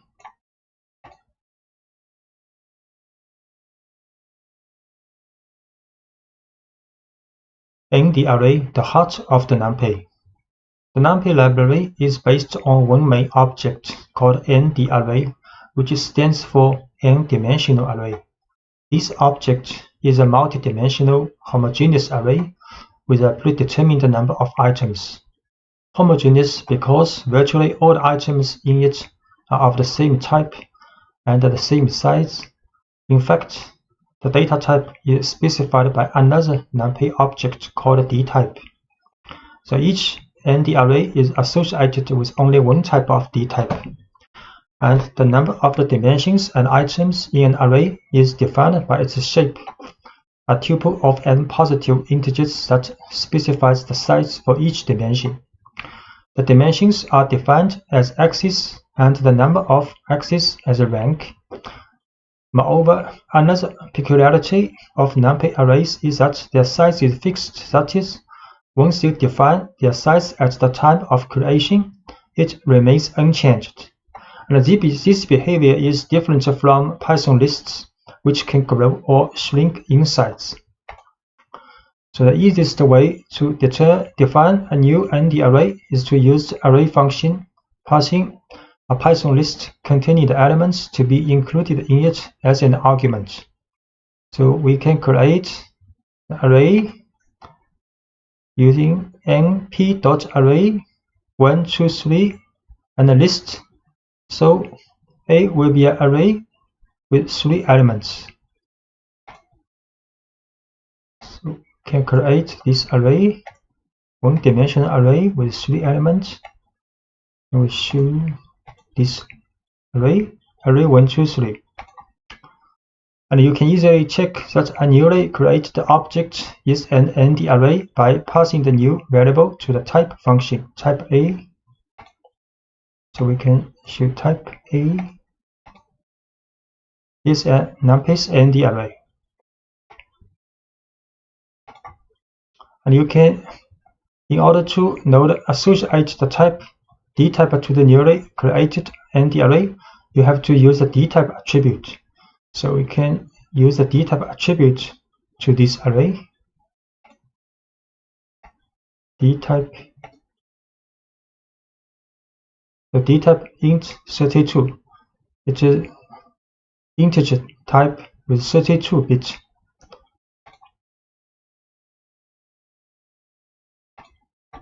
And the just created array has one axis, and then its rank is 1. So while its shape should be 3, 1. To obtain these values from the corresponding array, it is sufficient to use the n_dim attribute for getting the axis, the size attribute to note array length, and the shape attribute to get its shape. So if we use n_dim to this array, only 1, so one-dimensional, a.size 3 elements, and a.shape 3, so one dimension, the first dimension has 3 elements. And define a 2-dimensional array. We can also define a 2-dimensional array using 2 list int np array function. So we can also show dtype, ndim, size, and shape. 2-dimensional array.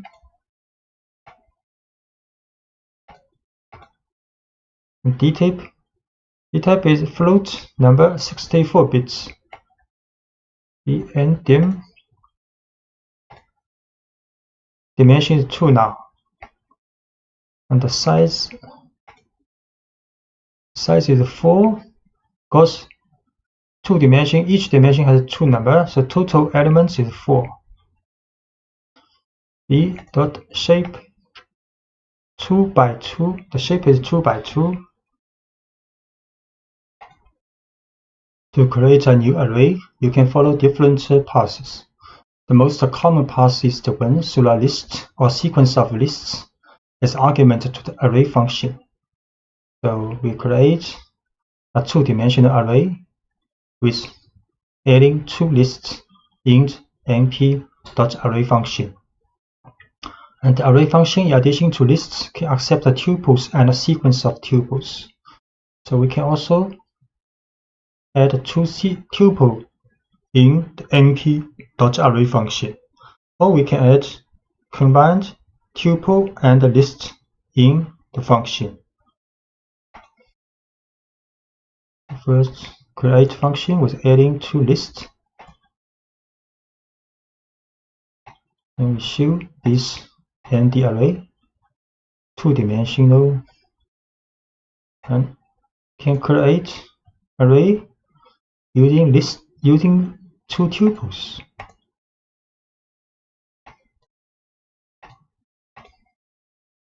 Get the same result as using lists. Can also create array using combined list and tuple.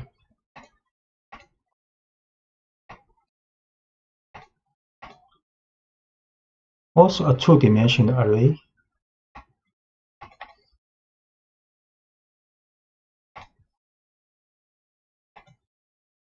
Dtype. So numpy arrays are designed to contain a wide variety of data types. We have seen simple integer and float numerical values. In addition, you can use the dtype for strings. So we create an array, 2-dimensional array with the value of strings in the list. So dtype will like u1, less than u1, and have also a name attribute for the dtype.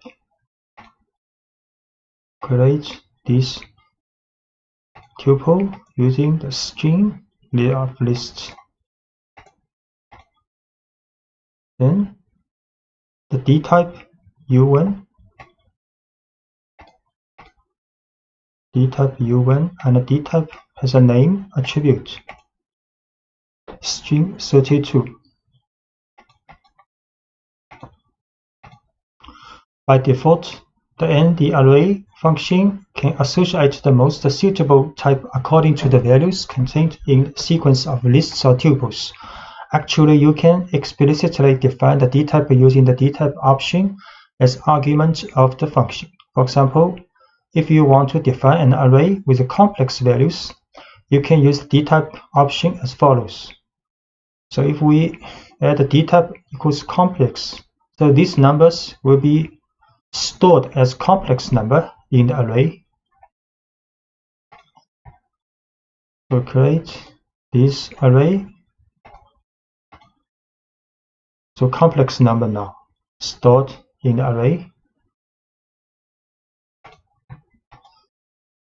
The numpy library provides a set of functions that generate nd arrays with initial content created with different values depending on the function. The zeros function, for example, creates a full array of zeros with dimensions defined by the shape argument, while the ones function creates an array full of ones in a very similar way. So if we write np.033, a 2-dimensional array of 33, and all the values are 0. And similarly, create a 3-dimensional array of the shape 2 by 3 by 4 with all the values are 1. And np.arrange 0 to 10 will create a sequence of values between 0 and 10. And arrange 4, 10. So we'll create a sequence of numbers starting from 4 to 10. So np zeros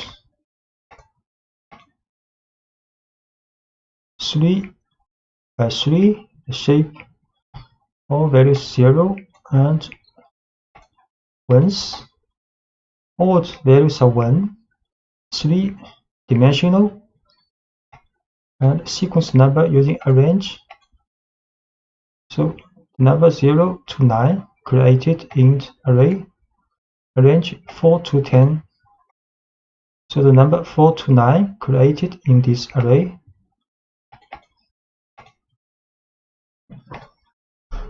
And you can also use the gap not equals 1. So here you create a sequence number between 0 and 12 with the gap 3.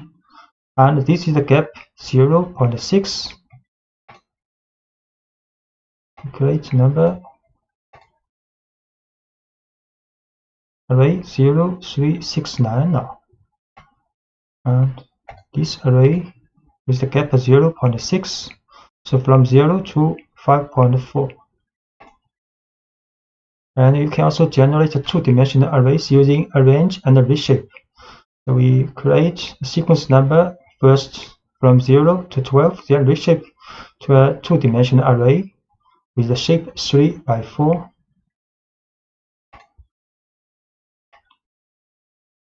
So the 2-dimensional array is the number from 0 to 11. The shape is 3 by 4. And line space generates a sequence of numbers based on the number of elements in a third argument. So np.linespace 0, 10, 5 means to create an array with 5 values equally distanced between 0 and 10. np linespace 0, 10 with 5. So this is the resulting array with 5 numbers equally distanced between 0 and 10. Just note, in arrange function, the 10 is not included, but in line space, the 10 is included.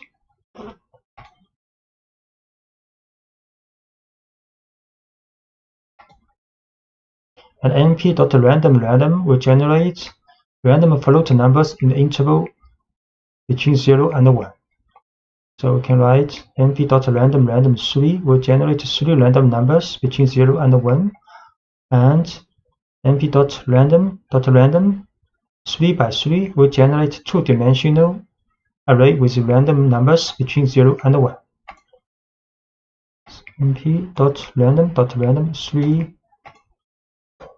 So 3 random numbers in a 1-dimensional array.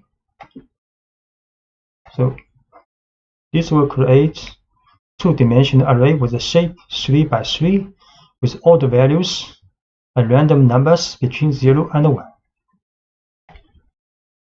Arithmetic operators.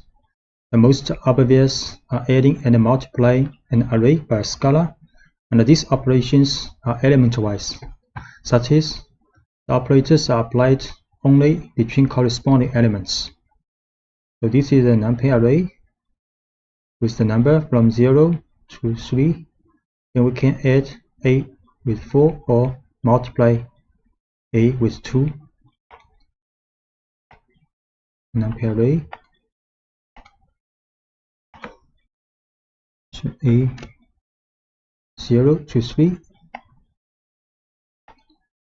A plus 4 will return another numpy array with the elements 4, 5, 6, 7. A multiply 2. So each element will be multiplied with 2 in the new array. And can create another array B with also for elements, then A can plus B or A multiply B. So B is an array with elements 4, 5, 6, 7. So A plus B. So element-wise addition between A and B will return another array with 4 elements. A multiply B will get also another 4 element array with element. Each element is the multiplication between the corresponding elements in A and B. And moreover, these operators are also available for functions provided that the value returned is a numpy array. So for example, you can multiply the array by the sum or the square root of the elements of array B, and they are also element-wise. So assume A and B here have the same shape. So we can A multiply numpy sum function of B, or A multiply the square root of B. A multiply the sum function of B, and the result is also a numpy array with 4 elements. A can multiply the square root of B. Also, the result is a 4 element numpy array. And for multidimensional case, arithmetic operators continue to operate element-wise.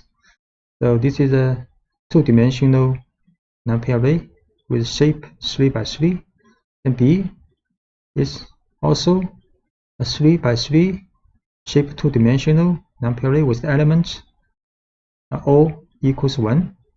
Then A can multiply B element-wise. So we create A first.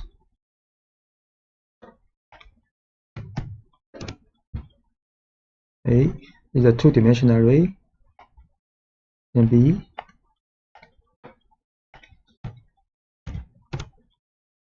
also 2-dimensional array. Then A multiply B element-wise a 2-dimensional array. And actually the value of each element in the resulting numpy array is same as in A, because B, all elements in B is 1.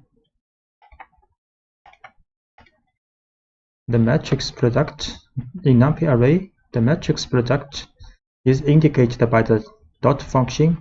This operation is not element-wise, that is, the result at each position is the sum of the products of each element of the corresponding row of the first matrix with the corresponding element of the corresponding column of the second matrix.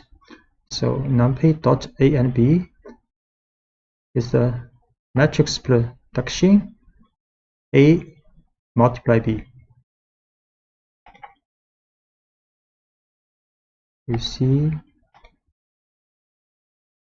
so this is the result of matrix multiplication A and B. An alternative way to write the matrix product is to take dot function as an object function of one of the two matrices. So we can also write numpy dot A and B. Also A is the first matrix, B is the second one. Or A dot B. So these two is the same. Note that since the matrix product is not a commutative operation, the order of the operands is important. So indeed, A multiply B is not equal to B multiply A in the matrix multiplication. So also show A dot B the same results as this one, but we showed numpy dot B and A is not the same.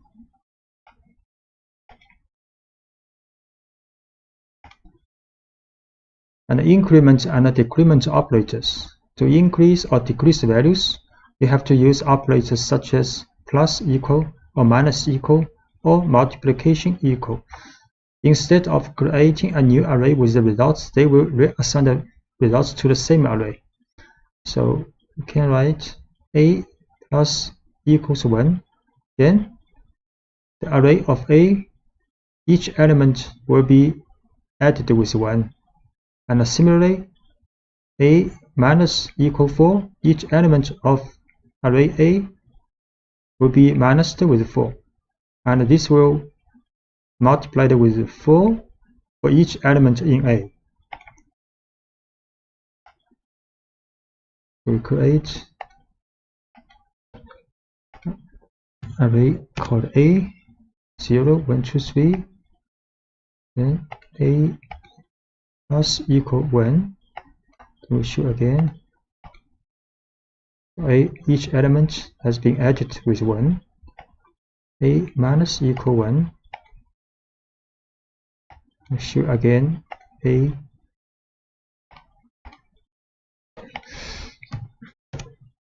Then the value is being changed back.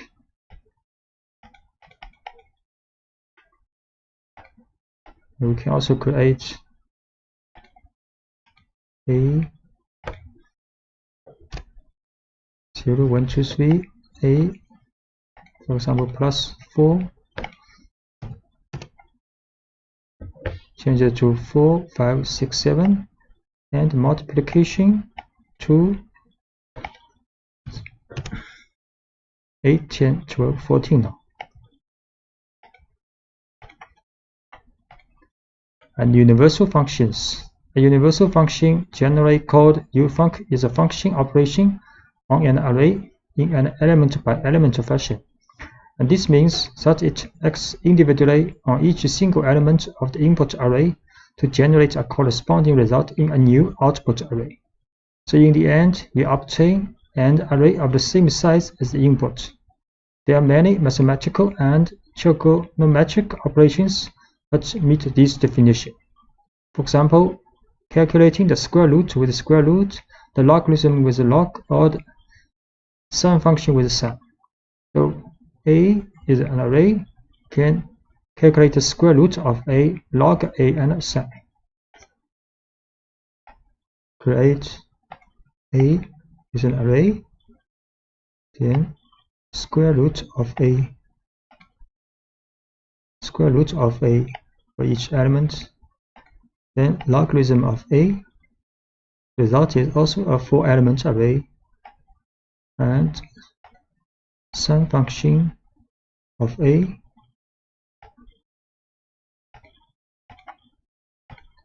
Aggregate function. Aggregate functions perform an operation on a set of values of an array, for example, and produce a single result. So many functions of this kind are implemented within the class and the array. For example, A is an 5-element array, so we can calculate the sum of A, minimum, maximum of A, and mean value of A, or standard deviation of A.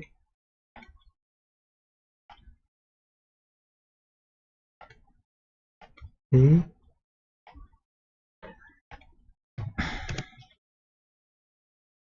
then A dot sum, summation, the minimum value of A, maximum value of A, and the mean or average value of A, and the standard deviation of A. Indexing.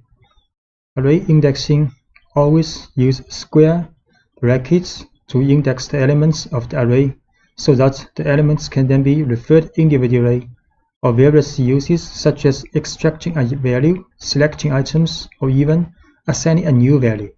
So when you create a new array, an appropriate scale index is also automatically created. In order to access a single element of an array, you can refer to its index. So this is an array created with 6 numbers from 10 to 15. So we can write A bracket 4. Then the 5th element of this array will be selected. So create an array first.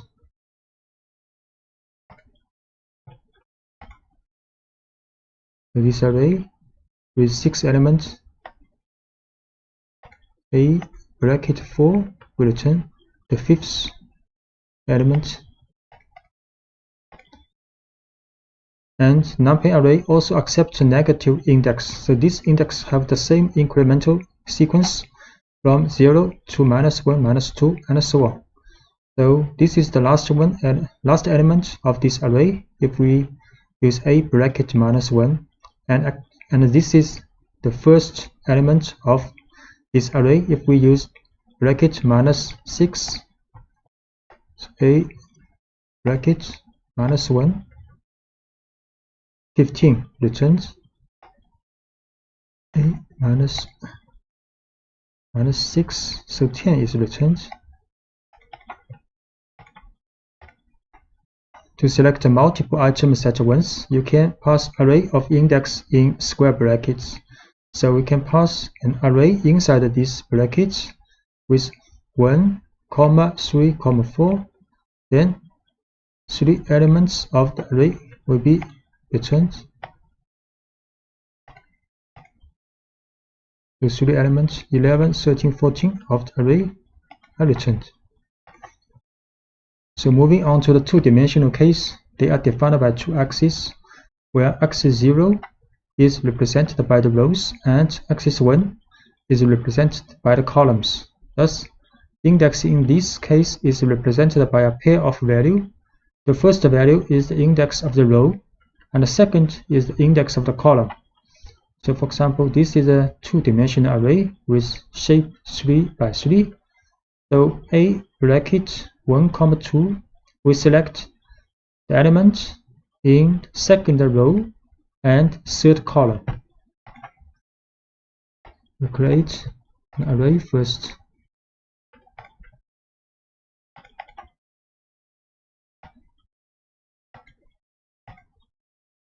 A, the two-dimensional array, then a bracket 1, 2, so the value element of 15 is returned.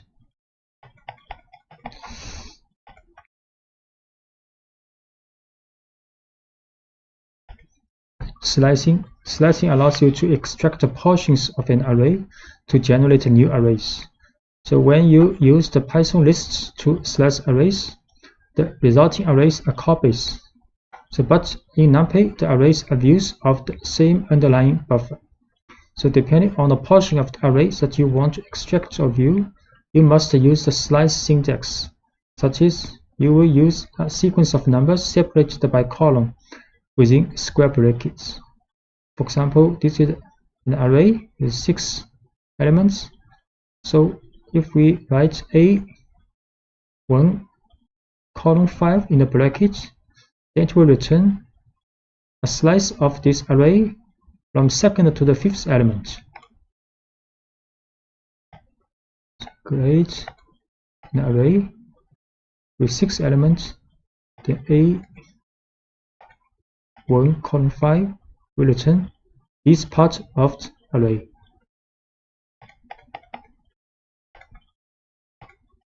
And you can use the third number in the bracket, define a gap in the sequence of the elements. So if we write A bracket 1 column 5 1 column 2, this last 2 means the gap of the elements returned. So array will return an array with 11 then 13. So the difference between these two are 2 for this element. So A1 column 5 2, this will return 11 and 13. In the slicing bracket, if you omit the first number, NumPy implicitly interprets this number as 0. That means from the initial element of the array. If you omit the second number, this will be interpreted as the maximum index of the array. And if you omit the last number, this will be interpreted as 1 for the gap. So if we do not write the first and second element in the bracket, then it means from the first to the last element of this array with the gap 2.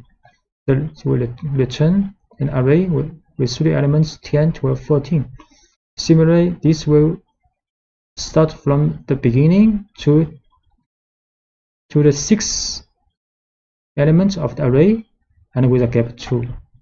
Actually, the result is the same as this one, and this will from the beginning to the 5th element but with gap 1.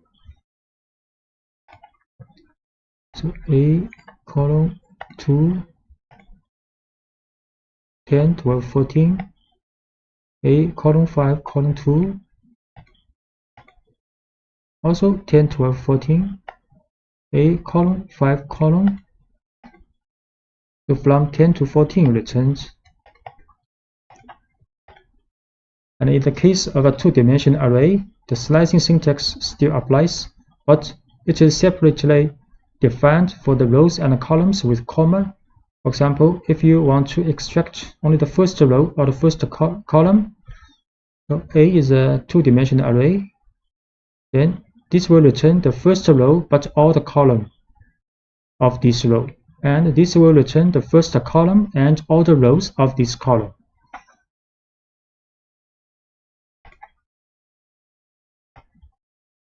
So A is a two-dimensional array.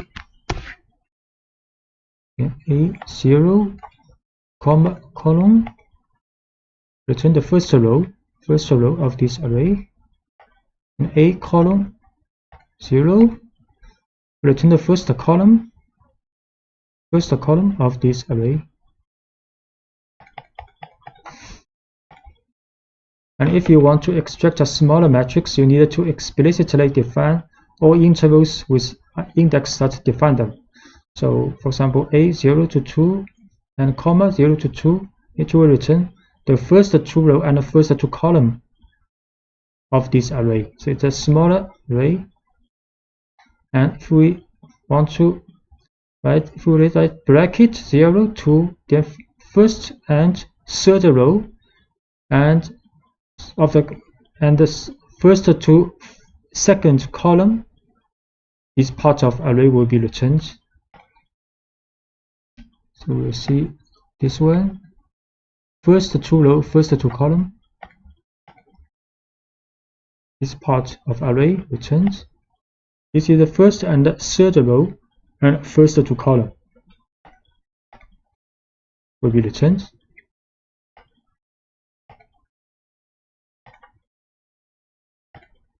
Iterating an array, you can use the for constructor to do the iteration of the items in an array. So you can write for I in A, print I. You can write for I in A, print I. But similar as numpy's for loop in the list, but similar as the for loop for the list. So if you apply the for loop to a matrix, it will always perform a scan according to the first axis is a row. So if we write a for row, A is a two-dimensional array, print a row, then each row of this matrix two-dimensional array will be print out. So we can write a for row in A, print row, and row by row, print out. And if you want to make an iteration element by element, you can use the following constructor using the for loop in A.flat. So A.flat will get all elements of this two-dimensional array and put in an one-dimensional array, then print this item out. Write A.flat for elements. So element by element, each element printed out from this two-dimensional array. And if you want to launch an aggregate function that returns a value calculated for every single column or on every single row, there is an optimal way that leaves it to numpy to manage the iteration. You can use apply along axis function. So this function takes 3 arguments: the aggregate function, the axis on which to apply the iteration, and the array.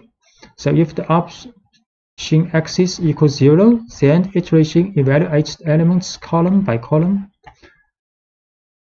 along the column, whereas if axis equals 1, then iteration equals evaluates the elements row by row. So for example, you can calculate the average values first by column and then by row. So if you write numpy dot apply along axis mean x0 array A, you see how it's going, and if we set axis 1, so we should matrix A first,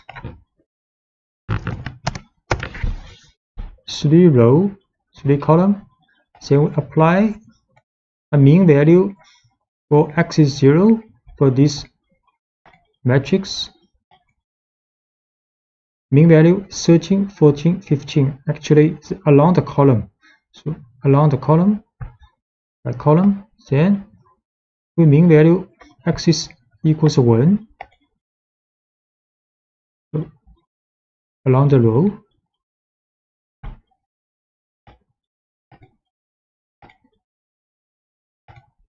And you can also define your own function in using the apply along axis function. So we can define a function called foo and return the value of the parameter. So next we apply this function to array A along axis 1 or along axis 0. Define this function first, then apply along axis for the 1.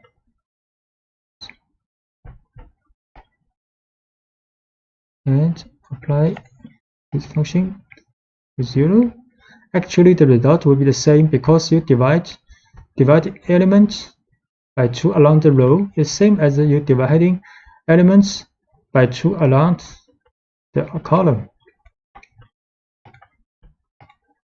And the conditions and the Boolean arrays.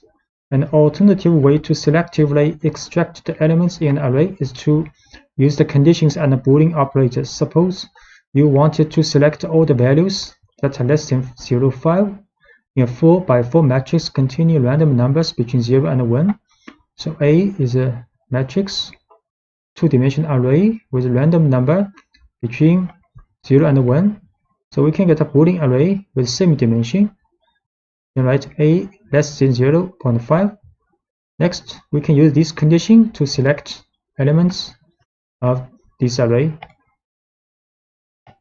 So create this array first, random number between 0 and 1, 4x4 dimension, 4x4, the shape A less than 0.5, it's the same dimension, Boolean matrix. We can select condition. Now it is a 1 dimension with all the values meeting this condition in array A. Shape manipulation. During the creation of a 2-dimensional array, it is possible to convert a 1-dimensional array into a matrix using reshape function. Reshape function returns a new array and can therefore create new objects. So this is 1-dimensional array with 12 elements, and we can write A.reshape to 3x4 2-dimensional array. A is a 1-dimensional array, the random number, 12 random number, and we create another array using reshape to 3x4. Issue this array. Now the dimension is 3x4 2-dimensional array. And you can also use a tuple to modify the shape of an existing array. We can also write A.shape, assign a 2-dimensional array in a tuple. So we assign the shape to A, then we issue A again. Now A is 2-dimensional array.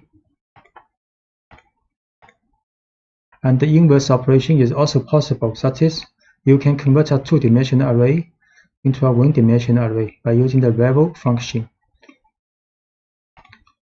We use level function to A and So A is now is one-dimensional again, and even acting directly on the shape attribute of the array itself, you can also write A shape to 12. You can also first create again A as two-dimensional array. Then we assign the shape to 12. So A is one-dimensional array now. And if you want to transpose a matrix which is inverting the columns with the rows, you can use numpy's transpose function. We can transpose A. So A's value has been transposed, and now the A's dimension is 4 by 3. So 4 rows, 3 columns now. The join arrays, you can merge multiple arrays to form a new one that contains all of the arrays. NumPy uses the concept of stacking, providing a number of functions in this regard. For example, you can perform vertical stacking with the vstack function, which combines the second array as new rows of the first array. By contrast, the edge stack function performs horizontal stacking, that is, the second array is added to the columns of the first array. So A, B are two arrays, both have the shape 3 by 3, so we can vstack AB, then it will be a new array with shape 3 by 6 by 3, and edge stack AB will create a new array with the shape 3 by 6. So A, B, the two array to A, B, both 3 by 3, then NP vstack AB. So the shape in the new array is 6 by 3. So array B has been added to the rows of the resulting array. And edge stack AB, you see the array A and array B is being stacked, and the dimension is 3 by 6 now. Two other functions performing stacking between multiple arrays, a column stack and a row stack. These functions operate differently than the two previous functions. So generally, these functions are used with a one-dimensional array, which are stacked as columns or rows in order to form a new two-dimensional array. So can create 3 array all by one dimension. Then we can use column stack ABC or row stack ABC, row C. So ABC, 3 one-dimensional array. Then we can column stack ABC. So they now become a two-dimensional array. The row, each row represents, each column represents these 3 array, and we can also NP row stack ABC. So this also is a 3 by 3 two-dimensional array, and with each row represents ABC.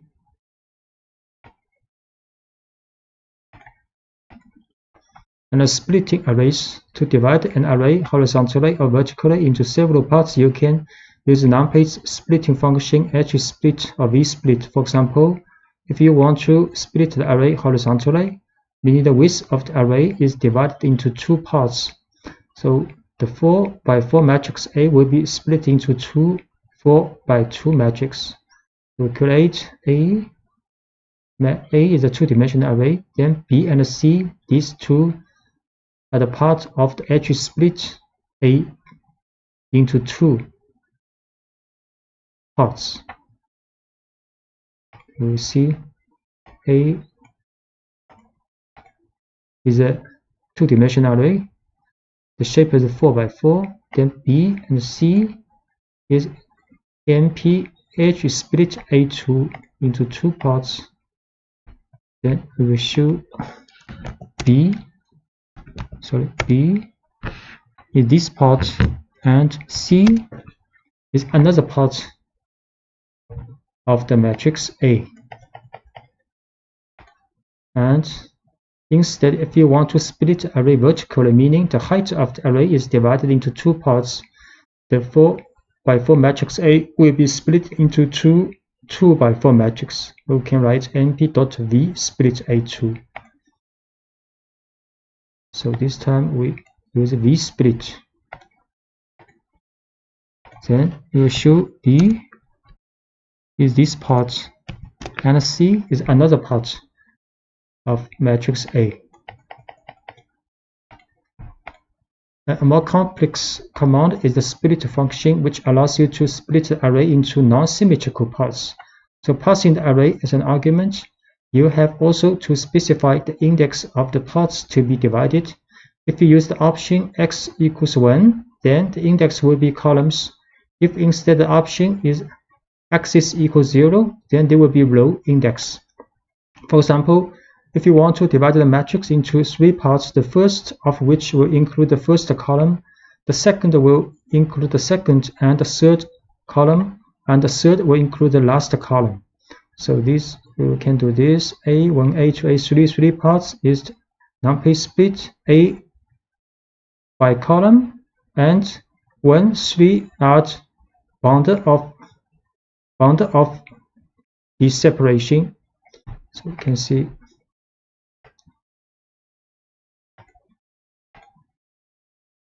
so A1 is this part, A2 is 2 and 3 column, and A3 is the last column of matrix A. And similarly, you can also do the same thing by row. So this time we can split by the row with first row and second to third row, then the last row of matrix A. Copies or views of numpy arrays. If you assign one array A to another array B, you are not copying it. Array B is just another way to call array A. In fact, by changing the element of A, you change the value of B too, and vice versa. So A is an array, then we assign A to B, B equals A. Now if I change the element of A, then B is also changed. Create an array A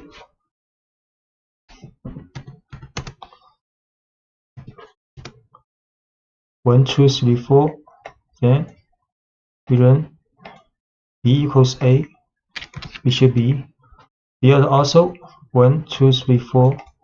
Now we assign the element, one of the elements in A to 0, then A will be 1, 2, 0, 4, and B is also 1, 2, 0, 4. So when you slice an array, the object returned is also a view of the original array. So if we create a C, it's a slicing of A, and now we also assign elements, change one of the elements in A to 0, then C is also changed. So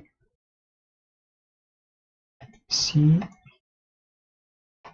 then C is array 1, 2, and A is array 1, 2, 0, 4. Now we assign the first element of array A to 0. Now A is 0 to 0, 4. Then we'll choose C. C will be 0, 2, because C is the slicing of first and second array element of array A. If you want to generate a complete and a distinct array, use the copy function. So we can use the C is equals A.copy. So C is another distinct array. If we change some elements in A, C will not be changed.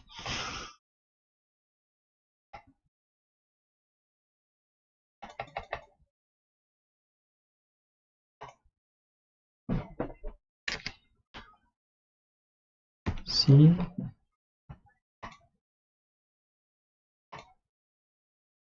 equals A dot 20.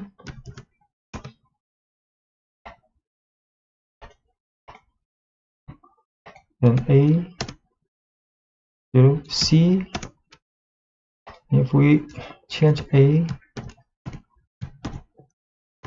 to 100, A changed to 100, but C not changed now.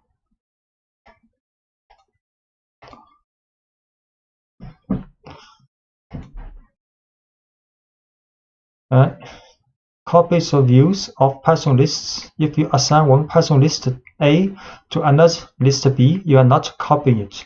List B is just another way to view list A. So by changing the element of A, you change the value of B too, and vice versa. So A is a list, and we assign A to B. So B and A have the same element, and B is a view of A. So now if we append one element to B, and A change something in A, then both A and B will also be changed and appended. A is a list. A 1, 2, 3, 4. Then B equals A. B is also a list with the same element as A. Now B append with 5. Then B is 1, 2, 3, 4, 5. Then A also 1, 2, 3, 4, 5. We also change one element in A to 10. A is now 1, 10, 3, 4, 5. Then B also 1, 10, 3, 4, 5.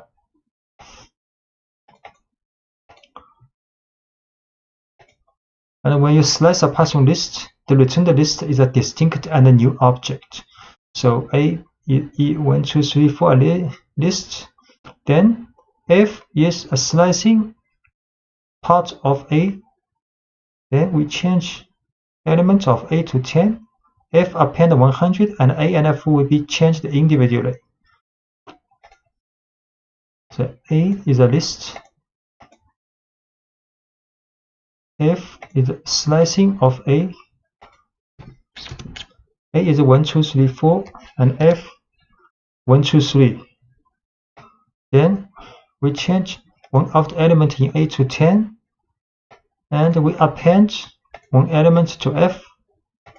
So A the 1, 10, 3, 4, and F 1, 2, 3, 100. So they are distinct objects.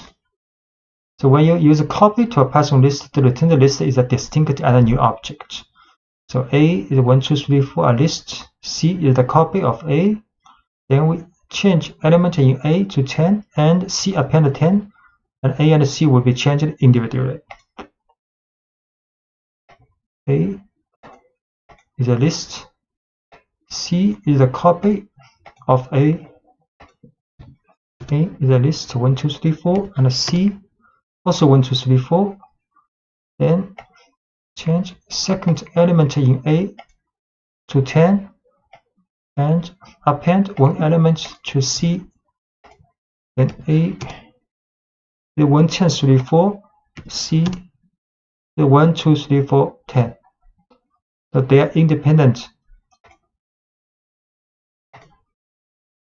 Broadcasting of numpy arrays. Broadcasting allows an operator or a function to act on two or more arrays to operate even if these arrays do not have the same shape. Two arrays can be subjected to broadcasting when all their dimensions are compatible, which means the length of each dimension must be equal, or one of them must be equal to 1. If neither of these conditions is met, you get an exception that states that the two arrays are not compatible. So when the rule of compatibility is met, then the size of the smallest array will be extended to the size of the biggest array, so that the element-wise function or operator is applicable. So we see an example. A is a two-dimensional array, and B is a one-dimensional array. A plus B is compatible, and B will be broadcasted to the size of A, and then get the addition implemented.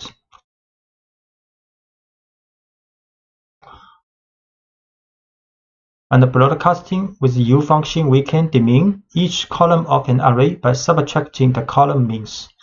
So for example, A is a two-dimensional array with a shape 4 by 3.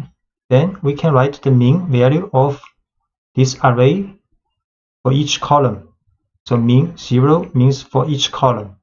Then next we can minus this one, minus the mean value of each column from this array, and this matches the broadcasting rules.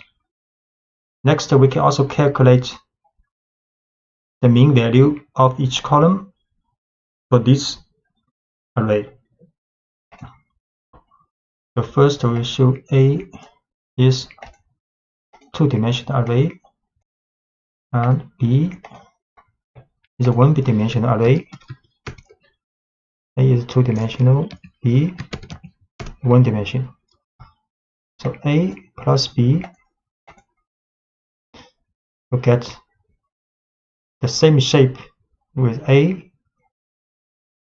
and array is a two-dimensional array with shape 4 by 3. You can calculate column mean of this array. 3 value because there are 3 column. Next, we can calculate the minus array minus the mean of its column.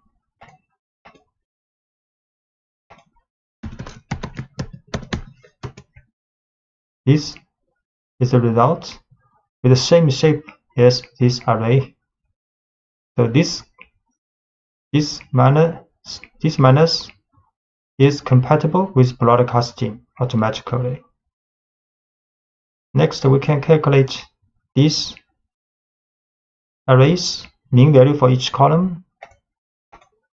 It will be 0 for each column because it has been demeaned. This value is very close to 0.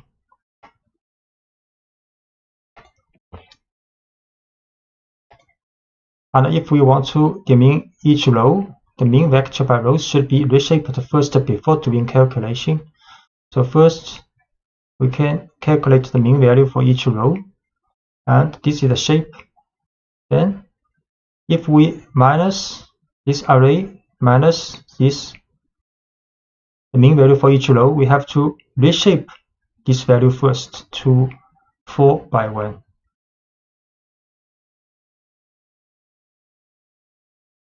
So we will show again this array 4 by 3. Then the row mean for this array, we have to put 1 here.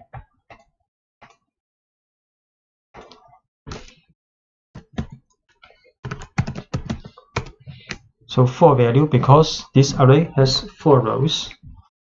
And we can also show the shape of this. Shape is one-dimensional array with 4. If we want to calculate, then we have to reshape this row means to 4, 1. Then it is possible with the broadcasting.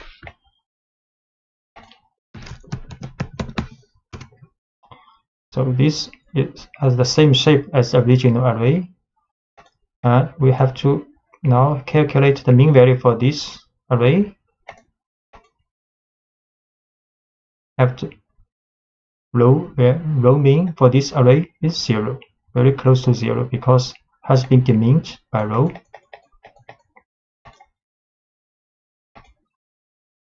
Okay, using NP new axis function to reshape numpy arrays also. So in the 3-dimensional case, broadcasting over any of the 3 dimensions is only a matter of reshaping the data to be shape compatible. So using reshape is one option, but numpy arrays offer a special function called np.newAxis along with full slices to insert the new axis. So what this means? We show one array in 2 dimensions, then we can change the shape of this array to 3 dimensions by adding np.newAxis here. Then the shape will be 4, 1, 4. So this array, the 2 dimension, 2 dimension, all the values 0. Then we can create another array based on this array with 3 dimensions. Add np.newAxis here. Then show the shape of this array, like 4, 1, 4.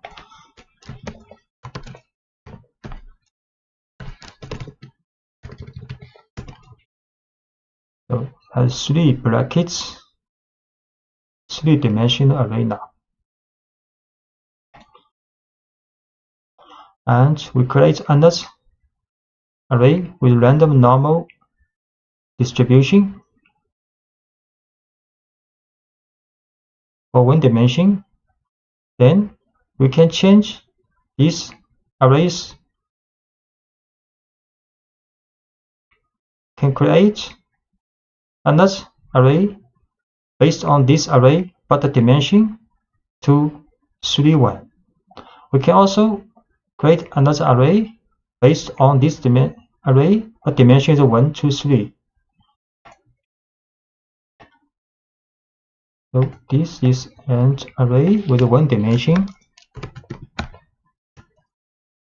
But if we run this, it will be a 2-dimensional array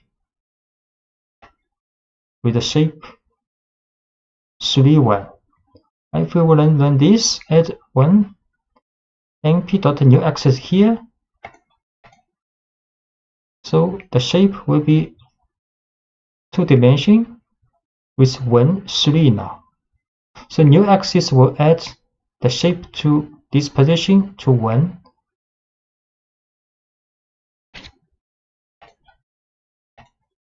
Thus, if we had a 3-dimensional array and wanted to demin axis 2, say we would need to write. So this is a 3-dimensional array, and we want to get the mean for 2 is the last dimension. So this mean array will be 2-dimensional because the last axis has been meaned out. And next, if we want to calculate AR minus this mean value, because this mean value is 2-dimensional, so we have to add 1 axis here with 1 dimension, 1. The shape is 1 for the last axis. Then it is compatible for calculation. We'll show. So this is a 3-dimensional array. 3-dimensional, 3 brackets. And we get the means and mean out at the last dimension. Sure. So this mean matrix is 2-dimensional with 3, 4. We show the shape 3 by 4. So if we want to calculate the minus, then we have to add the np.newAxis here after for this mean matrix. The mean, we can calculate again the mean value for this. The mean is 0 actually. Every value is 0 now. Random number generation with a Python random model. The Python defines a set of functions that are used to generate or manipulate random numbers through the random module.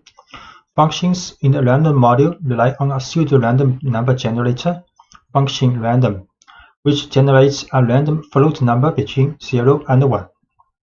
So we first import random, then can generate a random number. Import random and generate a random number using random.random. And this number is randomly generated between 0 and 1. Generating a random item can using a choice. The choice is an inbuilt function in the Python random module that returns a random item from a list, tuple, or string. So you import a random, and we can print a random value from the list. So this is a list, and can print a random number using random.choice for this list. To random, then create a list. So list 1 has 1, 2, 3, 4, 5, 6. We use random.choice list 1. This time print the number 4. We can also print a random item from the string. So this is a string, can print random.choice string. String, then randomly choose one alphabet of this string to print out. S, this time is S. And generating random numbers from a specified range and step using random range. So using random range can generate in range from, for example, 20 to 50. The last parameter 3 is the size of a step to skip 3 numbers when selecting. So we can using random.random range 20, 50, 3, then print out.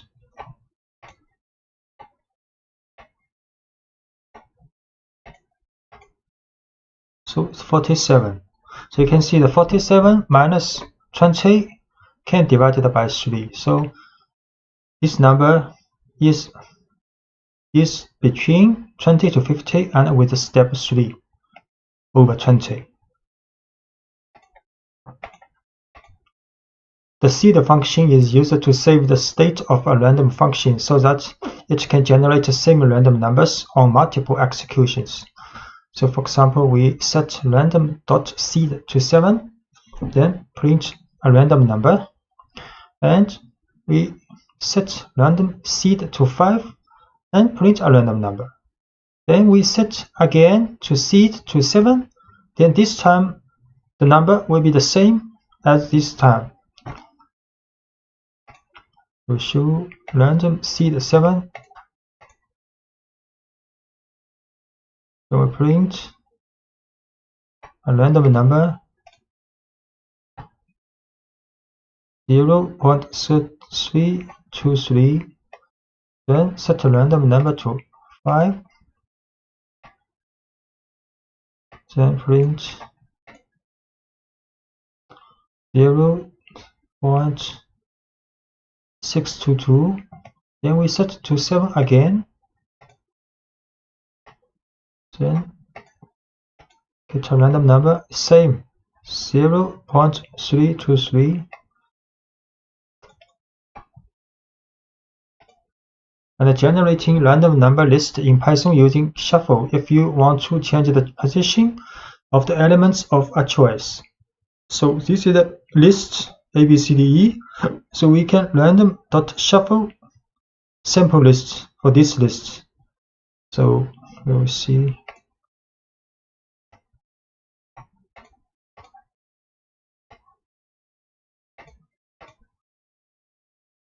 And print. This is the original list. And random shuffle sample list. We shuffle this list, then print again. So after the first shuffle, now the sequence of elements has been changed. Second shuffle also changed. Sequence.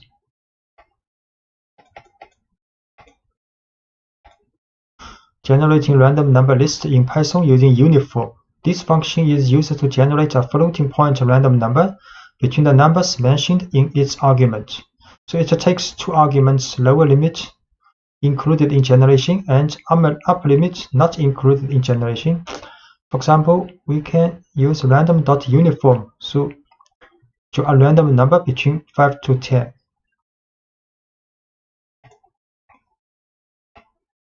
Uniform 5, 10, 9.54.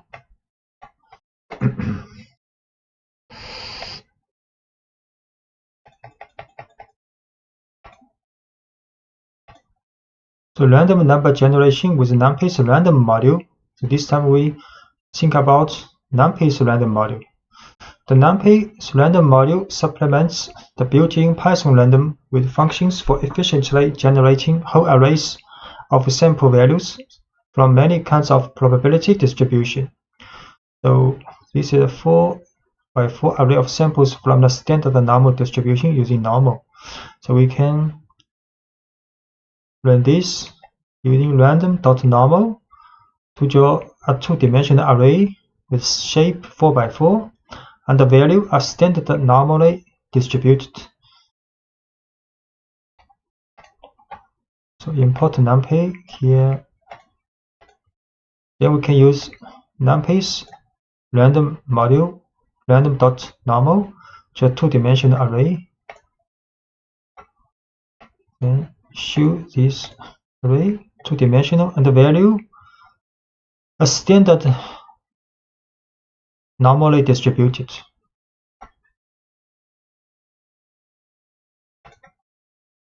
And we can also draw a 4x4 array of samples from the normal distribution with mean equals 5, standard deviation equals 2. Use np.random.normal 5 to size it 4x4.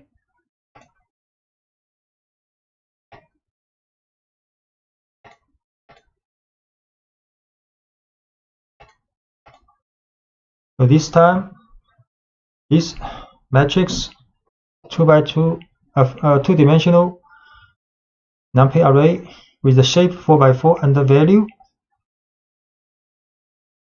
f normally distributed with mean equals 5, standard deviation equals 2.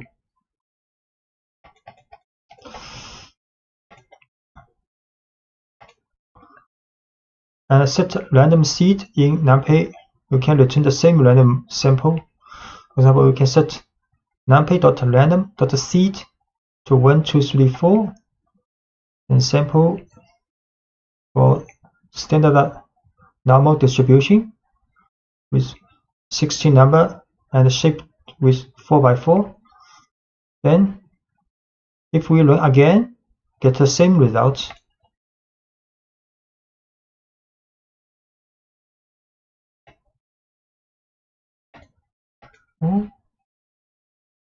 Simple.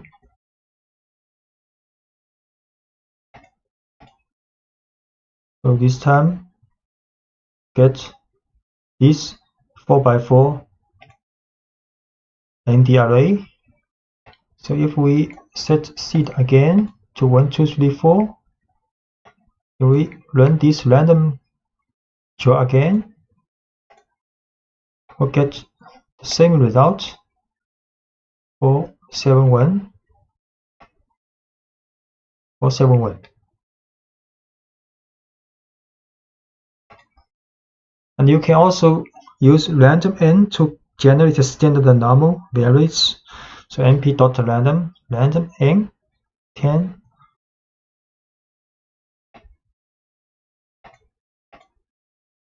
So these 10 numbers also standard normally distributed. You can shuffle an numpy array with np.random shuffle. So create an array.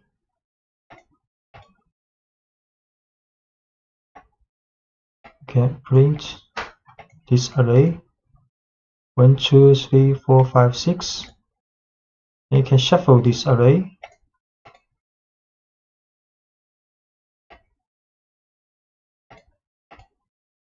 And shuffle this 2, 1, 6, 3, 5, 4. And NumPy's random permutation method to get the random samples of sequence of permutation. So import NumPy as np, then gfg equals numpy random.permutation20. See,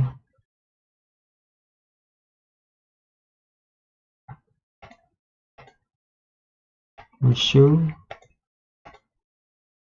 actually is the 20 number from 0 to 19, then randomly arranged after shuffle.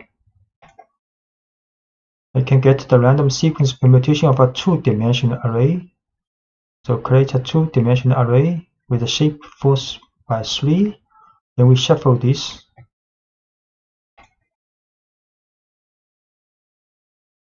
This is a two-dimensional array.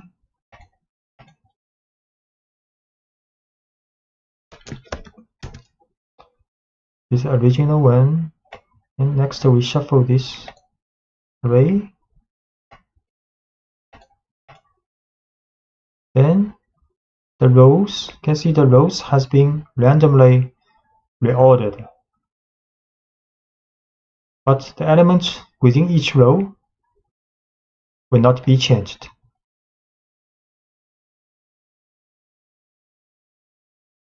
So reading and writing numpy array data on files. So loading and saving data in binary files. So numpy provides a pair of functions called save and load that enable you to save and then later retrieve data stored in binary format. So once you have an array to save, for example, one that contains the results of your data analysis processing, you simply call the save function and specify as an argument the name of the file and the array. The file will automatically be given the .npy extension. So this is a data frame. So this is a numpy array with shape 4x3, two-dimensional. Then we can save using np.save to save the data, this file with this data numpy array. We have to import OS package and save the working directory. Then create a numpy array, two-dimensional array, the shape of 4x3. Then we can save this array to this file.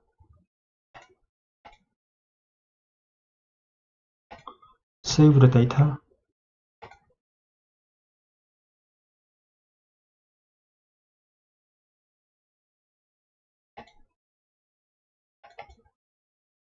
So you can find this data, save the data, but this is a binary file you cannot open with txt file.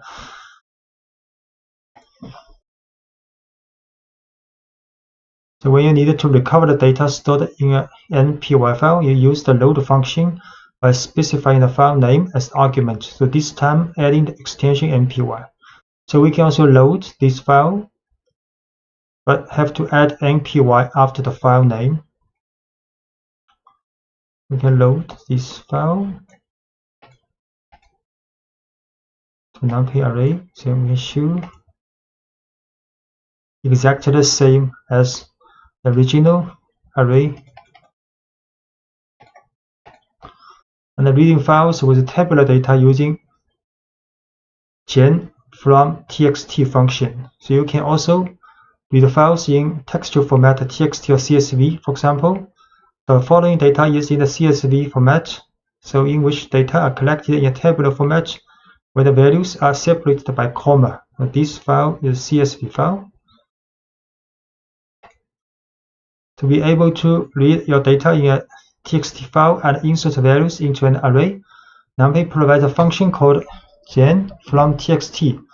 So normally this function takes 3 arguments: the name of the file containing the data, the character that separates the values from each other, in this case is a comma, and whether the data contain column headers. So because data has a column header, we set true. Delimit the comma and gen from text this file.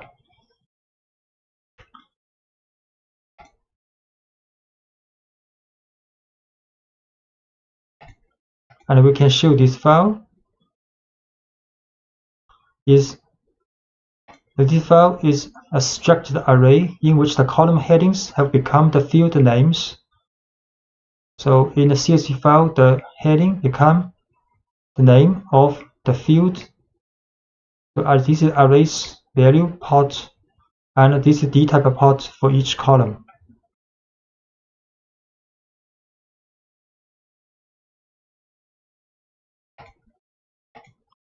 You can also, at the bottom of the array, you can find the column headings contained in the file. These headers can be considered a label, such act as index to extract the value by column. So we can run data ID. We show this array, data 0. We show this array.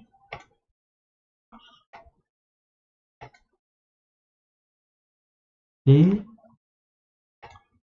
data 0.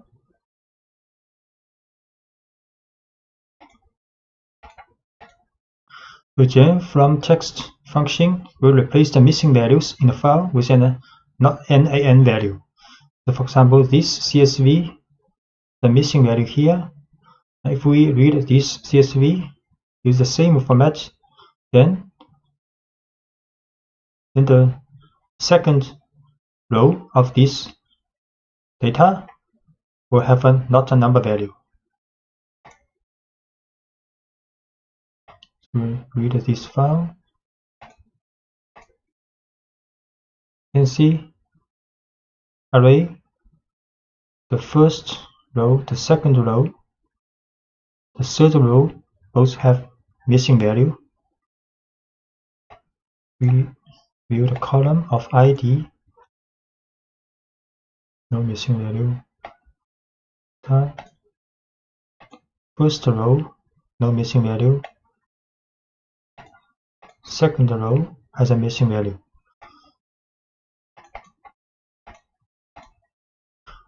And the reading files with tabular data can also use numpy's load.txt file. For example, this is a txt file with 6 rows.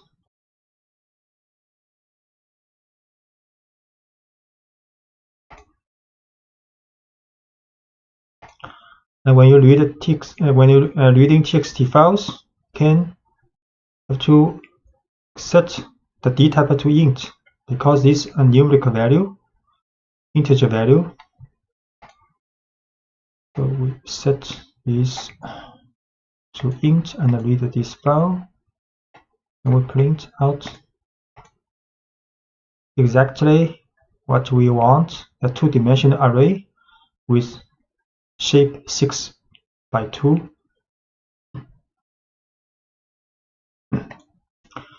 You can also set a skip rows here if you want to skip the first row in this txt file.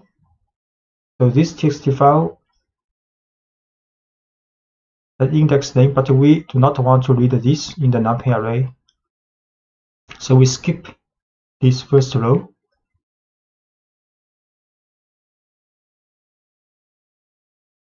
I have to set a row, skip rows here. So loader text will read from this row first. So this is the second row, which means the first row is skipped. And the dtype is a string. I have to add str here.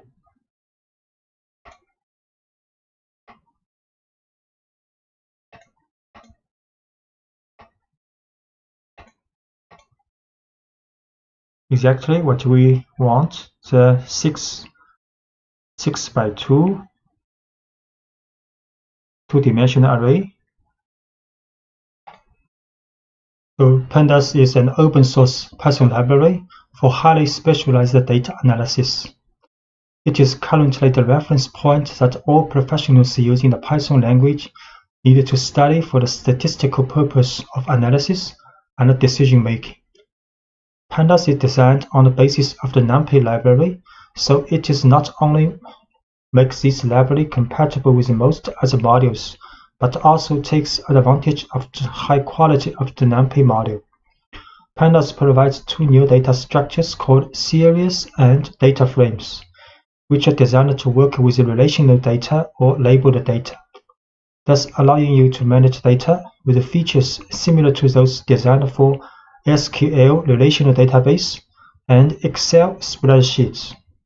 And Pandas provides also an extended set of functions and methods that allow you to perform operations efficiently. Installation of Pandas. And for those who choose to use the Anaconda distribution, managing the installation is very simple.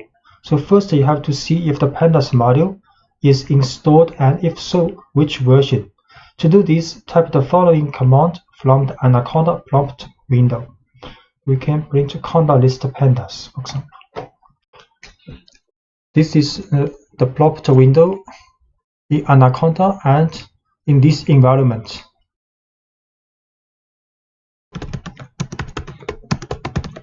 We can show conda list pandas.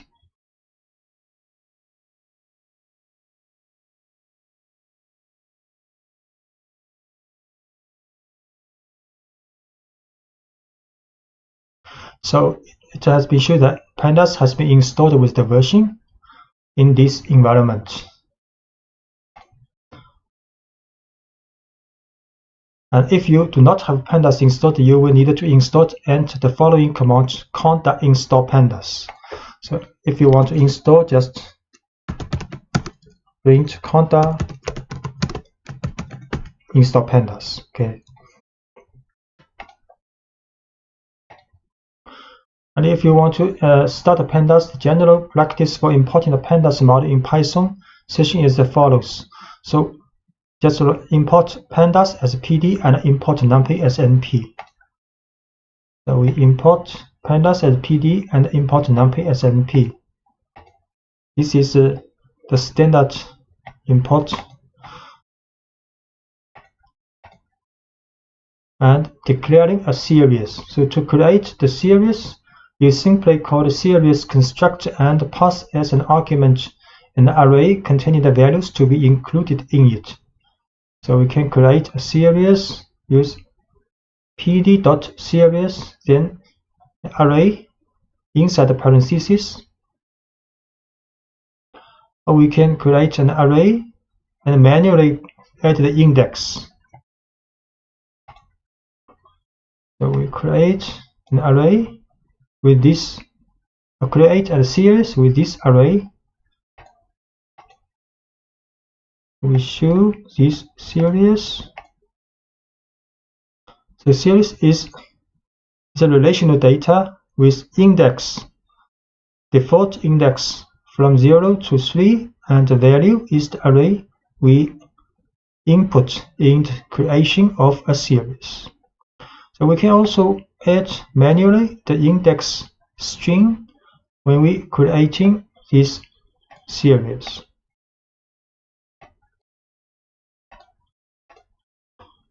So this time the index has been changed from A to D. And we can also show the values of a series and index of a series. So we can write s.values. The values is an array with this value, and the index of this series A, B, C, D, the index. And for the data frame, the most common way to create a new data frame is precisely to pass a dict object to the data frame construct. And this dict object contains a key for each column that you want to define, with an array of values for each of them. So if we want to create a data frame, we can create a dictionary first. Dictionary with the key, color, key object, and key price. 3 key and 3 arrays are the values for corresponding keys. Next, we can create a data frame using pd.dataframe, then put this dictionary here. Then it will be a data frame with 3 columns. So show in this dictionary with 3 key value pairs.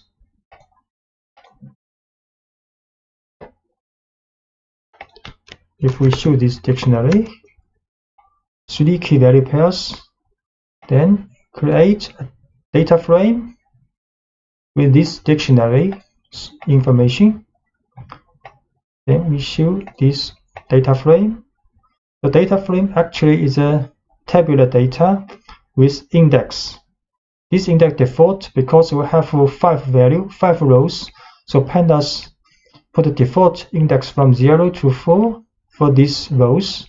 And the column has a header, 3 header variables, exactly the 3 keys in this dictionary. And the values, 3 column values, are 3 values associated with these 3 keys in the dictionary.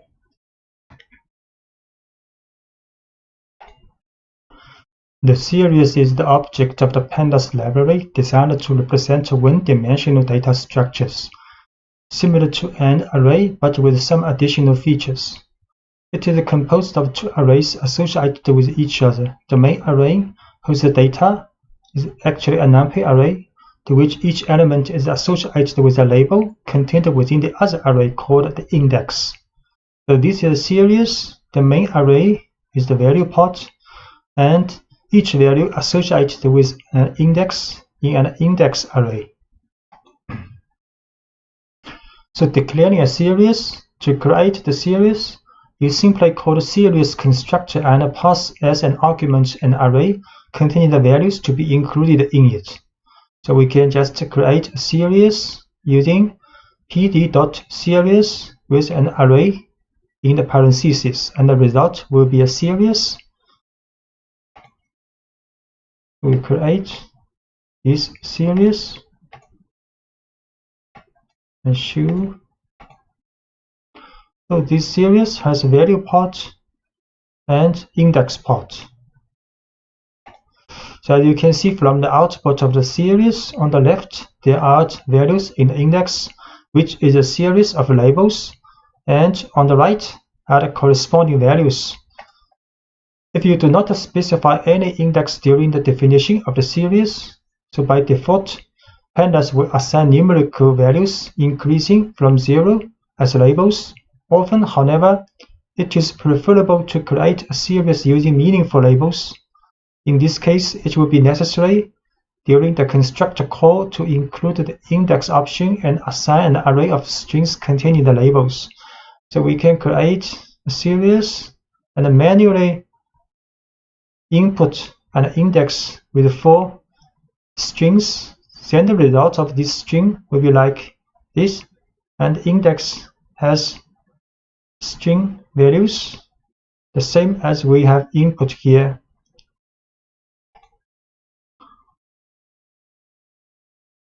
So we create series with ABCD index. So the index has been the value you want. And if you want to individually see the 2 arrays that make up this series, you can call the 2 attributes of the series as follows: index and values. We can write s.values, and it will show the value part, and s.index to show the index part of this series. So s.values, value part, s.index, the index array. And you can select the internal elements of series, then select the individual elements as ordinary numpy arrays by specifying the keys. So we can select, for example, the 3rd value of this series, or we can select by the index string of this value. You can also select multiple items in a series. We select the first two values of this series, and we put up an array inside this bracket. You can choose two values with index B and C. So choose this individual element.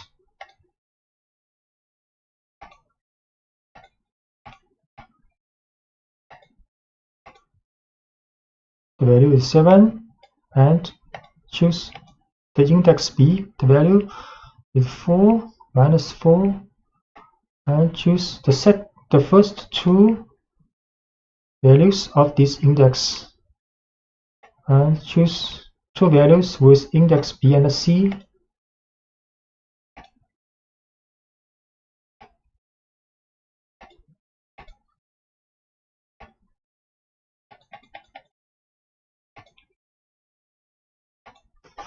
And you can assign values to the elements. So you can select and assign the value of a series by index or by labels. For example, we assign 0 to this series index 1's value. So the result will be like this. You can also assign 1 to this series index B's value. Then the result will like this.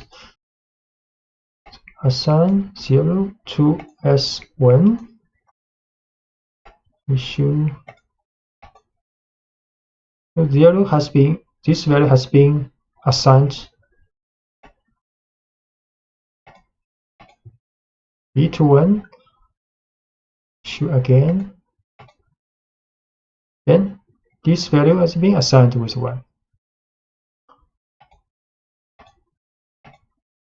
And both the series object itself and its index have a name attribute.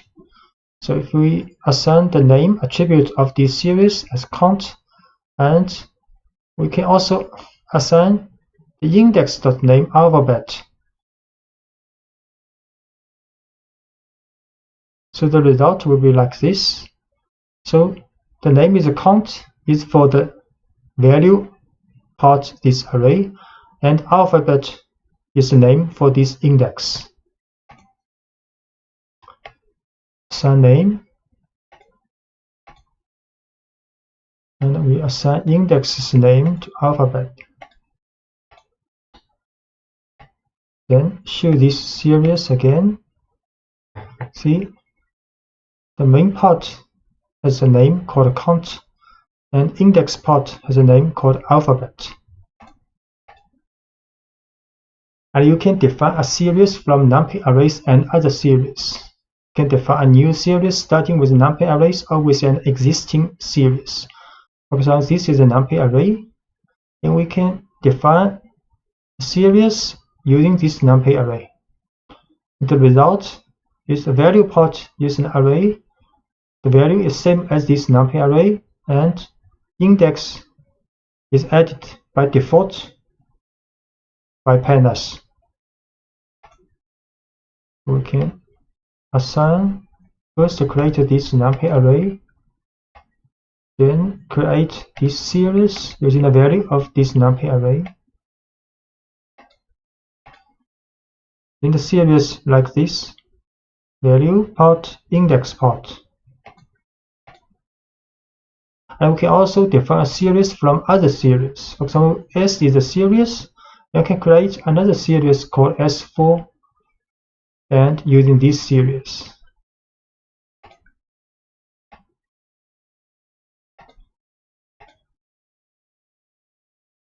And we show the 4 values and with index same as this series.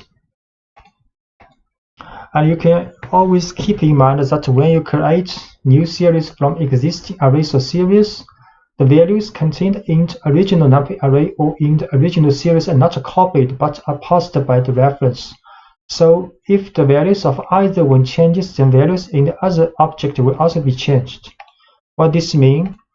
So we show this series S, and we show this series S4. S4 is created from this series. So if we change S4's last value to 100, we show S4. This value has been changed to S to 100, but if we show S again, S value, this value also been changed to 100. So both series are the reference to one series. So you can filter values of a series. So many operations that are applicable to numpy arrays are extended to the series. One of these is filtering values contained in the series through conditions. For example, if you need to know which elements in a series are greater than 8, you can write the following statement. PD series, create a series, then we can write S bracket S larger than 8, and the result will be these two values of the series. Create a series with 4 values. Then if we write S bracket S larger than 8, so only this part of the series is returned based on the condition. And some mathematical operations. So other operations such as operators, plus, minus, multiplication, and division, and mathematical functions that are applicable to numpy arrays can also be used to series. So we divide the 2 for this series, divide 2, then each value is being divided, and we can use log function, numpy's log function for series. This one is not a number. Then we use exponential function, exponential, and evaluating values. You can check the values of series, including existence of any duplicates and whether a certain value is present in the series. So to know all the values contained in the series, excluding duplicates, you can use the unique function, and the return value is an array containing the unique values in the series. So create a series with duplicate index and values, then can create an array with duplicate values of this series. Use the unique function. So create a series, duplicate value 1, 2, 2, 2. So we use unique function and the value, unique value of this series. And we can also use the value counts to return the unique values and calculate the occurrence of them within a series. So value counts will return each unique value and occurrence of this value. So value counts, unique value and occurrence.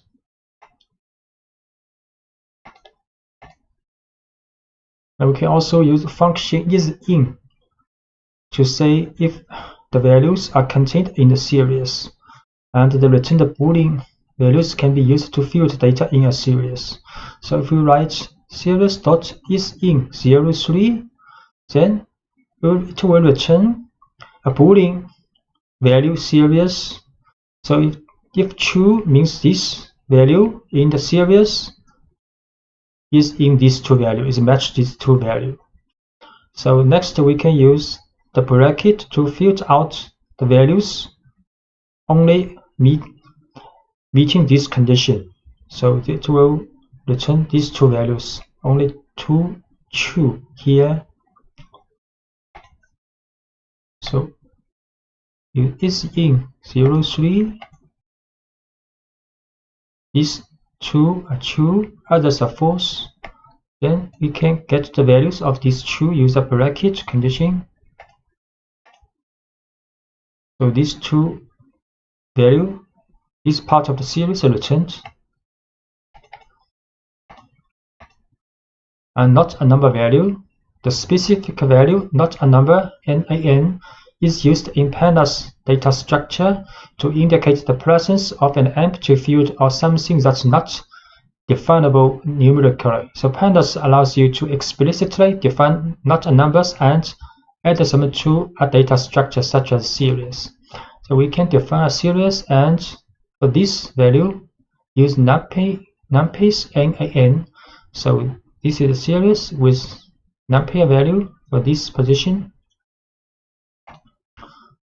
Then the isNull and notNull function are very useful to identify the index without a value, and the returned Boolean values can be used to field values of a series. So if we write isNull after this series, then it will return a Boolean value for this series. If it is true, then this value is not a number. Next, we can field out the not a number value from this series, use a bracket and s2.isNull inside. Create a series with a not a number value. Then we can use isNull. This value is true, isNull value. Then we can field out this value, get this value. This is not a number. And similarly, we can use notNull. So notNull, these three are true, and this is false because this is null. And we can also use notNull in the bracket to get the values not a value. So S2 notNull. So 3 true, 1 false, and field out the not null value. This is not null value.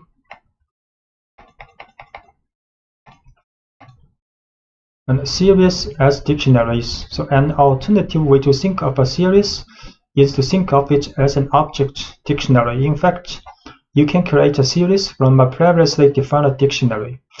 So this is a dictionary with key value pairs, and we can create a series from this dictionary. Then the key will be converted to the index in the series, and the value will be the value in the index in the series. So create this dictionary,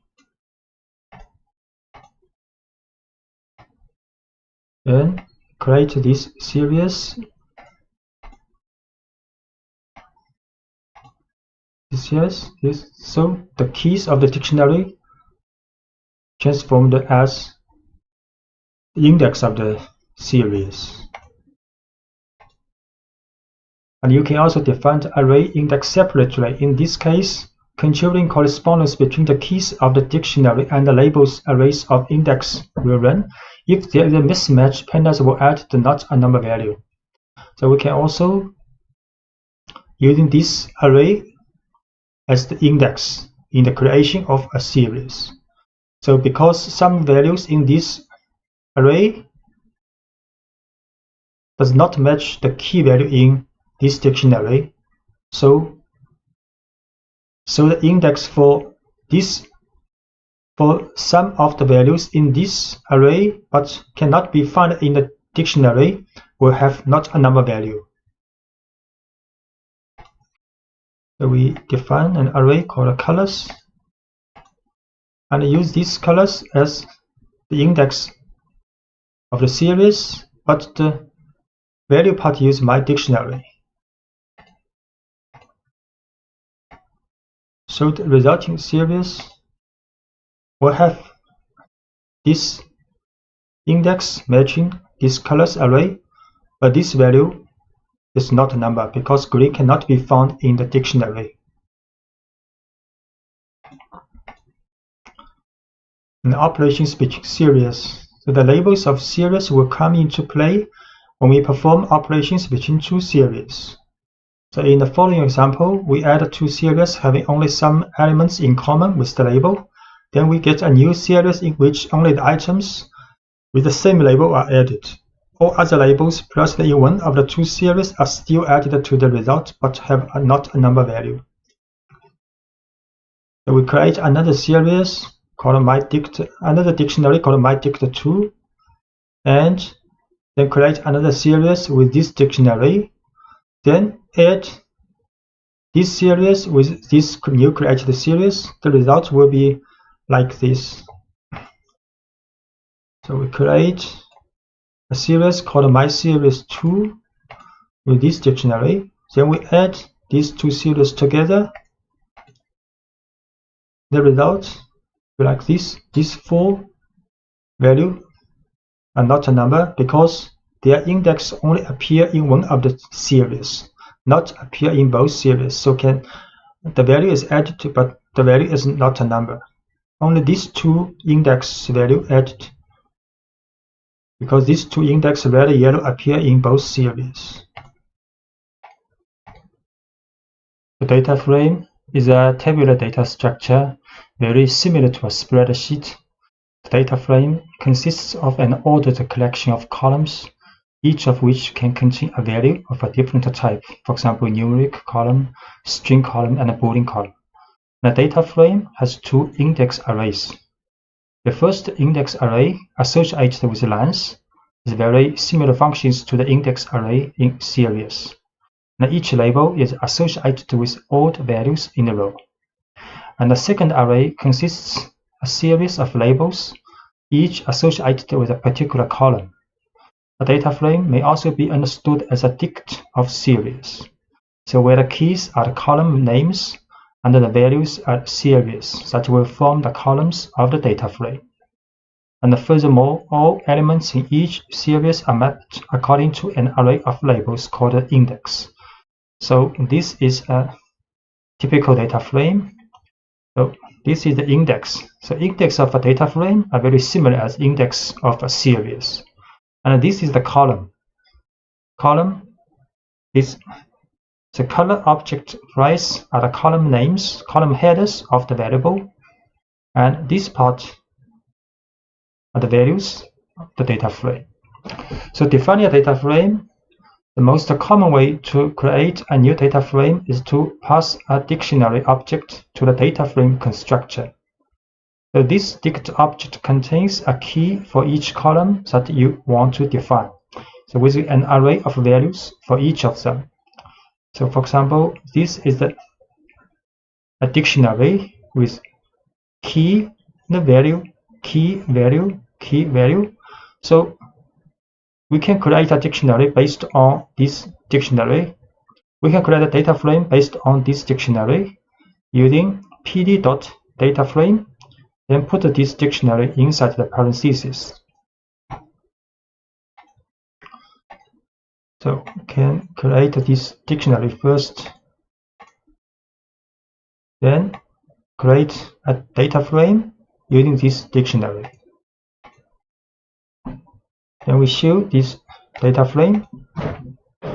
So it has 3 columns and 5 rows. This is the index of the data frame, and Pandas added this by default from 0 to 4.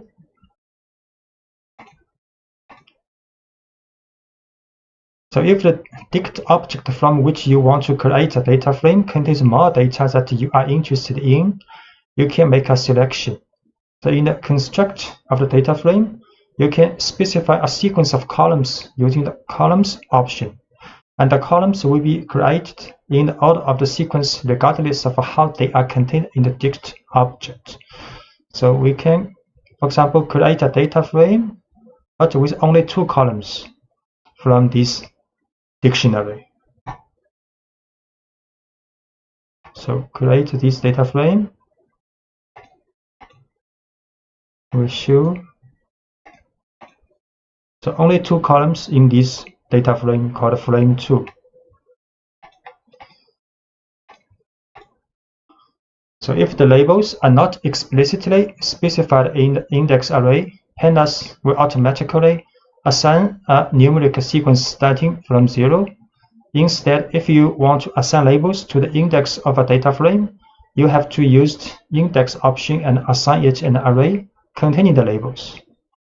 So we can manually add this index when we create this data frame.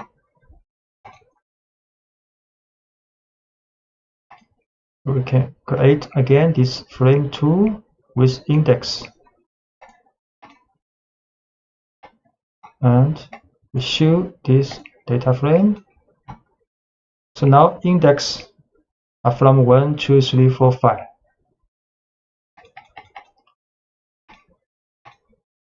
And an alternative way to define a data frame. So instead of using a dict object, you can define 3 arguments in a construct in the following order: a data matrix, an array containing the labels assigned to the index option, and an array containing the names of the columns assigned to the columns option. So we can also create a data frame using pd.dataframe, but inside the parentheses can put a numpy matrix with the shape 4 by 4. Next, we also add an index array, also add a columns array. We'll create this data frame called data frame 3. Then show this one. So it's a perfect data frame with index and columns headers.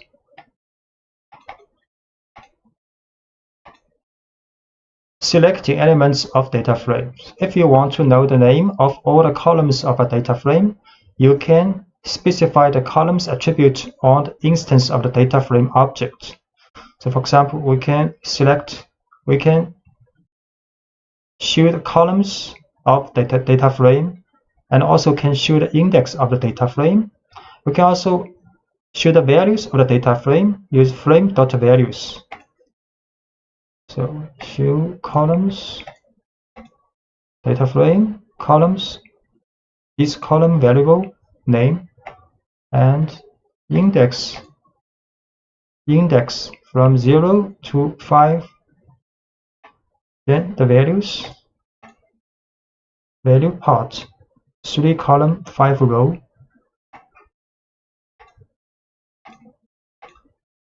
Selecting elements, or if you are interested in selecting only the contents of a column, you can write the name of the column.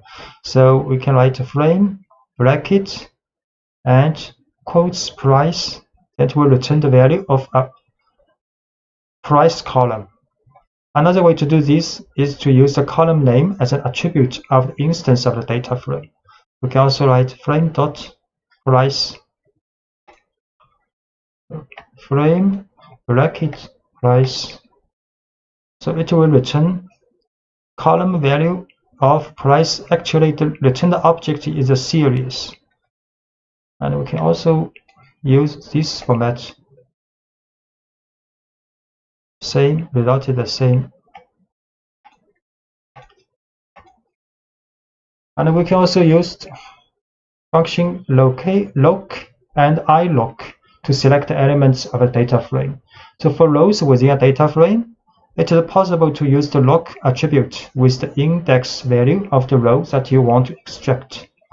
For example, frame.loc2, so it will return this row of the data frame. And if you want to select multiple rows, can specify an array inside the brackets. So inside the brackets, we put 2 number. So these 2 rows will be selected. And we also can select both from row and a column. We can select this row and show this one. This row has 3 column variables, and the result will be a series. If we choose 2 rows, it's a data frame, 2 rows and 3 columns, a data frame. You can choose both for rows and a column. So only 2 columns and 2 rows selected.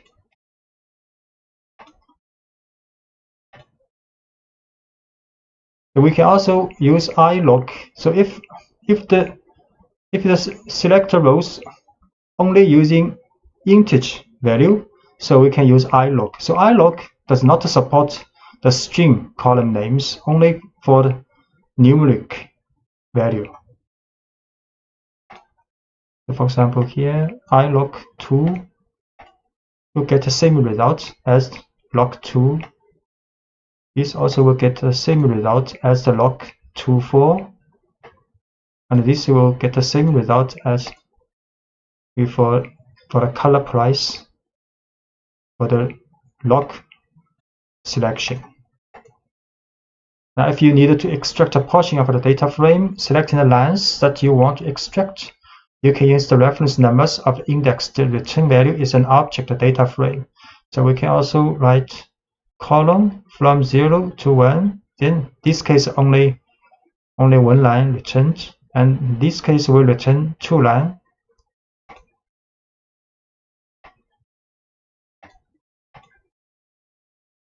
Even if it is one line, the result will be a data frame. It's 2 line data frame. And if what you want is to achieve is a single value within a data frame, you first use the name of the column, then the index or the label of the row. So you have to select the column first, then the row.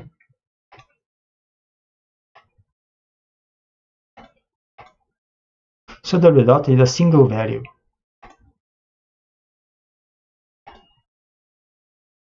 We can assign label names to index and columns. So you can assign label names to the array of index and the name of the columns. For example, this is a data frame with 3 columns and with 5 values, 5 rows. Then we can assign an index name called id using frame.index.name, and can also assign a name called item to the columns using frame.columns.name. So we create data frame first.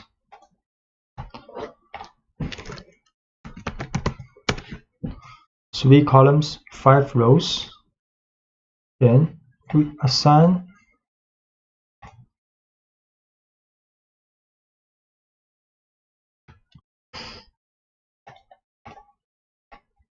id to the index name and assign item to the columns name. We shoot this data frame again. So now you can see id appears here, an item stay here. Item is the name of this column, id is the name of this index.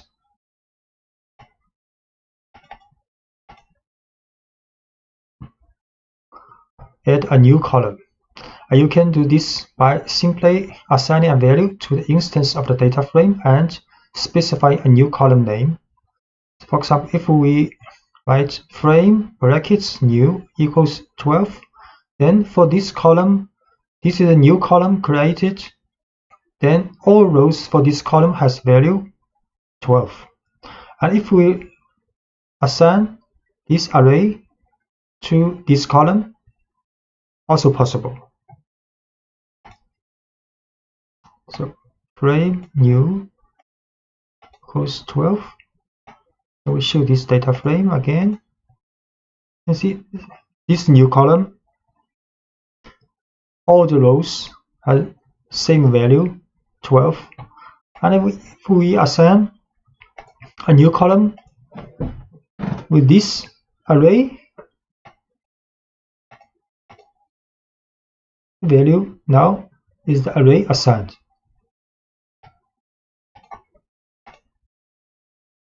And the columns of the data frame can also be created by assigning a series to one of them. So for example, this is a series with number from 0 to 4.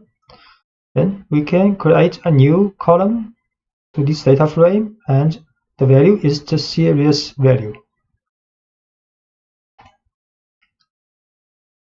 So this is a series, value 0 to 4, and we can assign this series to the column new of the data frame. Show again. So now data frames, this column's value is 0 to 4. And to change a single value, you simply select the item and give it the new value. For example, if we want to change the value of the column price, and this is the third value, third row of column price to 3.3, we can just write the frame bracket price, then bracket 2 equals 3.3.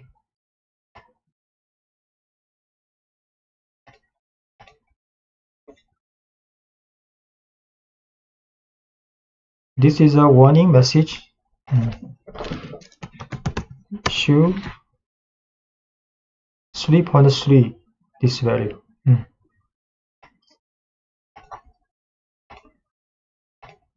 And the membership of a value, you have already seen in the previous lectures that the isIn function can be applied to the series to determine the membership of a set of values. And this feature is also applicable to data frame object. So we can write data frame dot isIn, and inside the parentheses is an array for these two values. So we can learn the data frame is in these two values. So you can see some appear as true. So if the value equals either this one or this one, it will be true. Otherwise, it will be false. And you get a data frame containing Boolean values, where true indicates values that meet the membership. If you pass the value returned as a condition, then you will get a new data frame containing only the values that satisfy the condition. So we can use this condition inside the bracket. So the data frame will only return the values of these three values. The other will be not a number.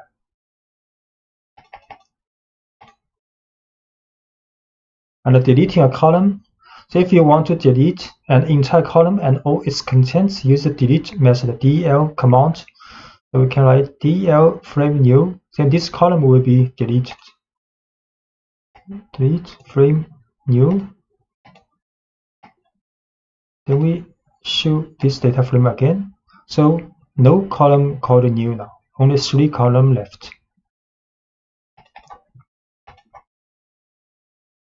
And the filtering, you can apply the filtering through the application of certain conditions. For example, say you want to get all values smaller than 1.2. The elements not matching the condition will be replaced with not a number. For example, this is a data frame. Then we can add a condition with bracket after this data frame. And the condition is if data frame less than 1.2. We can create a data frame first. So this data frame has 3 price column, 5 rows. We can run. So only these values less than 1.2, other values will be not a number. The data frame from nested dictionary. So a very common data structure used in Python is a nested dictionary, as shown here, called nest dict. And this is the external key, a key, red, white, blue. Then the value for the key is also a dictionary with key value pairs inside. So we can create a data frame using the information of this nest dictionary. So this data structure, when it is passed directly as an argument to the data frame constructor, will be interpreted by Pandas to treat external keys as column names and internal keys as labels for index. So red, white, blue are external key of this data object or library dictionary. Then this value will be converted as column names in the resulting data frame. And the internal keys like 2012, 2013 will be the index of the data frame. So we create this nested dictionary first, then create this data frame using this nested dictionary. Show this data frame. You can see now the red, white, blue are the columns, and the 2012, 13, 11 are the index.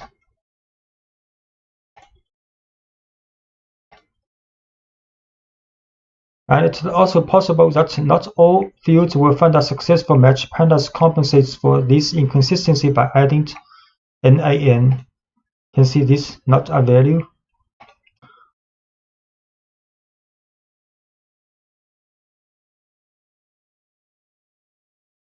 And the transposition of a data frame. You can get the transposition of the data frame by adding the T attribute to its application. So you create a data frame, then transpose. We create a data frame called frame3 with color. Color is index and columns are object, ball, pen, pencil, paper. Then if we transpose this data frame, then the color will be the column and objects are indexed now. The index objects in Pandas series and data frame are responsible for the labels on the axis and other metadata as the name of the axis. So we create a series with this value and with this index array. So if we write serial.index, it will show the index. Create this series first. Then can show the index of this series. And unlike all the other elements in the Pandas data structures, the index objects are immutable, so once declared, they cannot be changed.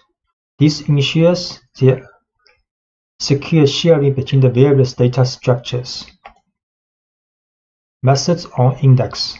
So there are some specific methods for index available to get some information about index from a data structure. For example, ID minimum and ID maximum are two functions that return respectively the index with the lowest value and the index with the highest value. So this maximum is blue, a minimum is blue, then maximum is white. Arranged alphabetically.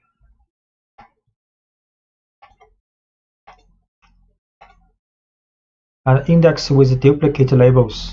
So far, you have met all cases in which indexes within a single data structure have a unique label. Although many functions require this condition to run, this condition is not mandatory on the data structures of Pandas.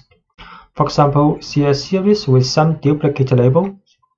We create a series with 6 values, and index array. You can see white, white, green, green, duplicate. So regarding the selection of elements in a data structure, if there are more values in correspondence of the same label, you will get a series in place of a single element. So if we want to show the value of this series with the white index, then it will return 2 values in a series. And the same logic applies to the data frame with duplicate index that will return the data frame.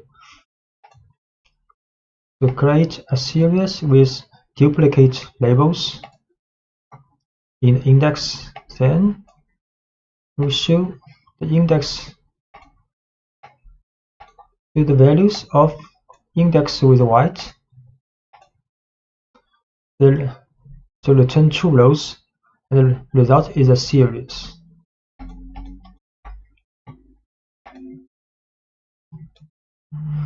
And the Pandas provides is unique attribute belonging to the index objects to tell if they are indexed with duplicate labels inside the structured data, both for series and data frame.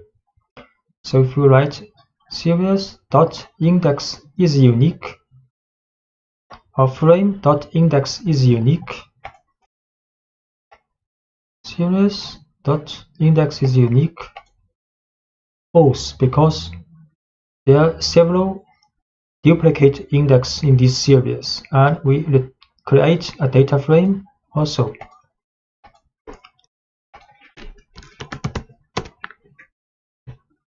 Data frame has 3 columns, 5 rows, index from 0 to 4, and we show this data frame's index is unique. Yes, true, because index no duplicate values.